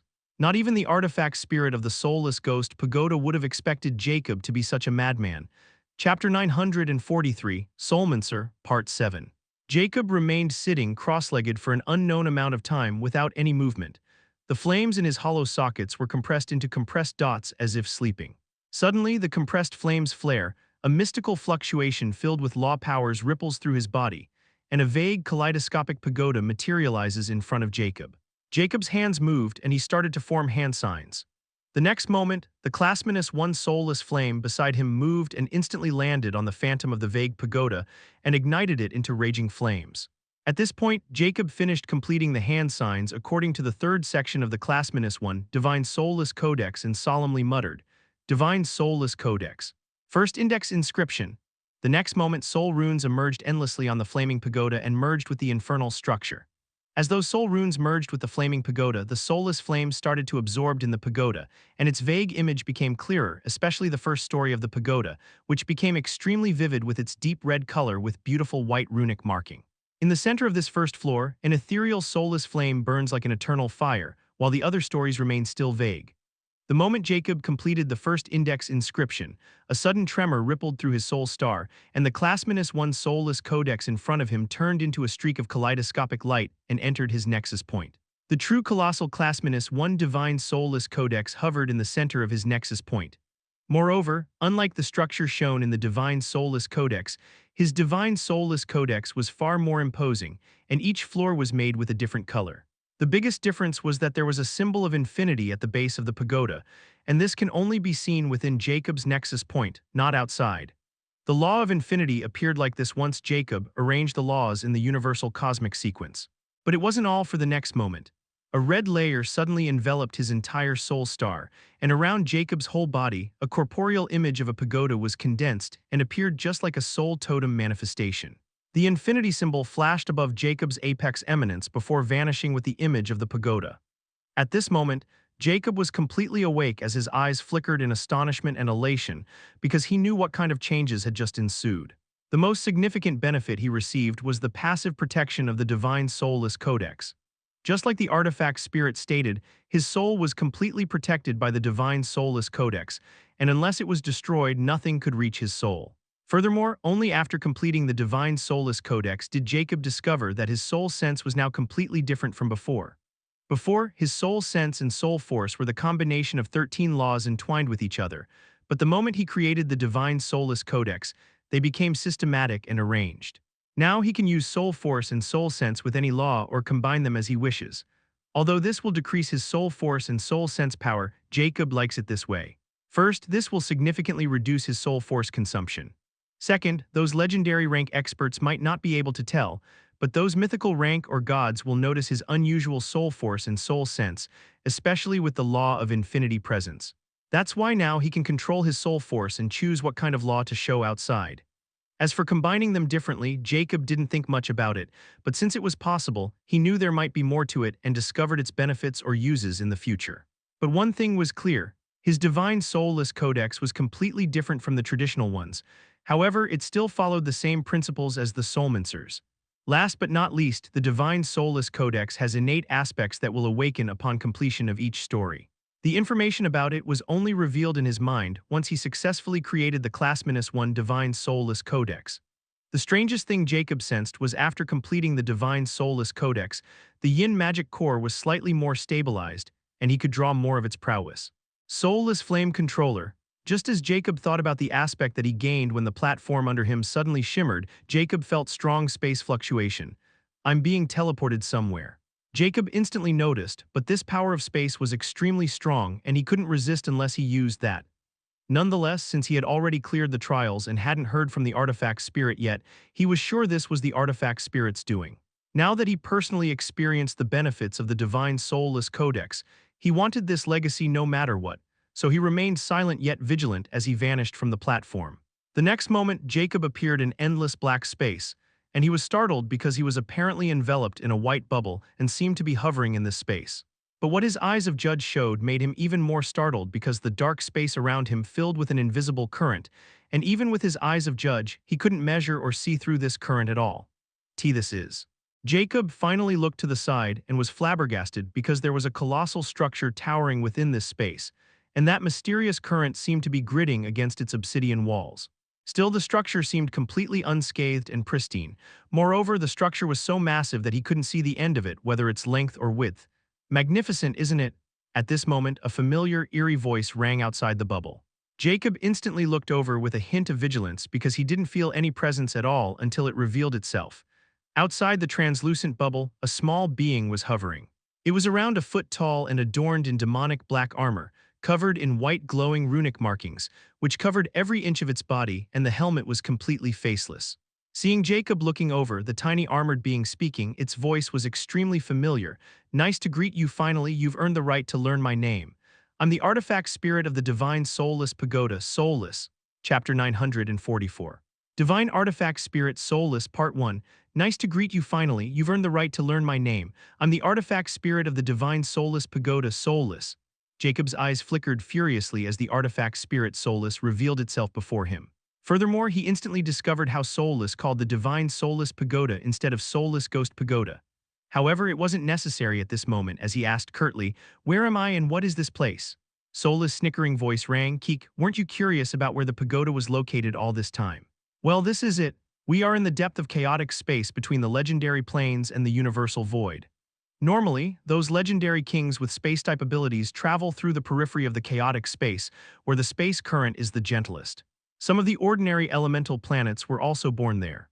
But this is the deepest part of the legendary plains chaotic space, where the space current is the strongest and only ancient elemental galaxies can exist in this place. Even a quasi-legend will have their body and soul totem tear apart once exposed in this place within a fragment of a second, unless they are lesser gods at least. And right in front of you is my true body. This should answer some of your questions." Jacob was shocked and instantly grimaced when he heard the truth about this location. Furthermore, he can't tell if Soulless is lying or not with the current rank of his eyes of Judge. However, with what he could preserve, Soulless shouldn't be lying about this place because he can tell how terrifying those invisible energies are outside. Without this bubble, he might really fall into a life-and-death situation. But no matter how he thought about this, it didn't make sense for Soulless to bring him here. After all, he had completed the trials, and since Soulless was still protecting him, Jacob mused that there might be another reason for Soulless to bring him here and tell me so much. "Alright, I get the point, but I still don't know why you have brought me here. Did I fail the trial?" Jacob impassively asked while secretly preparing himself to act if things went south. It was impossible to measure what Soulless was thinking, which made Jacob somewhat restless as he was ready to get thrown into the chaotic space at any moment. At this moment, Soulless finally spoke. "I didn't discover it first, but now I'm sure you are not a ghost race member, nor did you have any characteristics of a lick. Yet you have a perfect body, this generation's soulless ghost king. Even the soulless ghost ancestors' residue wasn't able to find any fault with you and let you take the trial. Even I was fooled by you, but after I glimpse at your divine soulless codex, I'm sure you are not the soulless ghost king. That scourge was too afraid of death and didn't care about his race at all. And finally, your eyes are not nether vision but something even more profound." As Soulless stated, the bubble started to crack around Jacob, and it continued impassively. "Now I'll give you a chance to confess. Who are you and what are your motives? Since you passed the trials, and as I witnessed, you are an absolute talent of soulmancy. On top of that, you seem to have a completely impossible soul totem with more than 10 laws imbued in it, including the laws of space and time. Even those eccentric gods couldn't make it happen." Jacob's eyes flared as the only thing he was afraid of had happened. Although he completed the trial, he had overlooked that Soulless wasn't some mindless treasure who would follow through the process mindlessly. Like in the Soulless Ghost Ancestors message, Soulless wasn't a mere mindless artifact spirit but a being capable of reasoning. Furthermore, with how the divine Soulless Pagoda was hiding in such a terrifying place, Soulless would definitely be careful about whom to choose as its master, and Jacob was filled with secrets and terrifying ones at that. But despite all that, Soulless still didn't directly kill Jacob, and with all the experience Jacob had with such beings, Jacob was sure that he was essential to Soulless after what he showed.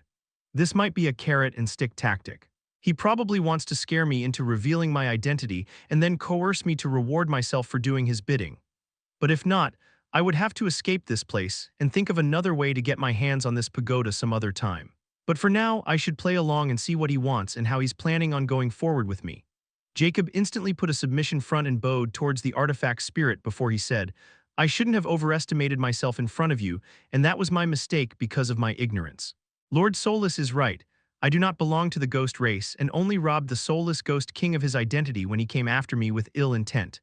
However, it's also true that I didn't know anything about Soulmancers or Lord Soulless before meeting you. I was just after the ghost race treasury and thought I could get it by completing your trial, but I've clearly been a fool from the beginning. As for who I am and why my soul totem is like this, I have no idea. My soul totem became like this once I reached the legendary rank through the Path of Legend with the help of one of the legendary vestiges in the Path of Legend, the legendary vestige of Pisces. Soulless remained silent, but its force was entirely on Jacob. After a while, it finally spoke. Some of your words make sense, but I can't believe you could form such a soul totem with a mere legendary vestige from the Path of Legend. Although I admit those vestiges are somewhat special, nothing like your situation is recorded in any of the records I have. Jacob's eyes compressed with a grimace as he thought it was impossible to fool this ancient treasure. But then Soulless suddenly said something unexpected. However, I greatly appreciate your talent, so there is a way to earn my trust. If you agree, you can be the most terrifying person in the upper galaxies and become my valid owner. However, if you disagree, I'll take it as you are my enemy who is trying to fool me. So tell me what it'll be. Jacob looked up towards Soulless, and although he didn't have skin if he had, he would have been grinning with utter derision. Chapter 945, Divine Artifact Spirit Soulless, Part 2. Jacob looked at Soulless as he thought, in the end, all of this just to gain initiate over me so he could control me. Well, why am I not surprised?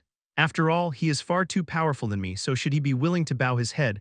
Why follow the rules when the other party doesn't even deserve to be judged because they are too weak?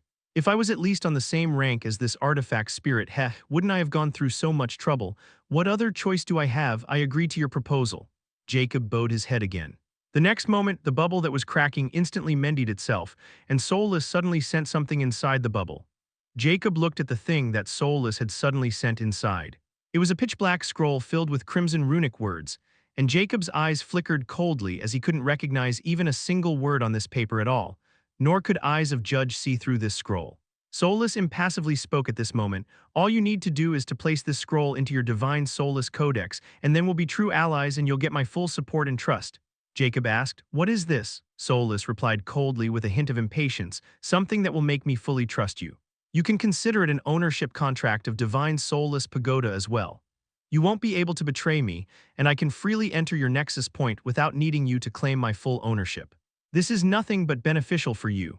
Jacob wanted to scoff at Soulless's words, but remained composed as he looked at the black scroll. He could at least tell that this was some kind of contract like the Zodiac Oaths. Still, it should be far superior, and the words written on it should be deliberately written in a language or rune language too high for Jacob to understand or come in contact with yet. Could it be he let me form the divine soulless codex to lead me to this exact scenario? Jacob felt his speculation was most likely accurate, proving how cunning and devious Soulless was. But there was something that Soulless didn't consider: Jacob's terrifying origin as the inheritor of the universal godly scripture cursed Immortality, and the universal godly artifact Infinity Pendant. How should I proceed with it? Jacob readily agreed. Good, you know your limits, and this attitude will bring you to the top with my help. Soulless sounded ecstatic as he continued, Use this incantation while enveloping it with your soul sense, and it should appear directly inside your nexus point and divine soulless codex. Afterward, Soulless taught Jacob an incantation, which was as simple as an epic spell incantation, and anyone with magic power would be able to use it. Jacob enveloped the black scroll with his soul sense, and even with his soul sense, he couldn't detect anything unusual, but he knew better. Despite this, he chanced the incantation under Soulless's scrutiny. The moment Jacob completed the incantation, the black scroll suddenly turned into a black streak and shot towards Jacob's glabella. At this moment, Jacob also felt something inexplicable attached to his sense of soul and spreading to his entire soul. However, Jacob remained calm as he observed the black scroll appearing inside his nexus point and directly entered the base of his divine soulless codex. The black soul at this moment suddenly turned into an unknown black glyph, and countless black threads shot out like black ink leaking from a sponge and started covering the base of his divine soulless codex as if corrupting it. But suddenly, the infinity symbol on the base of the divine soulless codex came alive as it shimmered with kaleidoscopic light, and the entire divine soulless codex emitted mystical power. Thereafter, the black glyph suddenly trembled, and the black threads shooting out of it froze in their trace, and it wasn't all as under the power of the infinity symbol. The threads started to flow backward into the trembling glyph. The black glyph seemed to have encountered a terrifying nemesis, and now the path of the retreat was completely blocked. How could it do what it was supposed to do? Furthermore, Jacob instantly felt that his divine soulless codex was relaying something to him, and when he realized what it was, his eyes flickered with shock and a hint of ecstasy. So I can destroy it now as long as I give order to the divine soulless codex. What an unimaginable technique. It seemed to have a mind of its own, or is it all because of the law of infinity and other laws? Jacob thought, but didn't have time to be distracted because Soulless was still observing him. He didn't dare to destroy the black glyph just yet because he felt Soulless would detect it. He knew nothing could bind him after reaching the third phase of the cursed immortality, so he hoped to trick Soulless. It was even better after his divine soulless codex suddenly entrapped the black glyph instead of directly destroying it. Soulless would never know about it now, but Jacob gained the initiative. Jacob pretended to be shocked and fearful as he cried in alarm, what did you do to me?" Soulless didn't even suspect Jacob to be capable of quickly subduing that contract which can even bind higher gods. "Keek, no need to be so alarmed. I have no intention of harming you. You are the most optimal vessel for divine soulless pagoda. Even the soulless ghost ancestor wasn't qualified, and that's why I had to discard him." A shocking truth came out from Soulless. Jacob was astounded and kept pretending to be terrified as he asked, discarded, "You killed Soulless ghost ancestor. Then what about the message and the legacy he left you? You were pretending to abide by his rules." Soulless seemed to no longer be worried about Jacob's disobedience as he dismissively replied, "I never said I killed him. I just discarded him because he could have never reached the optimal level to become my vessel in his lifetime, even if he became a higher god. So, I just sent him where he wanted to go, to the Ascension Bridge. But he didn't have the Ascension permit, so he's most likely resting in peace. After all, you must understand that I couldn't let those upper galaxies overseers know that a soulmancer had risen from the middle galaxies, right? As for abiding by his rules, I played along because of my contract with him. That guy was quite cunning, so he forced me into a god accord when he found me. I'm still skeptical about where he found it. His luck was indeed out of the ordinary. So, even if I want to find a vessel, I had no choice but to look for it in the ghost race until I breached the accord in a few million years. Yet you came along and were able to trick the god accord, and now here we are. Kekek. Soulless burst into eerie maniacal laughter. "Because of you I became free, and you will become my vessel and help me seek justice from those bastards." It's a win-win. Chapter 946, Nominal Ownership, Part 1. Jacob looked at Soulless, who was laughing maniacally with terrifying hatred in his voice. "He wants vengeance, huh?" Jacob mused, as he also wanted to laugh in derision since this might remain a wish of Soulless forever. However, Jacob was also quite startled by what Soulless revealed about the soulless ghost ancestor. This encounter with Soulless gave him a new view of treasures with artifact spirits. Although they might be someone else's creations, the stronger they grow, the more real they become, and it was nothing but foolishness to underestimate them. They should only be loyal to their true owners, creators, and those beings with absolute power over them. So, as long as one didn't gain complete control over such treasures, it would be wise never to trust them completely. The divine soulless pagoda was a nefarious treasure, to begin with, but Jacob still hoped that Soulless would not sully the inheriting process since it was still an artifact. But in the end, Jacob was again proven wrong, and the belief to never trust even a soul in Zodiac Plains strengthened even further unless he had complete control over the other party's life and death. "Since that's the case, what now?" Jacob asked as he wanted to get this facade over with. The moment Soulless fell into his clutches, Jacob was completely confident in reining it. Soulless suddenly stopped laughing and spoke with a hint of surprise. "You seemed quite calm given the information I just revealed." Jacob shook his head as he replied, "Even if I cried a river, would anything change? From my experience to this point, without any actual power, there is no point in resisting those with true power and control. Besides, since you promised to make me powerful, I have no qualms with your arrangement, even if it means turning into your vessel." "Good. Very good. Now I am startled to understand how you can create such a soul totem." Soulless praised sincerely, "You are absolutely right. In the face of true power, everything else is meaningless. But worry not, for I will not waste away your potential. I have the entire heritage of the Soulmancer, and with your talent, you'll be the strongest Soulmancer of ages. Maybe you even found a way to reach the beyond that my creator dreamt of once." A hint of sadness surfaced in Soulless's voice for a moment before he became solemn. "Now, I'll start the nominal ownership ritual and make you the nominal owner of the divine soulless pagoda as promised. However, during this ceremony, I'll also use the divine accord in your nexus point to enter it.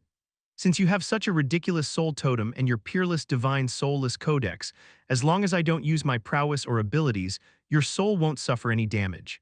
But once you reach the higher god realm, you will be able to handle some of my powers, and in the meanwhile, I'll teach you and nurture with will the treasures stored in me. You'll become a higher god in a few million years, and a classmanus 8 soulmancer. The soulless voice was filled with elation and impatience as it couldn't wait to make Jacob grow as he wished. But Jacob remained emotionless as he heard those promises. Even if I became a higher god, would I still be myself by then? Jacob wanted to retort and mock Soulless, but he knew this wasn't the time. At least he now knew what Soulless's goal was from the start. And that black scroll was called the Divine Accord, and Soulless was planning on using it during this nominal ownership ritual to enter his nexus point, since it would be absolutely impossible unless Divine Soulless Pagoda were completely under his control. This should be the soulless goal from the start, and Jacob even wonders if the soulless ghost ancestor might have been in a similar situation all those years. Still, because the former used a god accord on soulless, the latter couldn't do as he wished, so he probably tricked the soulless ghost ancestor into his demise. Furthermore, Soulless confidently claimed that he could have broken the god accord in due time, which means the divine soulless pagoda was even more powerful than God realm. That's why Jacob became even more careful not to reveal anything until the moment was right. The next moment, Jacob again teleported and appeared in another strange space. It was a vast expansion of blue filled with incomprehensible power. Jacob instantly felt suffocated under this power and felt his entire body was being suppressed, and he had this strange urge to prostrate under this power. But the infinity symbol on his glabella flashed, and the strange feeling washed away, and utter disgust rose in his heart. However, Jacob wasn't calm anymore because he wasn't caged in a bubble. He was standing before a gigantic glowing monolith etched with countless complex runic patterns. In the center of this monolith was a hollow, and within this hollow was something revolving. The moment Jacob saw that thing inside the hollow, his eyes flickered with shock as something instantly came to mind. It's a celestial astrolabe with 12 rings.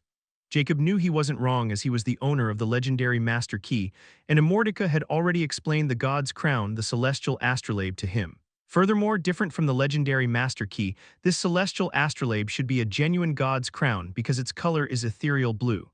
At the same time, the rings in it were also fully golden and somewhat different. However, the aura emitting from it was absolutely shocking, and Jacob instantly knew why he felt like prostrating himself in front of this celestial astrolabe. It has to be something to with the faith path and law path. At this moment, the figure of Soulless appeared again and spoke with a hint of surprise. I'm again impressed by your will. If there were another mortal or even a lesser god, they would have started to prostrate themselves in front of faith god's crown. Is this the effect of your soul totem? Soulless seemed too deep in thought before speaking again. No matter, we have all the time to analyze your soul totem thoroughly. This place is the core of the divine soulless pagoda. You can also call it my heart. The nominal ownership ritual will be held here, so let's start immediately. Chapter 947, Nominal Ownership, Part 2. Jacob looked at the massive monolith with the faith god's crown as Soulless introduced it as his core. This meant Jacob was standing in the most secure location of the entire divine soulless pagoda. If he turned his heels now, he could do massive damage to Soulless. However, Jacob didn't even consider it since he wasn't even sure if he could scratch this core with a 12-ring god's crown part of it. It would be akin to committing suicide. So Jacob remained standing as he waited for Soulless to continue this ritual, which didn't take long. Suddenly, the monolith pulsed with an unknown power, releasing a blinding light. Jacob's mind reeled as he felt a terrifying presence, and his vision was filled with piercing bright light, shocking his entire being. If Jacob didn't have the cursed immortal totem, his soul might have been shattered by that sliver of power, and with how much that trapped black scroll was trembling, Jacob had a feeling that this black scroll might be supposed to protect him. But now that it was trapped, Jacob took a direct hit from something he shouldn't have, yet he survived. However, his fear grows because he never imagined a divine artifact would carry this kind of power. Then what about the gods? Just thinking about it made him shudder, and he was also affected by that strange power. He was simply playing with something too high level than him, and with the slightest mistake, Jacob might not even get a chance to make a wish. However, by the time Jacob regained his senses, he was still in front of the monolith. Under his feet was a runic circle filled with countless unknown runes, pulsing just like the monolith. At this moment, the 12-ring astrolabe in the monolith suddenly turned, and the rings within revolved differently than the other. Before Jacob could react, a golden streak shot toward Jacob's head and pierced into the depths of his soul. At this moment, an extremely ancient voice rang in his mind. Although the language was foreign to Jacob, he could understand it, or there was something about that voice that compelled him to understand it regardless. The path of soul is long and arduous, yet it is a taboo and cursed with the only end: doom. Necromancers defy the death and rob the souls of their peace and salvation. Thus they are cursed by both life and death, never to have peace where life exists and even in death. But we, soulmancers, not only defy death, we also defy the universe by devouring the souls and changing their natures entirely against the rules of the universe. That's why we are cursed by the universe. I left this warning for future generations of soulmancer and the potential heir of my legacy.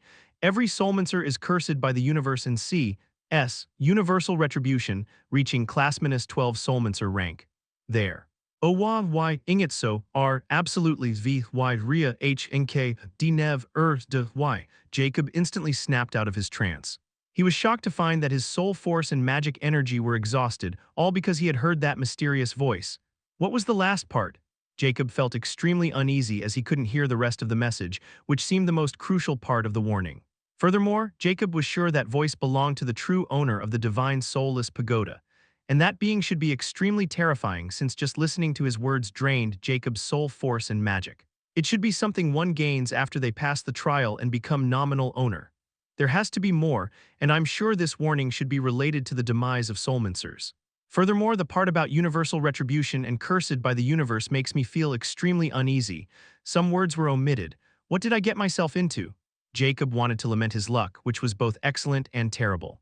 Alright, this is the final phase of the nominal ownership ritual. The residue of my creators will ask you a question, and you need to answer truthfully. This question can be anything, and don't you dare lie, because my creator was the strongest soulmancer that ever existed. The exalted one's means are not something you or even I can see through. So don't you dare lie. Soulless's extremely grave voice rang at this moment, startling Jacob as he was too immersed in what that voice just said, and the ritual had already reached its final stage. The runic circle was now glowing in light blue, and Jacob felt his divine soulless codex react with the monolith in front of him. At this moment, the same ancient voice rang again, but this time it wasn't profound and somewhat stoic. It was very faint yet filled with authority, and Jacob instantly felt a mysterious aura emitting from the runic circle. Do you know the god of evil void? Jacob was startled when he heard this strange question. He thought it would be something personal or profound, but this voice was asking him if he knew a god. And this time his soul force or magic power didn't stir at all. Anyway, Jacob didn't need to lie at all as he replied without hesitation, no. The next moment, the runic circle under his feet blinked and faded away, and Jacob suddenly felt a profound connection with the monolith in front of him forming. Suddenly, Soulless's elated voice rang again, and this time it rang directly in his head. Congratulations, you are now the nominal owner of the divine soulless pagoda, and you've earned some privileges and rewards. But there's no need to mention them, for those are limited, and now I'm about to enter your nexus point. Don't resist if you don't want your soul to be torn apart. The next moment, Jacob suddenly started to float under some mysterious influence, and he had no power to resist. Cursed immortality. Jacob finally decided it was now time to summon cursed immortality, just in case things didn't work out the way he wanted them. Furthermore, now he was sure soulless shouldn't have any relation to a universal godly scripture. Immortica's annoying, eerie laughter filled Jacob's mind when cursed immortality appeared. Although he hated that laughter, the same laughter calmed him down for some reason. After all, Jacob knew as long as that damn book didn't stop laughing, then it means the situation was completely under control. Chapter 948, not scarier than, hey heh, long time no chat. Immortica's jolly voice sounded as if greeting a long-lost friend. However, Jacob was fully aware of the mischievousness of the cursed book, and at this moment a dark portal suddenly appeared above him. He knew Soulless was about to start the final phase of entering his nexus point. I didn't summon you for chit-chat, I want to draft a wish, Jacob curtly stated as he entered the portal at this moment. The next moment, Jacob found himself in the same chaotic space. But this time, Jacob wasn't trapped in a bubble but covered in an ethereal blue light. Furthermore, the colossal structure of the divine soulless pagoda was gone, startling Jacob. Look down, heh. Immortica's playful voice sounded, and Jacob instantly looked down and his eyes flickered with shock. Below him was the massive black suture which seemed like a skyscraper. Now that Jacob had a bird's-eye view of the divine soulless pagoda, he could vaguely see its pristine and ancient structure. It wasn't entirely black, but there were glowing blue runic markings on its surface, carved like ancient murals which he couldn't make sense of. I must say, I'm impressed you got to this point without summoning me at the very last moment, and even then, you only seem to be planning on using your ability, not seeking my advice. Immortica's teasing voice sounded again. Jacob coldly retorted, "It's about time I start making my own decisions now that I have a complete grasp over my powers and know about my limits. Besides, I've realized that as I'm growing, crossing these vast boundaries of Zodiac Plains, the hurdles in my way will only grow stronger and stronger. I can't take any risk of exposing you." Hey, I'm flattered. Your mentality seemed to have taken a massive turn since you had spent those 2,000 years in seclusion, and I must say it's for the better. Things will only get interesting from this point on, hehe. Since you put such a show in front of that dishonest building for me, I'll save you the misery. What you're planning has no chance of failure, and your soul can handle the building's entry, and even if it releases its divine might, you can survive for 5 seconds. So time is of the essence, and I'm looking forward to the result of your gamble, ha ha ha ha ha ha. Jacob's eyes flickered furiously as his heart stirred when he heard the last part. Although he didn't know what divine might was, he mused that it was the power Soulless was talking about. Nonetheless, Jacob quickly calmed down. As long as everything went as I planned, Soulless won't even realize what happened, much less use that divine might. Even if things went south, 5 seconds is enough. But still, this damn book really knows how to ruin someone's parade. And for some reason, I can tell you're not content at all with me not asking for your advice. At this moment, Jacob's attention suddenly shifted because his vague connection with the divine soulless pagoda stirred, and that vague connection became more apparent. Jacob's connection with the divine soulless pagoda as its nominal owner was superficial.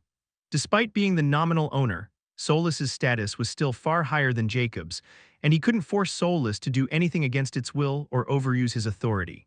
Even if Soulless wanted to help Jacob, he couldn't because he was also bound by the rules imposed by its creator. As an artifact spirit, Soulless can't bypass the rules engraved in its core. One such rule was that Soulless couldn't do anything to Jacob once he became nominal owner, at least not personally, which Jacob wasn't aware of. Usually, an artifact spirit strictly follows its core principles, and these principles also mold its personality. Soulless's core principles revolved around nurturing the most powerful soulmancer. Only if Soulless discovered the contender unworthy was he free to discard him without harming him/her. However, Soulless had been through a lot and even remained trapped somewhere, which had changed Soulless's personality to the point it was now bypassing its core protocols and using the inheritance stored inside for its own advantage. The divine accord that Soulless used on Jacob was also part of the inheritance. Now, taking advantage of the nominal owner status and the divine accord in his divine soulless codex, Soulless temporarily gave Jacob full control over the divine soulless pagoda, enabling him to store it inside his nexus point. Furthermore, to ensure Jacob could not do anything during this short window when he had complete control of the divine soulless pagoda, Soulless didn't even hint at it, and also included specific terms and conditions related to this in the divine accord. Now, even if Jacob realizes this, he wouldn't be absolutely helpless, and to make sure Jacob wouldn't be able to influence the divine soulless pagoda even if he grew strong to the point of threatening it, Soulless had specifically guided Jacob to place the divine accord inside his divine soulless codex. As for the reason why, only Soulless knows. At this moment, Jacob finally realized that he could feel the entire divine soulless pagoda. Every inch and place was exposed to him, and he had a feeling that he could control it just like his soul artifacts. His eyes flickered in astonishment, and he also felt the divine accord trapped in his divine soulless codex trembled violently when he thought about trying to control the pagoda, and a sudden realization struck Jacob. Jacob no longer tried to do anything and remained motionless. At this moment, Soulless's solemn yet somewhat weak voice rang. Now, quickly try shrinking the pagoda and then imagine sending it into your nexus point. It should be the same as sending a soul artifact into your soul. Quickly, you only have 10 seconds before I use up all my stored power. Jacob was surprised and again reevaluated Soulless's cunningness. He didn't reveal this weakness to the very end. He wanted to applaud Soulless, but then Jacob suddenly remembered Immortalita's words and couldn't help but admire the cursed book because he knew Immortalita had already seen through Soulless's schemes. Moreover, when it said Jacob's plan had no chance of failure, it should have known that Jacob was gaining this power and that 5 seconds should be a warning towards something, not just a simple gesture of goodwill. There is nothing scarier than cursed immortality when it comes to scheming. Jacob lamented, but he didn't have time to be depressed. His eyes flickered icily as he looked at the divine treasure. Now it's time for payback. Chapter 949, Fruitful Endeavor. At this moment, with Jacob's complete control over the divine soulless pagoda, he followed Soulless's instruction and tried to shrink its size. The next moment, the colossal structure trembled, creating powerful ripples in the chaotic space. Under Jacob's eyes, the pagoda was shrinking. However, as the divine soulless pagoda was shrinking, Jacob could clearly feel how the treasure worked, especially its core. Furthermore, everything within the divine soulless pagoda was revealed to Jacob at this moment. But Jacob had only time to glimmer at the secrets within because the pagoda was now only slightly over 100 meters tall. Now Jacob could see its entire exquisite structure.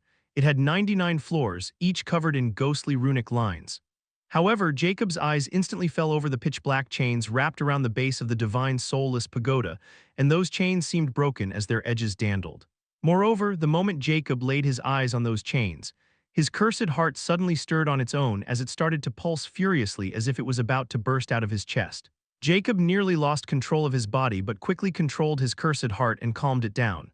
But the shock Jacob just received was clear as day, and he knew what he felt just now. It was fear. This was the first time his cursed heart had reacted in this manner, and Jacob knew it was all because of those black chains. He became instantly wary. "What are you doing? Only 3 seconds are left.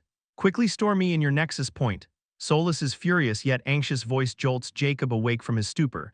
He looked at the tiny divine soulless pagoda hovering in front of him. Although it was now only a centimeter in size, Jacob was still looking at the chains at its base that had shrunken with it. Still, Jacob knew he couldn't mess up now and needed to act, or he'd miss his window and Soulless would be bloody for him as well. "Don't resist," Jacob sounded anxious. At this moment, Soulless sensed a strong attraction force, and the divine artifact spirit thought it was coming from Jacob's nexus point despite discovering the strangeness of this attraction force. After all, Soulless was a divine treasure and could clearly be distinguished between different attraction forces.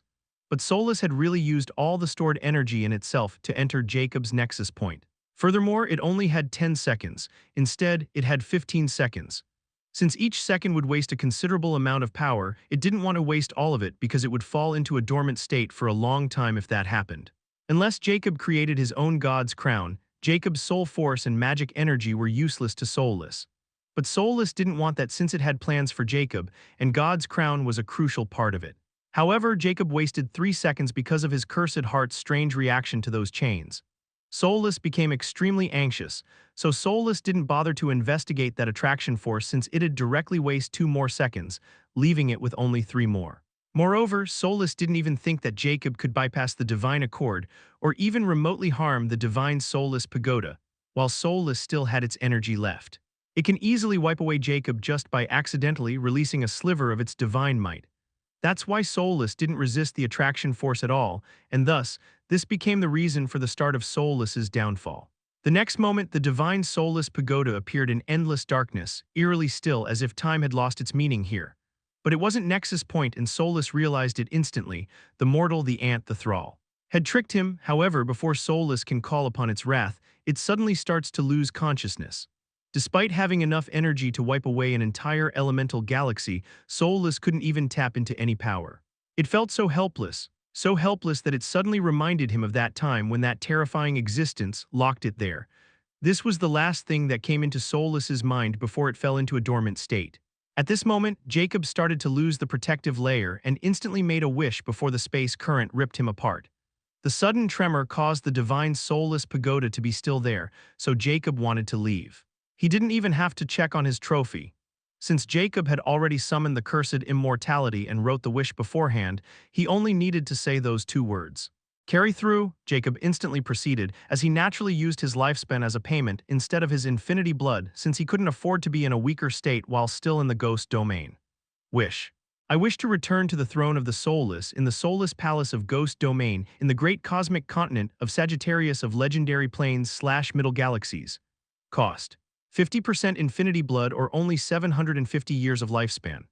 Lifespan, 824,144 years, all youthful. The next moment, Jacob instantly vanished and his body started to twist as he activated the gluttony mask. Thereupon, with a flash, Jacob arrived at a familiar gloomy hall filled with negative life force and instantly felt comforting coldness wash over his entire body. He was sitting on the throne of the soulless at this moment, and he had returned as the soulless ghost king. Jacob felt massive relief as everything worked out just fine, and then ecstasy flickered in his ghostly eyes as he looked inside his infinity pendant and found the miniature divine soulless pagoda remained motionless there, just like everything else in the pendant. Just as I thought, even if it's a divine treasure, it's not a match for a universal godly artifact. I planned on dragging it into the infinite space, but when I found I had complete control over the treasure, sending it into the storage space instead seemed much safer since I had to let it enter my nexus point to do that.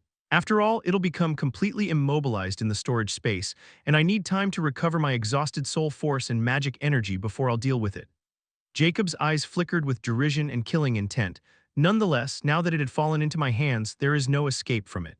It'll either become an obedient tool, or I'll dismantle it gradually. I must also figure out why my cursed heart almost went wild because of those chains. Still, this trip to the ghost domain turned out to be even more profitable than I had expected. I got a divine treasure from it with an ancient legacy of some extremely powerful god-rank figure. At this moment, Jacob suddenly noticed something and looked towards the second empty throne. A shadowy figure materialized with an icy glare. It was the sole Ghost King, and for some reason Jacob sensed something amiss because he could sense a hint of killing intent from her. Chapter 950, Harbinger of Disaster. Part 1, Jacob looked towards the sole Ghost King. How long was I gone? He wondered since he had no idea how long he had been inside the divine soulless pagoda. Although not even a day had passed for Jacob, he knew it should be more than a day. However, even if a month had passed, Jacob was sure the Soul Ghost King wasn't supposed to have come back so quickly unless those Ghost Kings had been subdued completely. What did you do? The Soul Ghost King's icy voice rang behind her ghost form. Jacob was already exhausted and didn't want to have a clash with the mysterious Soul Ghost King at this moment. But he couldn't be questioned by her either. Do I need to report my every action to you? Jacob coldly retorted, and with the help of the throne of the Soulless, he released the majestic might of the Soulless Ghost King. The Soul Ghost King's ghost form flickered fiercely before she spoke. 16 days ago, I sensed abnormalities in the Soul Abyss, which is the exact same day you went into the Treasury Vault. I didn't think much of them since the Soul Abyss was still active for another decade. However, just a few moments ago, the Soul Abyss suddenly became extremely chaotic and started showing signs of eruption, and you, my king, arrived just at the right time. That's why I'm asking, what did my king do?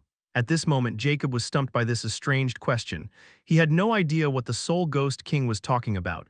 Although he knew about the Soul Abyss, he didn't know what connection the Soul Ghost King had with it. Furthermore, if what the Soul Ghost King told him was true, Jacob couldn't help but think about the Divine Soulless Pagoda. Don't tell me there is some connection with Divine Soulless Pagoda and Soul Abyss. Although Soulless had tricked the Soulless Ghost Ancestor, the Divine Soulless Pagoda had been Soulless Ghost Ancestor's property for a long time. Even if he couldn't use his full might, he had still conquered the ghost domain and established the entire ghost race as one of the big three of the dead faction. So it shouldn't be surprising if he used some tricks in his heydays or made more deals with Soulless to strengthen his domain. However, even the Soulless Ghost Ancestor hadn't thought that Soulless was planning to run away from the start, and I just not only lent it a helping hand, but I also seized it. So now, it seemed Soulless not only controlled the Treasury Vault, but also had more direct involvement with the ghost domain, especially with the Soul Abyss that is rumored to be the source of the ghost race's dominance and strength. Too bad I had no memories of it, and those memories should also contain the connection of Soul Ghost King with the Soul Abyss as well. Jacob looked at Soul Ghost King, who was showing faint hostility, and he was in a bad spot at this moment since he was still recovering. However, at this moment something struck Jacob. His eyes compressed and a faint killing intent surfaced in them. How do you know the exact time I went to the Treasury Vault?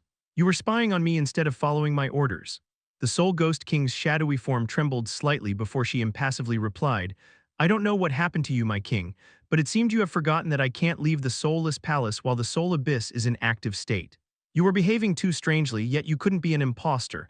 I implore you to tell me what happened to you. You are not in your right mind. Jacob was shocked as he wasn't expecting something like this to expose his act. Although he was aware of the Soul Ghost King's complicated position, he had no idea it would be this complicated. And on top of that, she couldn't even leave the Soulless Palace. So it wasn't hard for Jacob to understand how his act was bound to fail. However, the Soul Ghost King still thinks he is the real deal and has only suffered some injury, probably because of the throne of the Soulless, and how he remembered the secret sequence to enter the Treasury Vault. Now she's confronting him about it because the Soul Abyss had suddenly turned into a chaotic mess, and she knew she couldn't pretend to be oblivious to this any longer. If there was really something wrong with the current Soulless Ghost King, then from his act to start a war, going against the dead faction, and now doing something to the Soul Abyss, it needed to be stopped before he dragged the entire ghost race down with it. Although the Soul Ghost King somewhat preferred this version of the Soulless Ghost King because he showed some consideration for her, she was now unsure if this was just an act or real. She was determined to stop Soulless Ghost King immediately if he showed any signs of resistance or continued to pretend to be normal. On the other hand, many possibilities flashed past Jacob's mind. The situation wasn't completely out of hand. it was still salvageable. But before he could respond to Soul Ghost King's interrogation, a powerful earthquake rumbled through the entire soulless palace and spread throughout the ghost domain. However, it wouldn't be a big deal because thereafter, the soulless palace, the symbol of the ghost race's dominance, the royal family's glorious past, and the home of the ghost race's highest authority, the soulless ghost king, suddenly started to crack. The followers and servants within the soulless palace instantly panicked as they thought someone was attacking it. However, the protective formations around the palace didn't show any signs of reacting. It was as if a natural disaster had suddenly struck the soulless palace. This notion was even more absurd because natural disasters don't exist anywhere near the soul abyss. At this moment suddenly all hell broke loose, and a sky-shattering, heart-wrenching scream filled with countless wails of anguish reverberated throughout the soulless palace. The seal. It was the Soul Ghost King. Chapter 951, Harbinger of Disaster, Part 2. Jacob was shocked when the soulless palace suddenly started to crack, and then even the throne of the soulless began to shake violently before cracks appeared. Powerful energy fluctuations rippled through the throne hall. Although this situation was completely unexpected, Jacob had a pretty good idea of what caused it. Before he could react, the Soul Ghost King Alma's hysterical scream, filled with terrifying shockwaves, reverberated throughout the soulless palace. The seal. Jacob instantly looked at her and saw her throne was filled with cracks and a mysterious light was oozing through the cracks. Not only that, but as both thrones crumbled, layers of runes surfaced throughout the throne room. However, he didn't have time to assess because the Soul Ghost King's ghost form was flickering like raging flames, and he could feel she was losing her mind. Calm down, Jacob's assertive voice rang as he used soul force to break her hysteria. However, this only made it worse because the next moment, the Soul Ghost King's eyes shone with maddening killing intent. She glared at Jacob, and he instantly felt a sense of danger. "You did this," she roared, and the next moment countless wailing ghosts started to surface from her ghost form. "You broke the seal and doomed our race." This bitch. Jacob knew the time for talk was over, and whatever this seal was, it seemed quickly important to Soul Ghost King, not to mention the ghost race.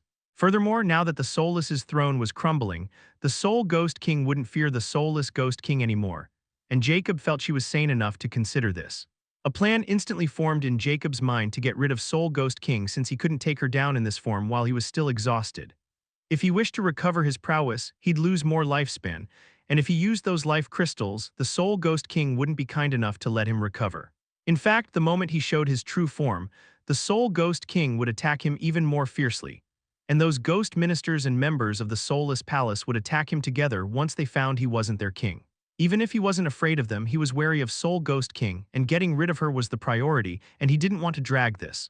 "Alright, since you want to know the truth, follow me and I'll show you why this is happening," Jacob roared under the sea of ghosts created by the Soul Ghost King.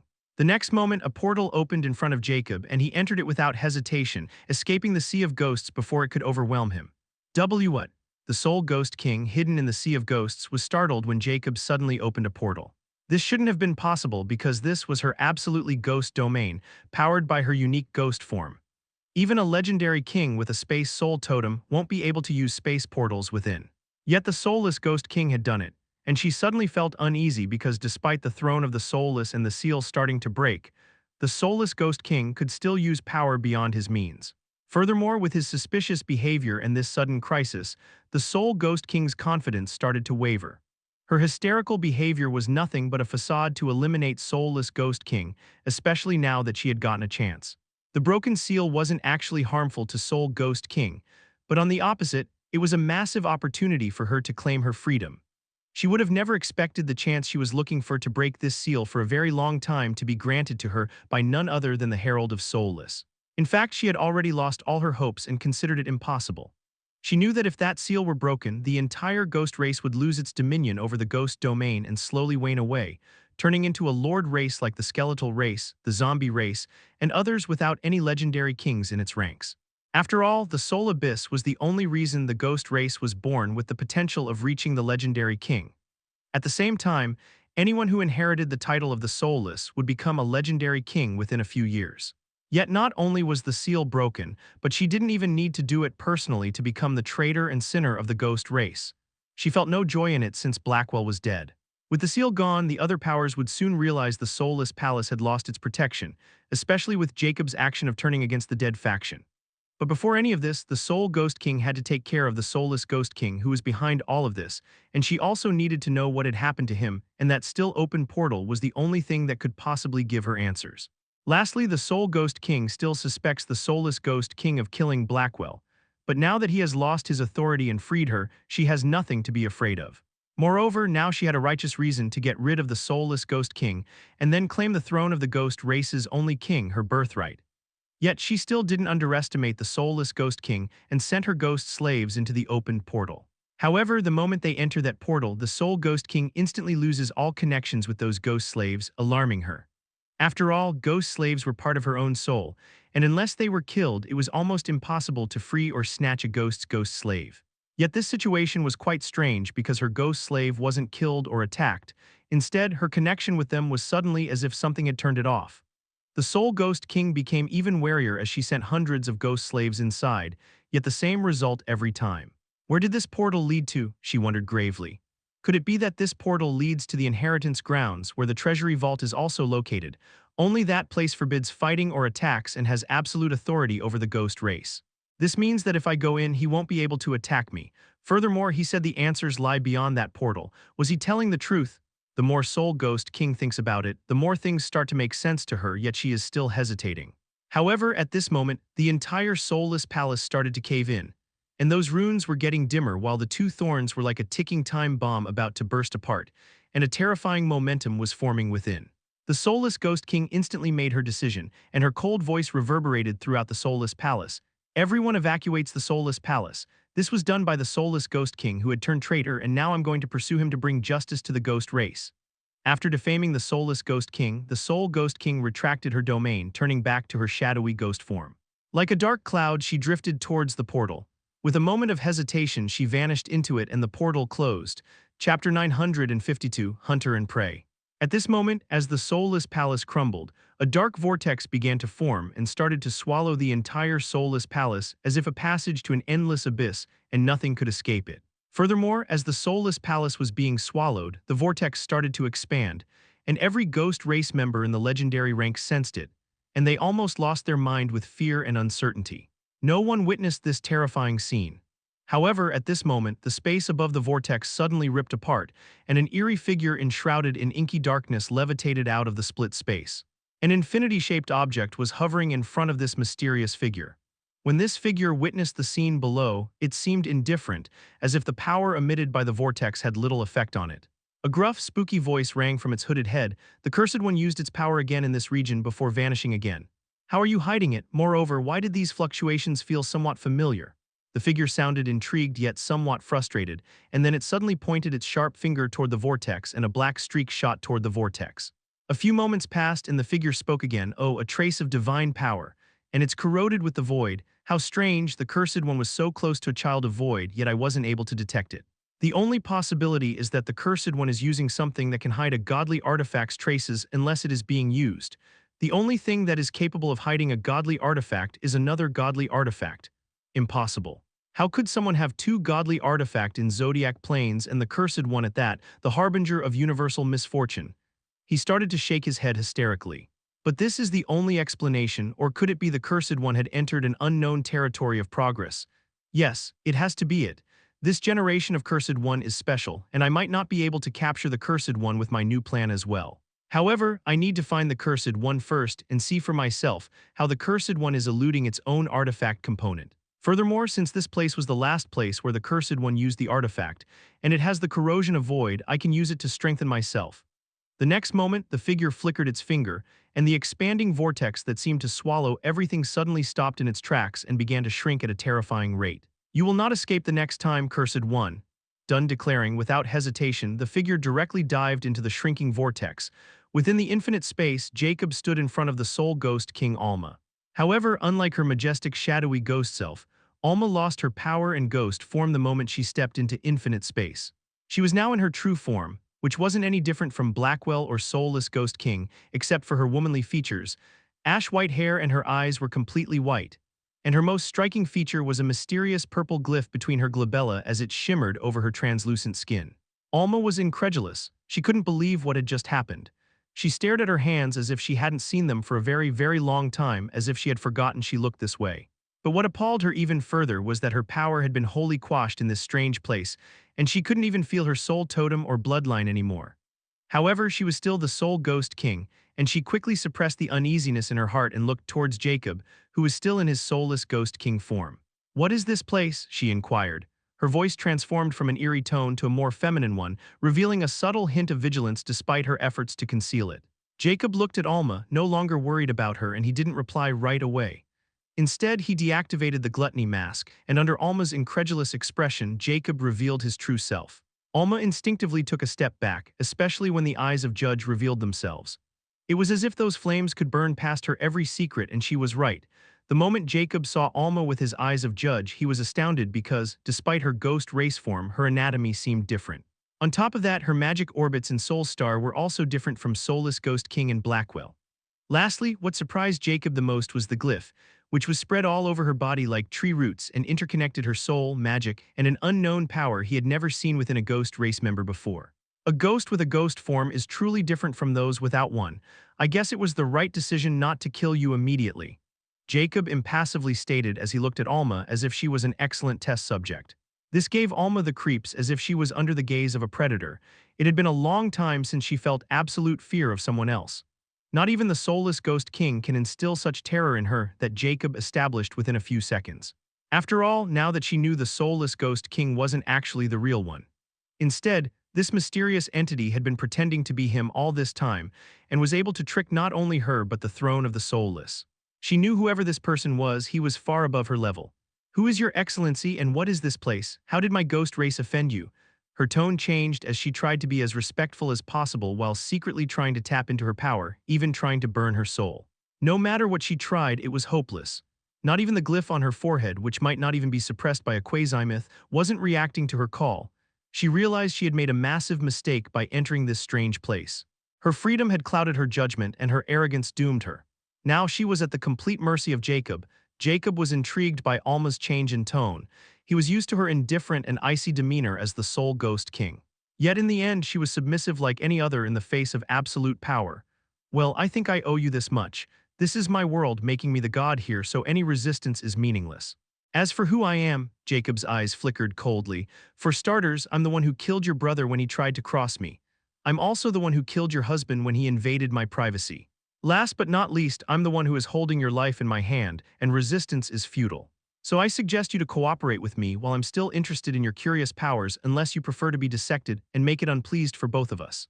Jacob's words were like the devil as he impassively glared at Alma, who was now trembling with rage, hatred, terror, and all kinds of emotions emitting from her. Yet Jacob remained different as he asked while releasing his killing intent. "So what it'll be," Chapter 953, Soul Tether Hex. Alma's mind went black after hearing Jacob's disparaging confession as if he was telling a boring story. Although she had suspected the soulless Ghost King had killed her brother, she wasn't expecting this soulless Ghost King to be an entirely different entity. Furthermore, now that Jacob was confessing right in front of her, the irony of not being able to do a thing except hate him with every fiber of her being, she couldn't do anything. In fact, her own life was in his hands right now, and she was filled with despair. As for the soulless Ghost King, Alma didn't care about him at all, yet for some reason she suddenly thought she had wronged him all this time. After all, despite their differences in schemes, he never harmed Blackwell. Nonetheless, it was all in the past, and now Jacob wanted her to become his test subject, and she could either cooperate with the murderer of her brother or suffer under his hands. The result would be the same. She even thought about committing suicide while wounding Jacob in the process, but it was also the most hateful part. She couldn't even commit suicide in this world, which Jacob called his own and claimed to be its god. Now Alma even started to suspect Jacob, a mythical being from the upper plains, since only they might have such a power under their control. She dispiritedly asked, I. "Even if I cooperate, you won't let me go, right?" Jacob contemptuously replied in a dark tone. "What a silly question to ask. Tell me, all the ghost slaves within your soul, do you even think of them as living beings? In the end, they are just tools, unworthy and weak. You can casually sacrifice them when needs arrive and won't feel a thing because you can constantly replenish them. The same goes for me. In my eyes, you are just like those ghost slaves. You have no right to demand anything. You are nothing but an interesting tool, and tools are meant to be used until they break before being replaced. A tool has no will, no right. It exists for its master's use, and you should know better than to ask me if I ever give a tool freedom. The only choice you have is either to work smoothly or by force." In the latter case, you'll break quicker than your expectancy. Alma's eyes became even more empty as she heard those cruel words, but just as Jacob said she would do the same if they changed position. She was a dark being. She had killed countless living beings and dark beings alive. Even the countless souls in her soul were her trophies and tools. She never considered them living things with rights. They were nothing but her tools, and she'd use them as she wished without caring about their suffering. Just one thing, Alma said, her voice fraught with emptiness. How did you kill Blackwell? Jacob's eyes flickered from this strange question, but he still answered her question slowly, painfully, and in despair. The amusing part is, I didn't even have to act personally. He ran into hordes of Zodiac beasts while seeking out the spirit Poison King, hoping to escape my clutches.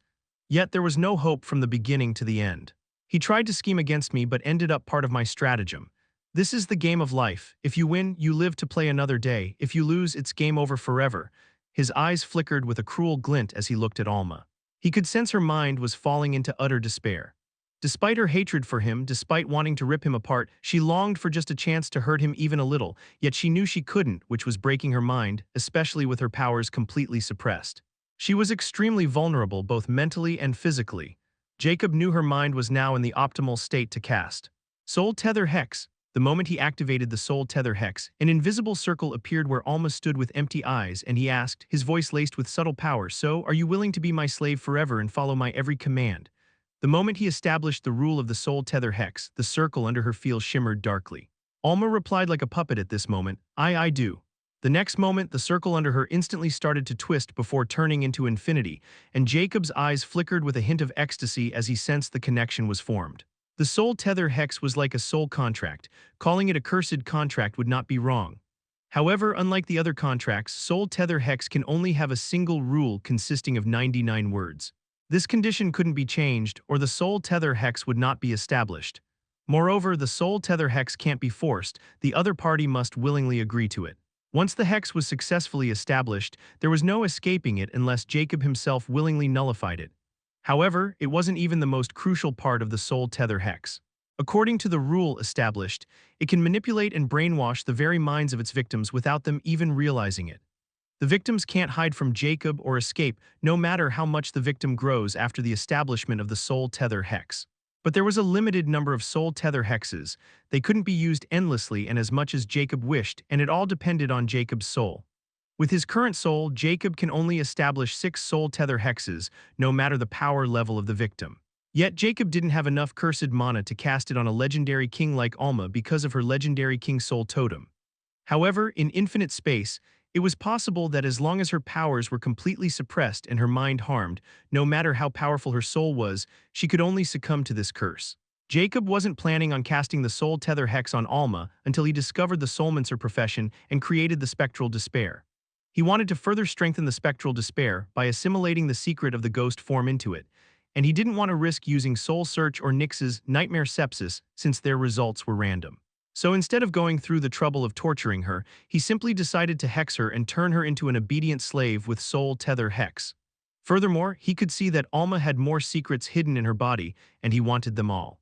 Now, with Alma under the Soul Tether Hex's influence, will soon turn into Jacob's loyal slave while completely forgetting her hatred for him. And once her usefulness is over, he can get rid of her and empty the Soul Tether Hex's slot. Jacob impassively ordered, "All right, from now on you are no longer Soul Ghost King or Alma, you will be Specimen -1. Go and find yourself a place to live. I'll find you soon." Alma didn't object or show any resistance as she silently walked away like a corpse, and Jacob had no remorse as he watched the desolated back of the ghost. Chapter 954, Soul Abyss. After dealing with Alma, Jacob focused on recovering from his exhaustion. He can recover almost 10 times faster inside the infinite space than outside it. Furthermore, Jacob had no idea what had happened in the Soulless Palace. Still, he wasn't in a hurry to interrogate Alma. He knew he couldn't leave the infinite space right away and might find himself in the middle of something dangerous. After all, Alma was pretty hysteric about this sealed destruction, and from Jacob's own conjecture, he felt that all this fiasco was related to the divine soulless pagoda. In 3 days, Jacob recovered to his peak state and finally felt much better. Without hesitation, he called, "Specimen -1, join me." Jacob is currently in the center of the infinite space where he has arranged all the equipment he has. Most of them were from the Myriad Galaxy Palace, while some of them were from where he had gathered in his years of travels. This was Jacob's open lab. Since this world was an enclosed space and no one could harm or infiltrate it without Jacob's permission, he didn't bother to build a structure. In fact, he had already taken the entire infinite space as his future lab, which would continue to expand with him. Moreover, he was already planning on gathering specimens and even some slave assistants to do minor rudimentary tasks. Once someone saw this place, Jacob had no intention of letting them leave unless they were like Autarch, Nyx, or Elia. Other than his open lab, which only covered around 10 kilometers of infinite space, the rest were empty, and Jacob also had other plans regarding it. As for Alma, she seemed to be wandering aimlessly after Jacob dismissed her 3 days ago in the infinite space like a wandering ghost. But once Jacob called, she instantly teleported in front of him. Her empty eyes fluctuated ever so slightly when she saw Jacob surrounded by the unique alchemy equipment, the pride and joy of the Alchemy Guild. Yet he somehow had them. Nonetheless, it really didn't matter to her anymore. She had lost her freedom, hope, and even her family. But for some strange reason, her hatred for Jacob was deteriorating, and a hint of respect was forming in her mind, and she didn't even notice it. Jacob was sitting in front of a huge metallic table outlined with peculiar runic lines as if divided into sections. This table was not a regular table. It was a unique date analyzing station that could analyze samples of blood, plantations, ores, and even living things. Furthermore, this was only one of its main features. It can also store almost limitless data, run tests, and even crack cryptic data. This was the most important thing in the entire lab of the Myriad Galaxy King, and almost all the records of his life's research were stored there after he became an Alchemy King. This station was only granted to an Alchemy King by the Alchemy Guild, and it needed to return to the guild once the alchemist died. There was a special function installed in it that could send a signal back to the guild once someone other than its owner came in contact with it for a certain period. But it's too bad. In infinite space, such functions were meaningless, and despite this date-analyzing station being a quasi-legendary king-rank treasure, it wasn't a sole artifact but a wonder of magic technology. Now it was Jacob's, and he had already found all the information in Myriad Galaxy King's belongings. Not only that, but the Alchemy King also recorded all the equipment. Like any other alchemist, he was obsessed with recording his alchemy research, and the equipment was a crucial part of it. When Jacob saw Alma, he could feel the change starting to take place. Within a few years, she would completely forget about her hatred for him and become a loyal slave. I have summoned you today to ask you some questions. Answer them truthfully, for I can see through your lies, and it's also best for you not to hide anything from me because you choose this route to save yourself the torture and misery once you dare to resist me. Forget about the outside world. Now this is your new world. Who knows, as long as you are cooperative and I get what I want from you without you dying, I might even consider changing your status from a specimen to an assistance. You are nothing but a legendary king, but if you can survive your life as a specimen, I might even help you become a mythical king. I always repay my enemies with miserable death and obedient helots with adequate rewards. Jacob's words seemed to have little effect on Alma, yet despite not being obvious, he could sense the change in her mind, which seemed to have intensified very slightly. His eyes flickered subtly. Just as I thought, the soul tether hex's effect can be increased as long as the boundaries of the set rule are influencing the victim. He asked, "Tell me, what kind of seal were you talking about back in the throne hall?" Alma emotionlessly replied, "It was an ancestral seal created upon the foundation of the ghost domain by the soulless ghost ancestor when the ancestor opened the soul abyss. According to the annals of the soul ghost clan, the soul abyss was created by the soulless ghost ancestor's godly prowess, and the reason the ghost race evolved from a lord race to a king race was precisely because of the soul abyss. However, it was stated that the soul abyss was highly unstable, and to keep it from erupting and losing its power, the ancestor also created a soulless seal, which was the soulless palace, and the throne of the soulless and the throne of the soul were core of this soulless seal. For generations, the soulless and soul titles have been passed down in the soulless ghost clan and the soul ghost clan of ghost domain, who will inherit the soulless ghost king and soul ghost king positions in the soulless palace. The soulless ghost king always has prime authority over the soulless palace, and they are always the most talented male successors chosen for this title. While on our side, the soul ghost king title is inherited by the most talented woman. But no matter who ends up with these titles, they will always have to marry and then create a single heir for each generation. If the heir is a male, they will be sent to the soulless ghost clan, while if it's a woman, she will go to the soul ghost clan. However, creating an heir also has another meaning in our soulless and soul ghost clans. Once an heir is made, the legacy shrines will be activated again and gather power to create the next generation's soulless and soul ghost kings in 10,000 years. which also means the reigning soulless Ghost King and Soul Ghost King will have no choice but to abdicate their titles and enter the Soul Abyss, which according to the records leads to the mythical Ascension Bridge. Jacob impassively listened all this time, but when he heard the final part his eyes flickered furious, and a strange glint shimmered in his eyes when he heard mythical Ascension Bridge was inside the Soul Abyss. Suddenly, Soulless's jeering words repeated in his mind about tricking the soulless ghost ancestor into going into the mythical Ascension Bridge without an Ascension permit. Now he was almost certain that Soulless had tricked the soulless ghost ancestor more than once, and all those previous soulless ghost kings and soul ghost kings were most likely dead, or there was another deeper purpose. Chapter 955, Past of Soul Ghost King. Jacob has already more or less guessed the unique situation of the ghost race. Basically, the Soul Abyss had been connected to the divine soulless pagoda or at least created by it, and he was the main reason the ghost race was able to become a legendary king rank race.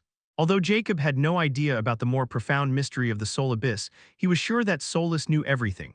So when Jacob captured the divine soulless pagoda, everything connected to it instantly crumbled, including the Soul Abyss, soulless palace, and who knows what else. But there was another thing Jacob was curious about as he asked Alma, "Tell me, why couldn't you leave the soulless palace or, as a matter of fact, the ghost domain even when the Soul Abyss wasn't active? I can only assume that the reason you were unwilling to have a child with the soulless ghost king should be because of your unique situation." Alma replied emotionlessly, "It was the soulless ghost king and the soulless ghost clan's trick. I suddenly awakened the ghost form when I became the soulless ghost king and entered the legendary rank. The ghost form has always been a symbol of the most powerful ghost king in our ghost race and proof of the direct blessing of the ancestor. Only 3 in the entire history of the ghost race had awakened the ghost form besides the soulless ghost ancestor and me. But the previous ghost form owners were all the soulless ghost kings of their generation and males. A female ghost with the title of the Soul Ghost King never had awoken the ghost form. One can only imagine what kind of stir it had caused to not only the soulless ghost king, but the 2 clans as well. Because there was another absolute rule of the ancestor dogma. Any ghost race member who awoke a ghost form should be immediately conferred as the soulless ghost king, even if another one already exists. They have to give away their title and legacy with the help of the ghost shrine. Since the ghost race has never broken the soulless ghost ancestor laws, the soulless ghost clan had no choice but to follow this law as well because there was a warning if these laws were broken, our race would suffer a calamity. But no one had expected that the soulless ghost king would use his authority and take a mysterious treasure from the treasury vault of the soulless ghost ancestor. He used that treasure to cast an extremely powerful curse on me and bond me to the Soul Abyss seal. According to this curse, as long as the Soul Abyss's seal exists, I can't leave its vicinity, meaning the ghost domain, and the more active the seal is, the more limited my area of movement, like the activation period of the Soul Abyss when the seal is the most active. If I leave the ghost domain for a certain period of time, my soul totem will be shattered, and I've personally experienced it when I thought the soulless ghost king was lying to me. The most hateful part about this curse was I could be the strongest within the ghost domain, yet despite that, because the throne of the soulless controls 70% of the seal, I can't do anything to soulless ghost king and almost became his strongest guard dog.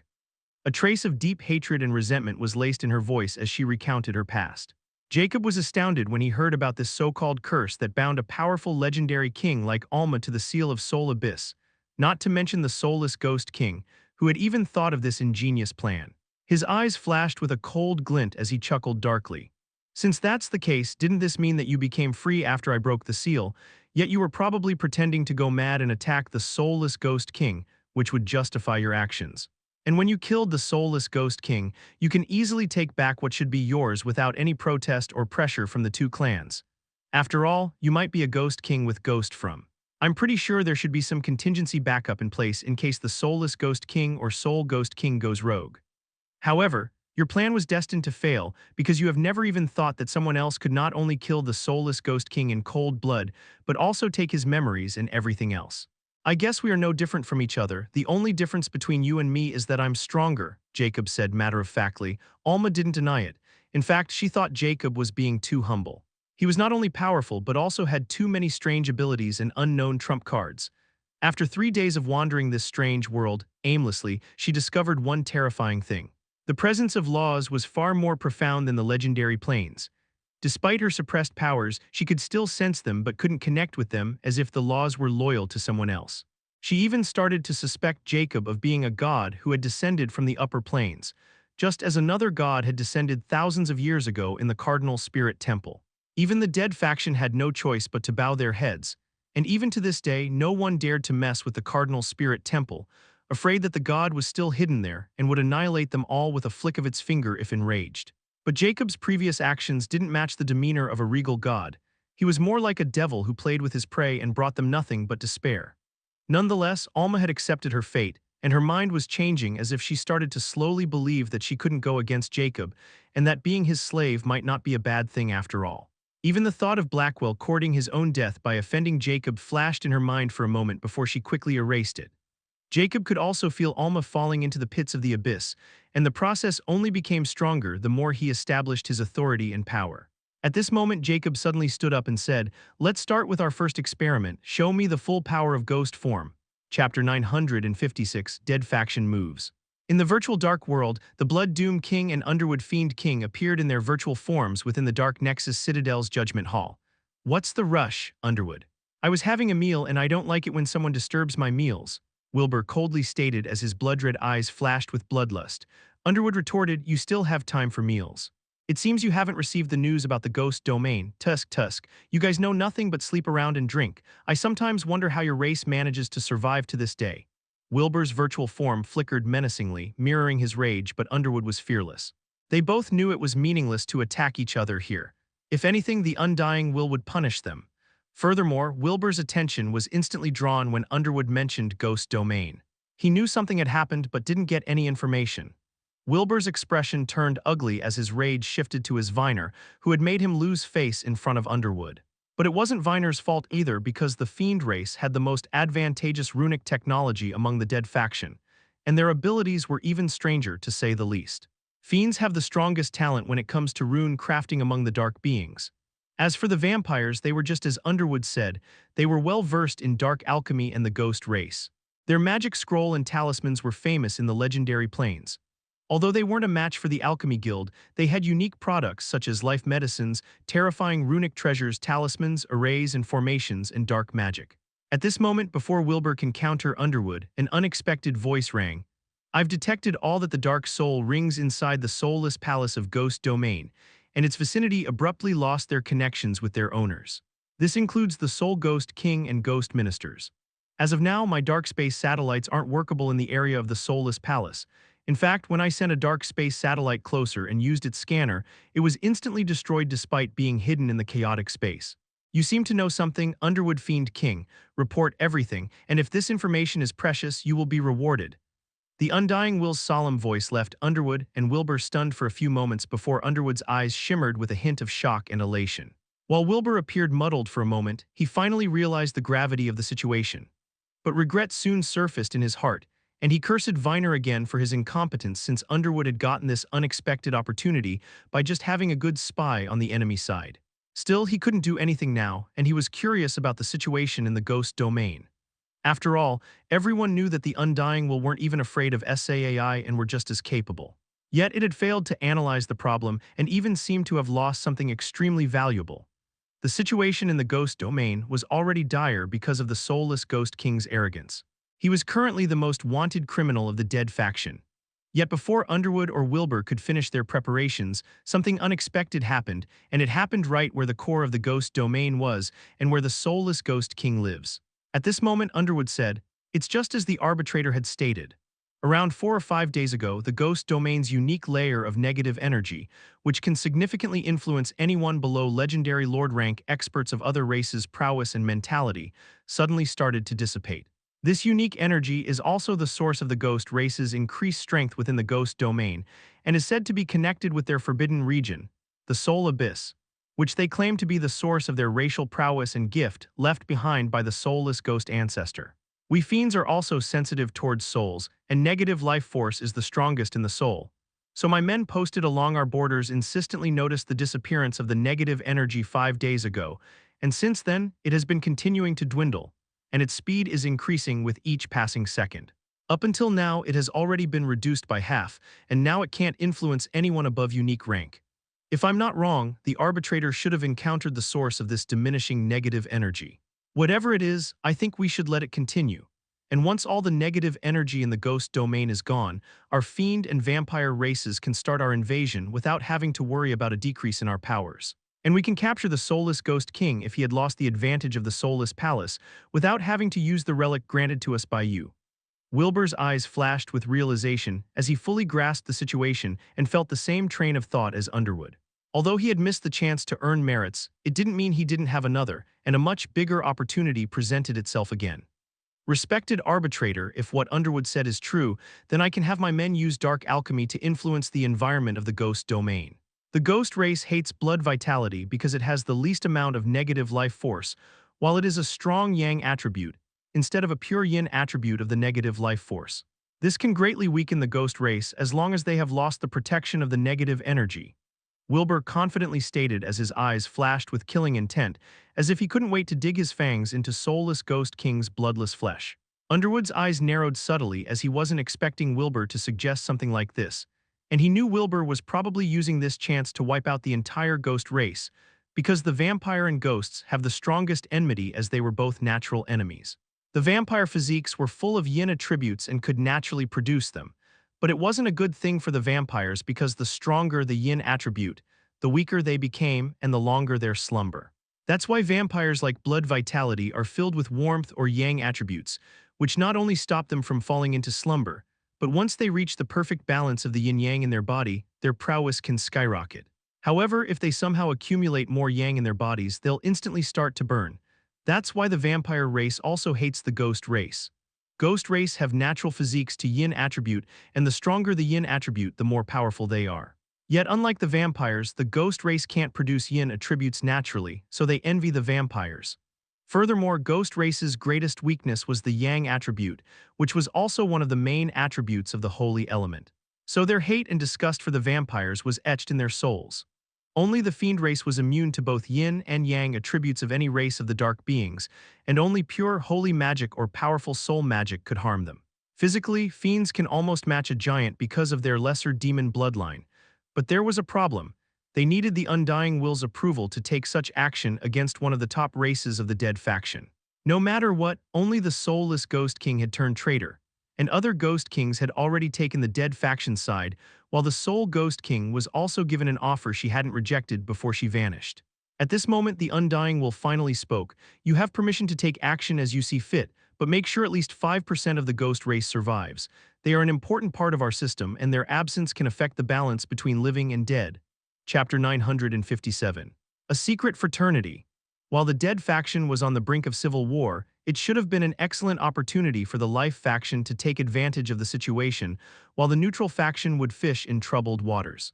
However, the peace between the life faction and neutral faction was only superficial and unbeknownst to even those high-ranking officials of the two factions.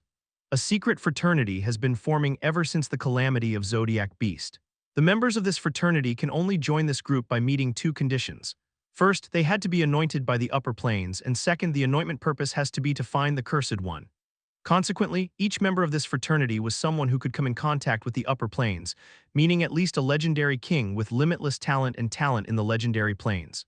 Currently, this fraternity has managed to gather members from all over the legendary planes, and they are still searching for more with their mysterious means. Today, these members were gathering in a virtual star world using one of its 4-star privilege features, Secret Room. Secret Room was like a private server or private island, but unlike them, it was temporary, and one needed to pay ZC to keep it active like a rental property. A 4-star privilege holder can activate the Secret Room on their private property for 30 days by paying 100 million ZC. Once the Secret Room is activated, it'll have all the basic features of a private island. But why would someone need to pay such a price in a virtual world since there were nigh impossible chances of someone spying on them? However, there was a secret that was only known to the owners of private islands, which was that it wasn't impossible to spy on someone in virtual star world. Private islands were considered the pinnacle of security in the virtual star world, but the truth was far more complicated. Every private island, no matter how high its privilege rank, had loopholes, hidden backdoors created by unknown entities of the upper planes that even the virtual star world refused to acknowledge. Only those with deep ties to the upper planes or those wielding 4-star privilege, and above knew that even the most fortified locations were under the upper plane's surveillance. Although they can't interact with middle galaxies like the norm, They seemed to have some authority to spy within the virtual star world.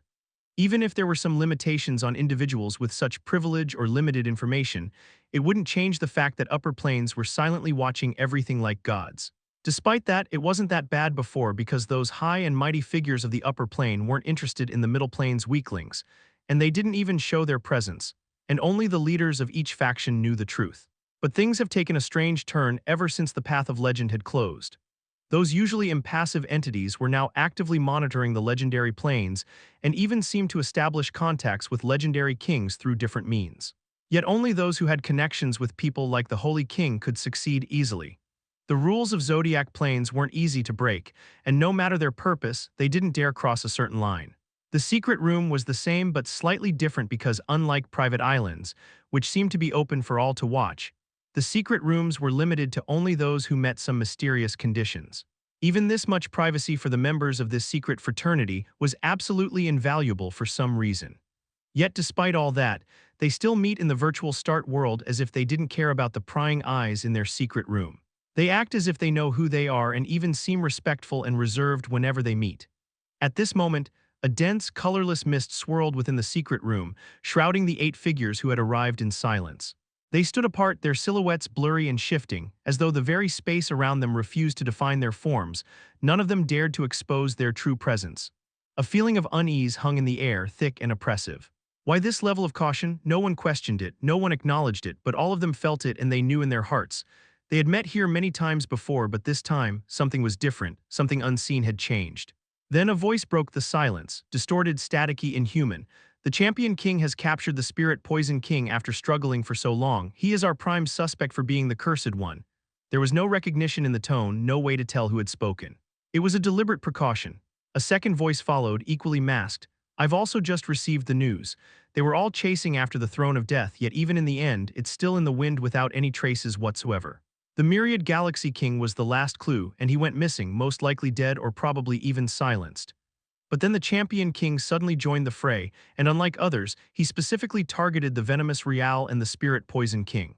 It was as if the Spirit Poison King had annihilated his entire family with how obsessed the Champion King was. That's why we suspected the Champion King to be like us, yet the Champion King didn't react to our invitation at all. Unless he wants to die, he can't ignore our invitation, so he's clearly not one of us. His obsession with the Spirit Poison King isn't like ours, the third voice mused. No matter whether the Champion King is one of us or not, he now holds the Spirit Poison King. We need to confirm if he's the Cursed One or not. The first spoke stated. Is the Cursed One really that weak to fall into the hands of the Champion King, while even the myths are searching for the Cursed One? Even the divine eyes cannot see anything related to the Cursed One. A fourth voice gave its opinion. Then where does one seek something not meant to exist? A fifth voice questioned. At this moment, a fifth figure stepped forward slightly, their outline shifting like a mirage. An unseen force rippled through the mist.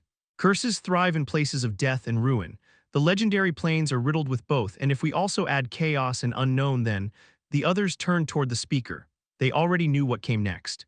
The great cosmic continent of Sagittarius, the shadows of the abyssal rift, the forsaken battlefield of the myths. Each name was a place steeped in cursed energy, calamity, and unresolved death. The voices overlapped, sharing the rumors. The abyssal rift still devours elemental stars and galaxies with any soul alive. Perhaps the Cursed One is hiding there. Heh, if you said it like this, then the forsaken battlefield of the myths has also changed. And what of the Sagittarius continent? The soulless Ghost King seems to have completely gone mad, and he tries to declare war on the entire dead faction while dragging the entire ghost race with him. That alone makes it another suitable place. The mist thickened around them as silence stretched. Then finally one of them spoke with certainty. It still won't change the fact that the Spirit Poison King needs to be inspected. A static hum resonated through the chamber, an agreement. However, the eighth figure stepped forward at this moment and the presence in the room suddenly turned heavy, pressing against everyone. We are not the only ones searching. The mist trembled. The gods are about to move, a shift. A ripple of tension. It was unspoken, but they all understood the weight of those words. The divine were no longer merely watching. They were hunting. Chapter 958, Crazy Researcher. Within the infinite space, a 10-meter tricolored life bane wheel was revolving in front of Jacob like a celestial ring. The 3 sections, black, white, and purple, were pulsing, especially the purple section. There seemed to be something squirming inside. An unknown ghostly glyph seemed to be slowly manifesting within the purple section. Spectral despair and Jacob's eyes were fixed on it as if he were obsessed. But just as that glyph was about to manifest, the spectral despair trembled and the glyph instantly shattered.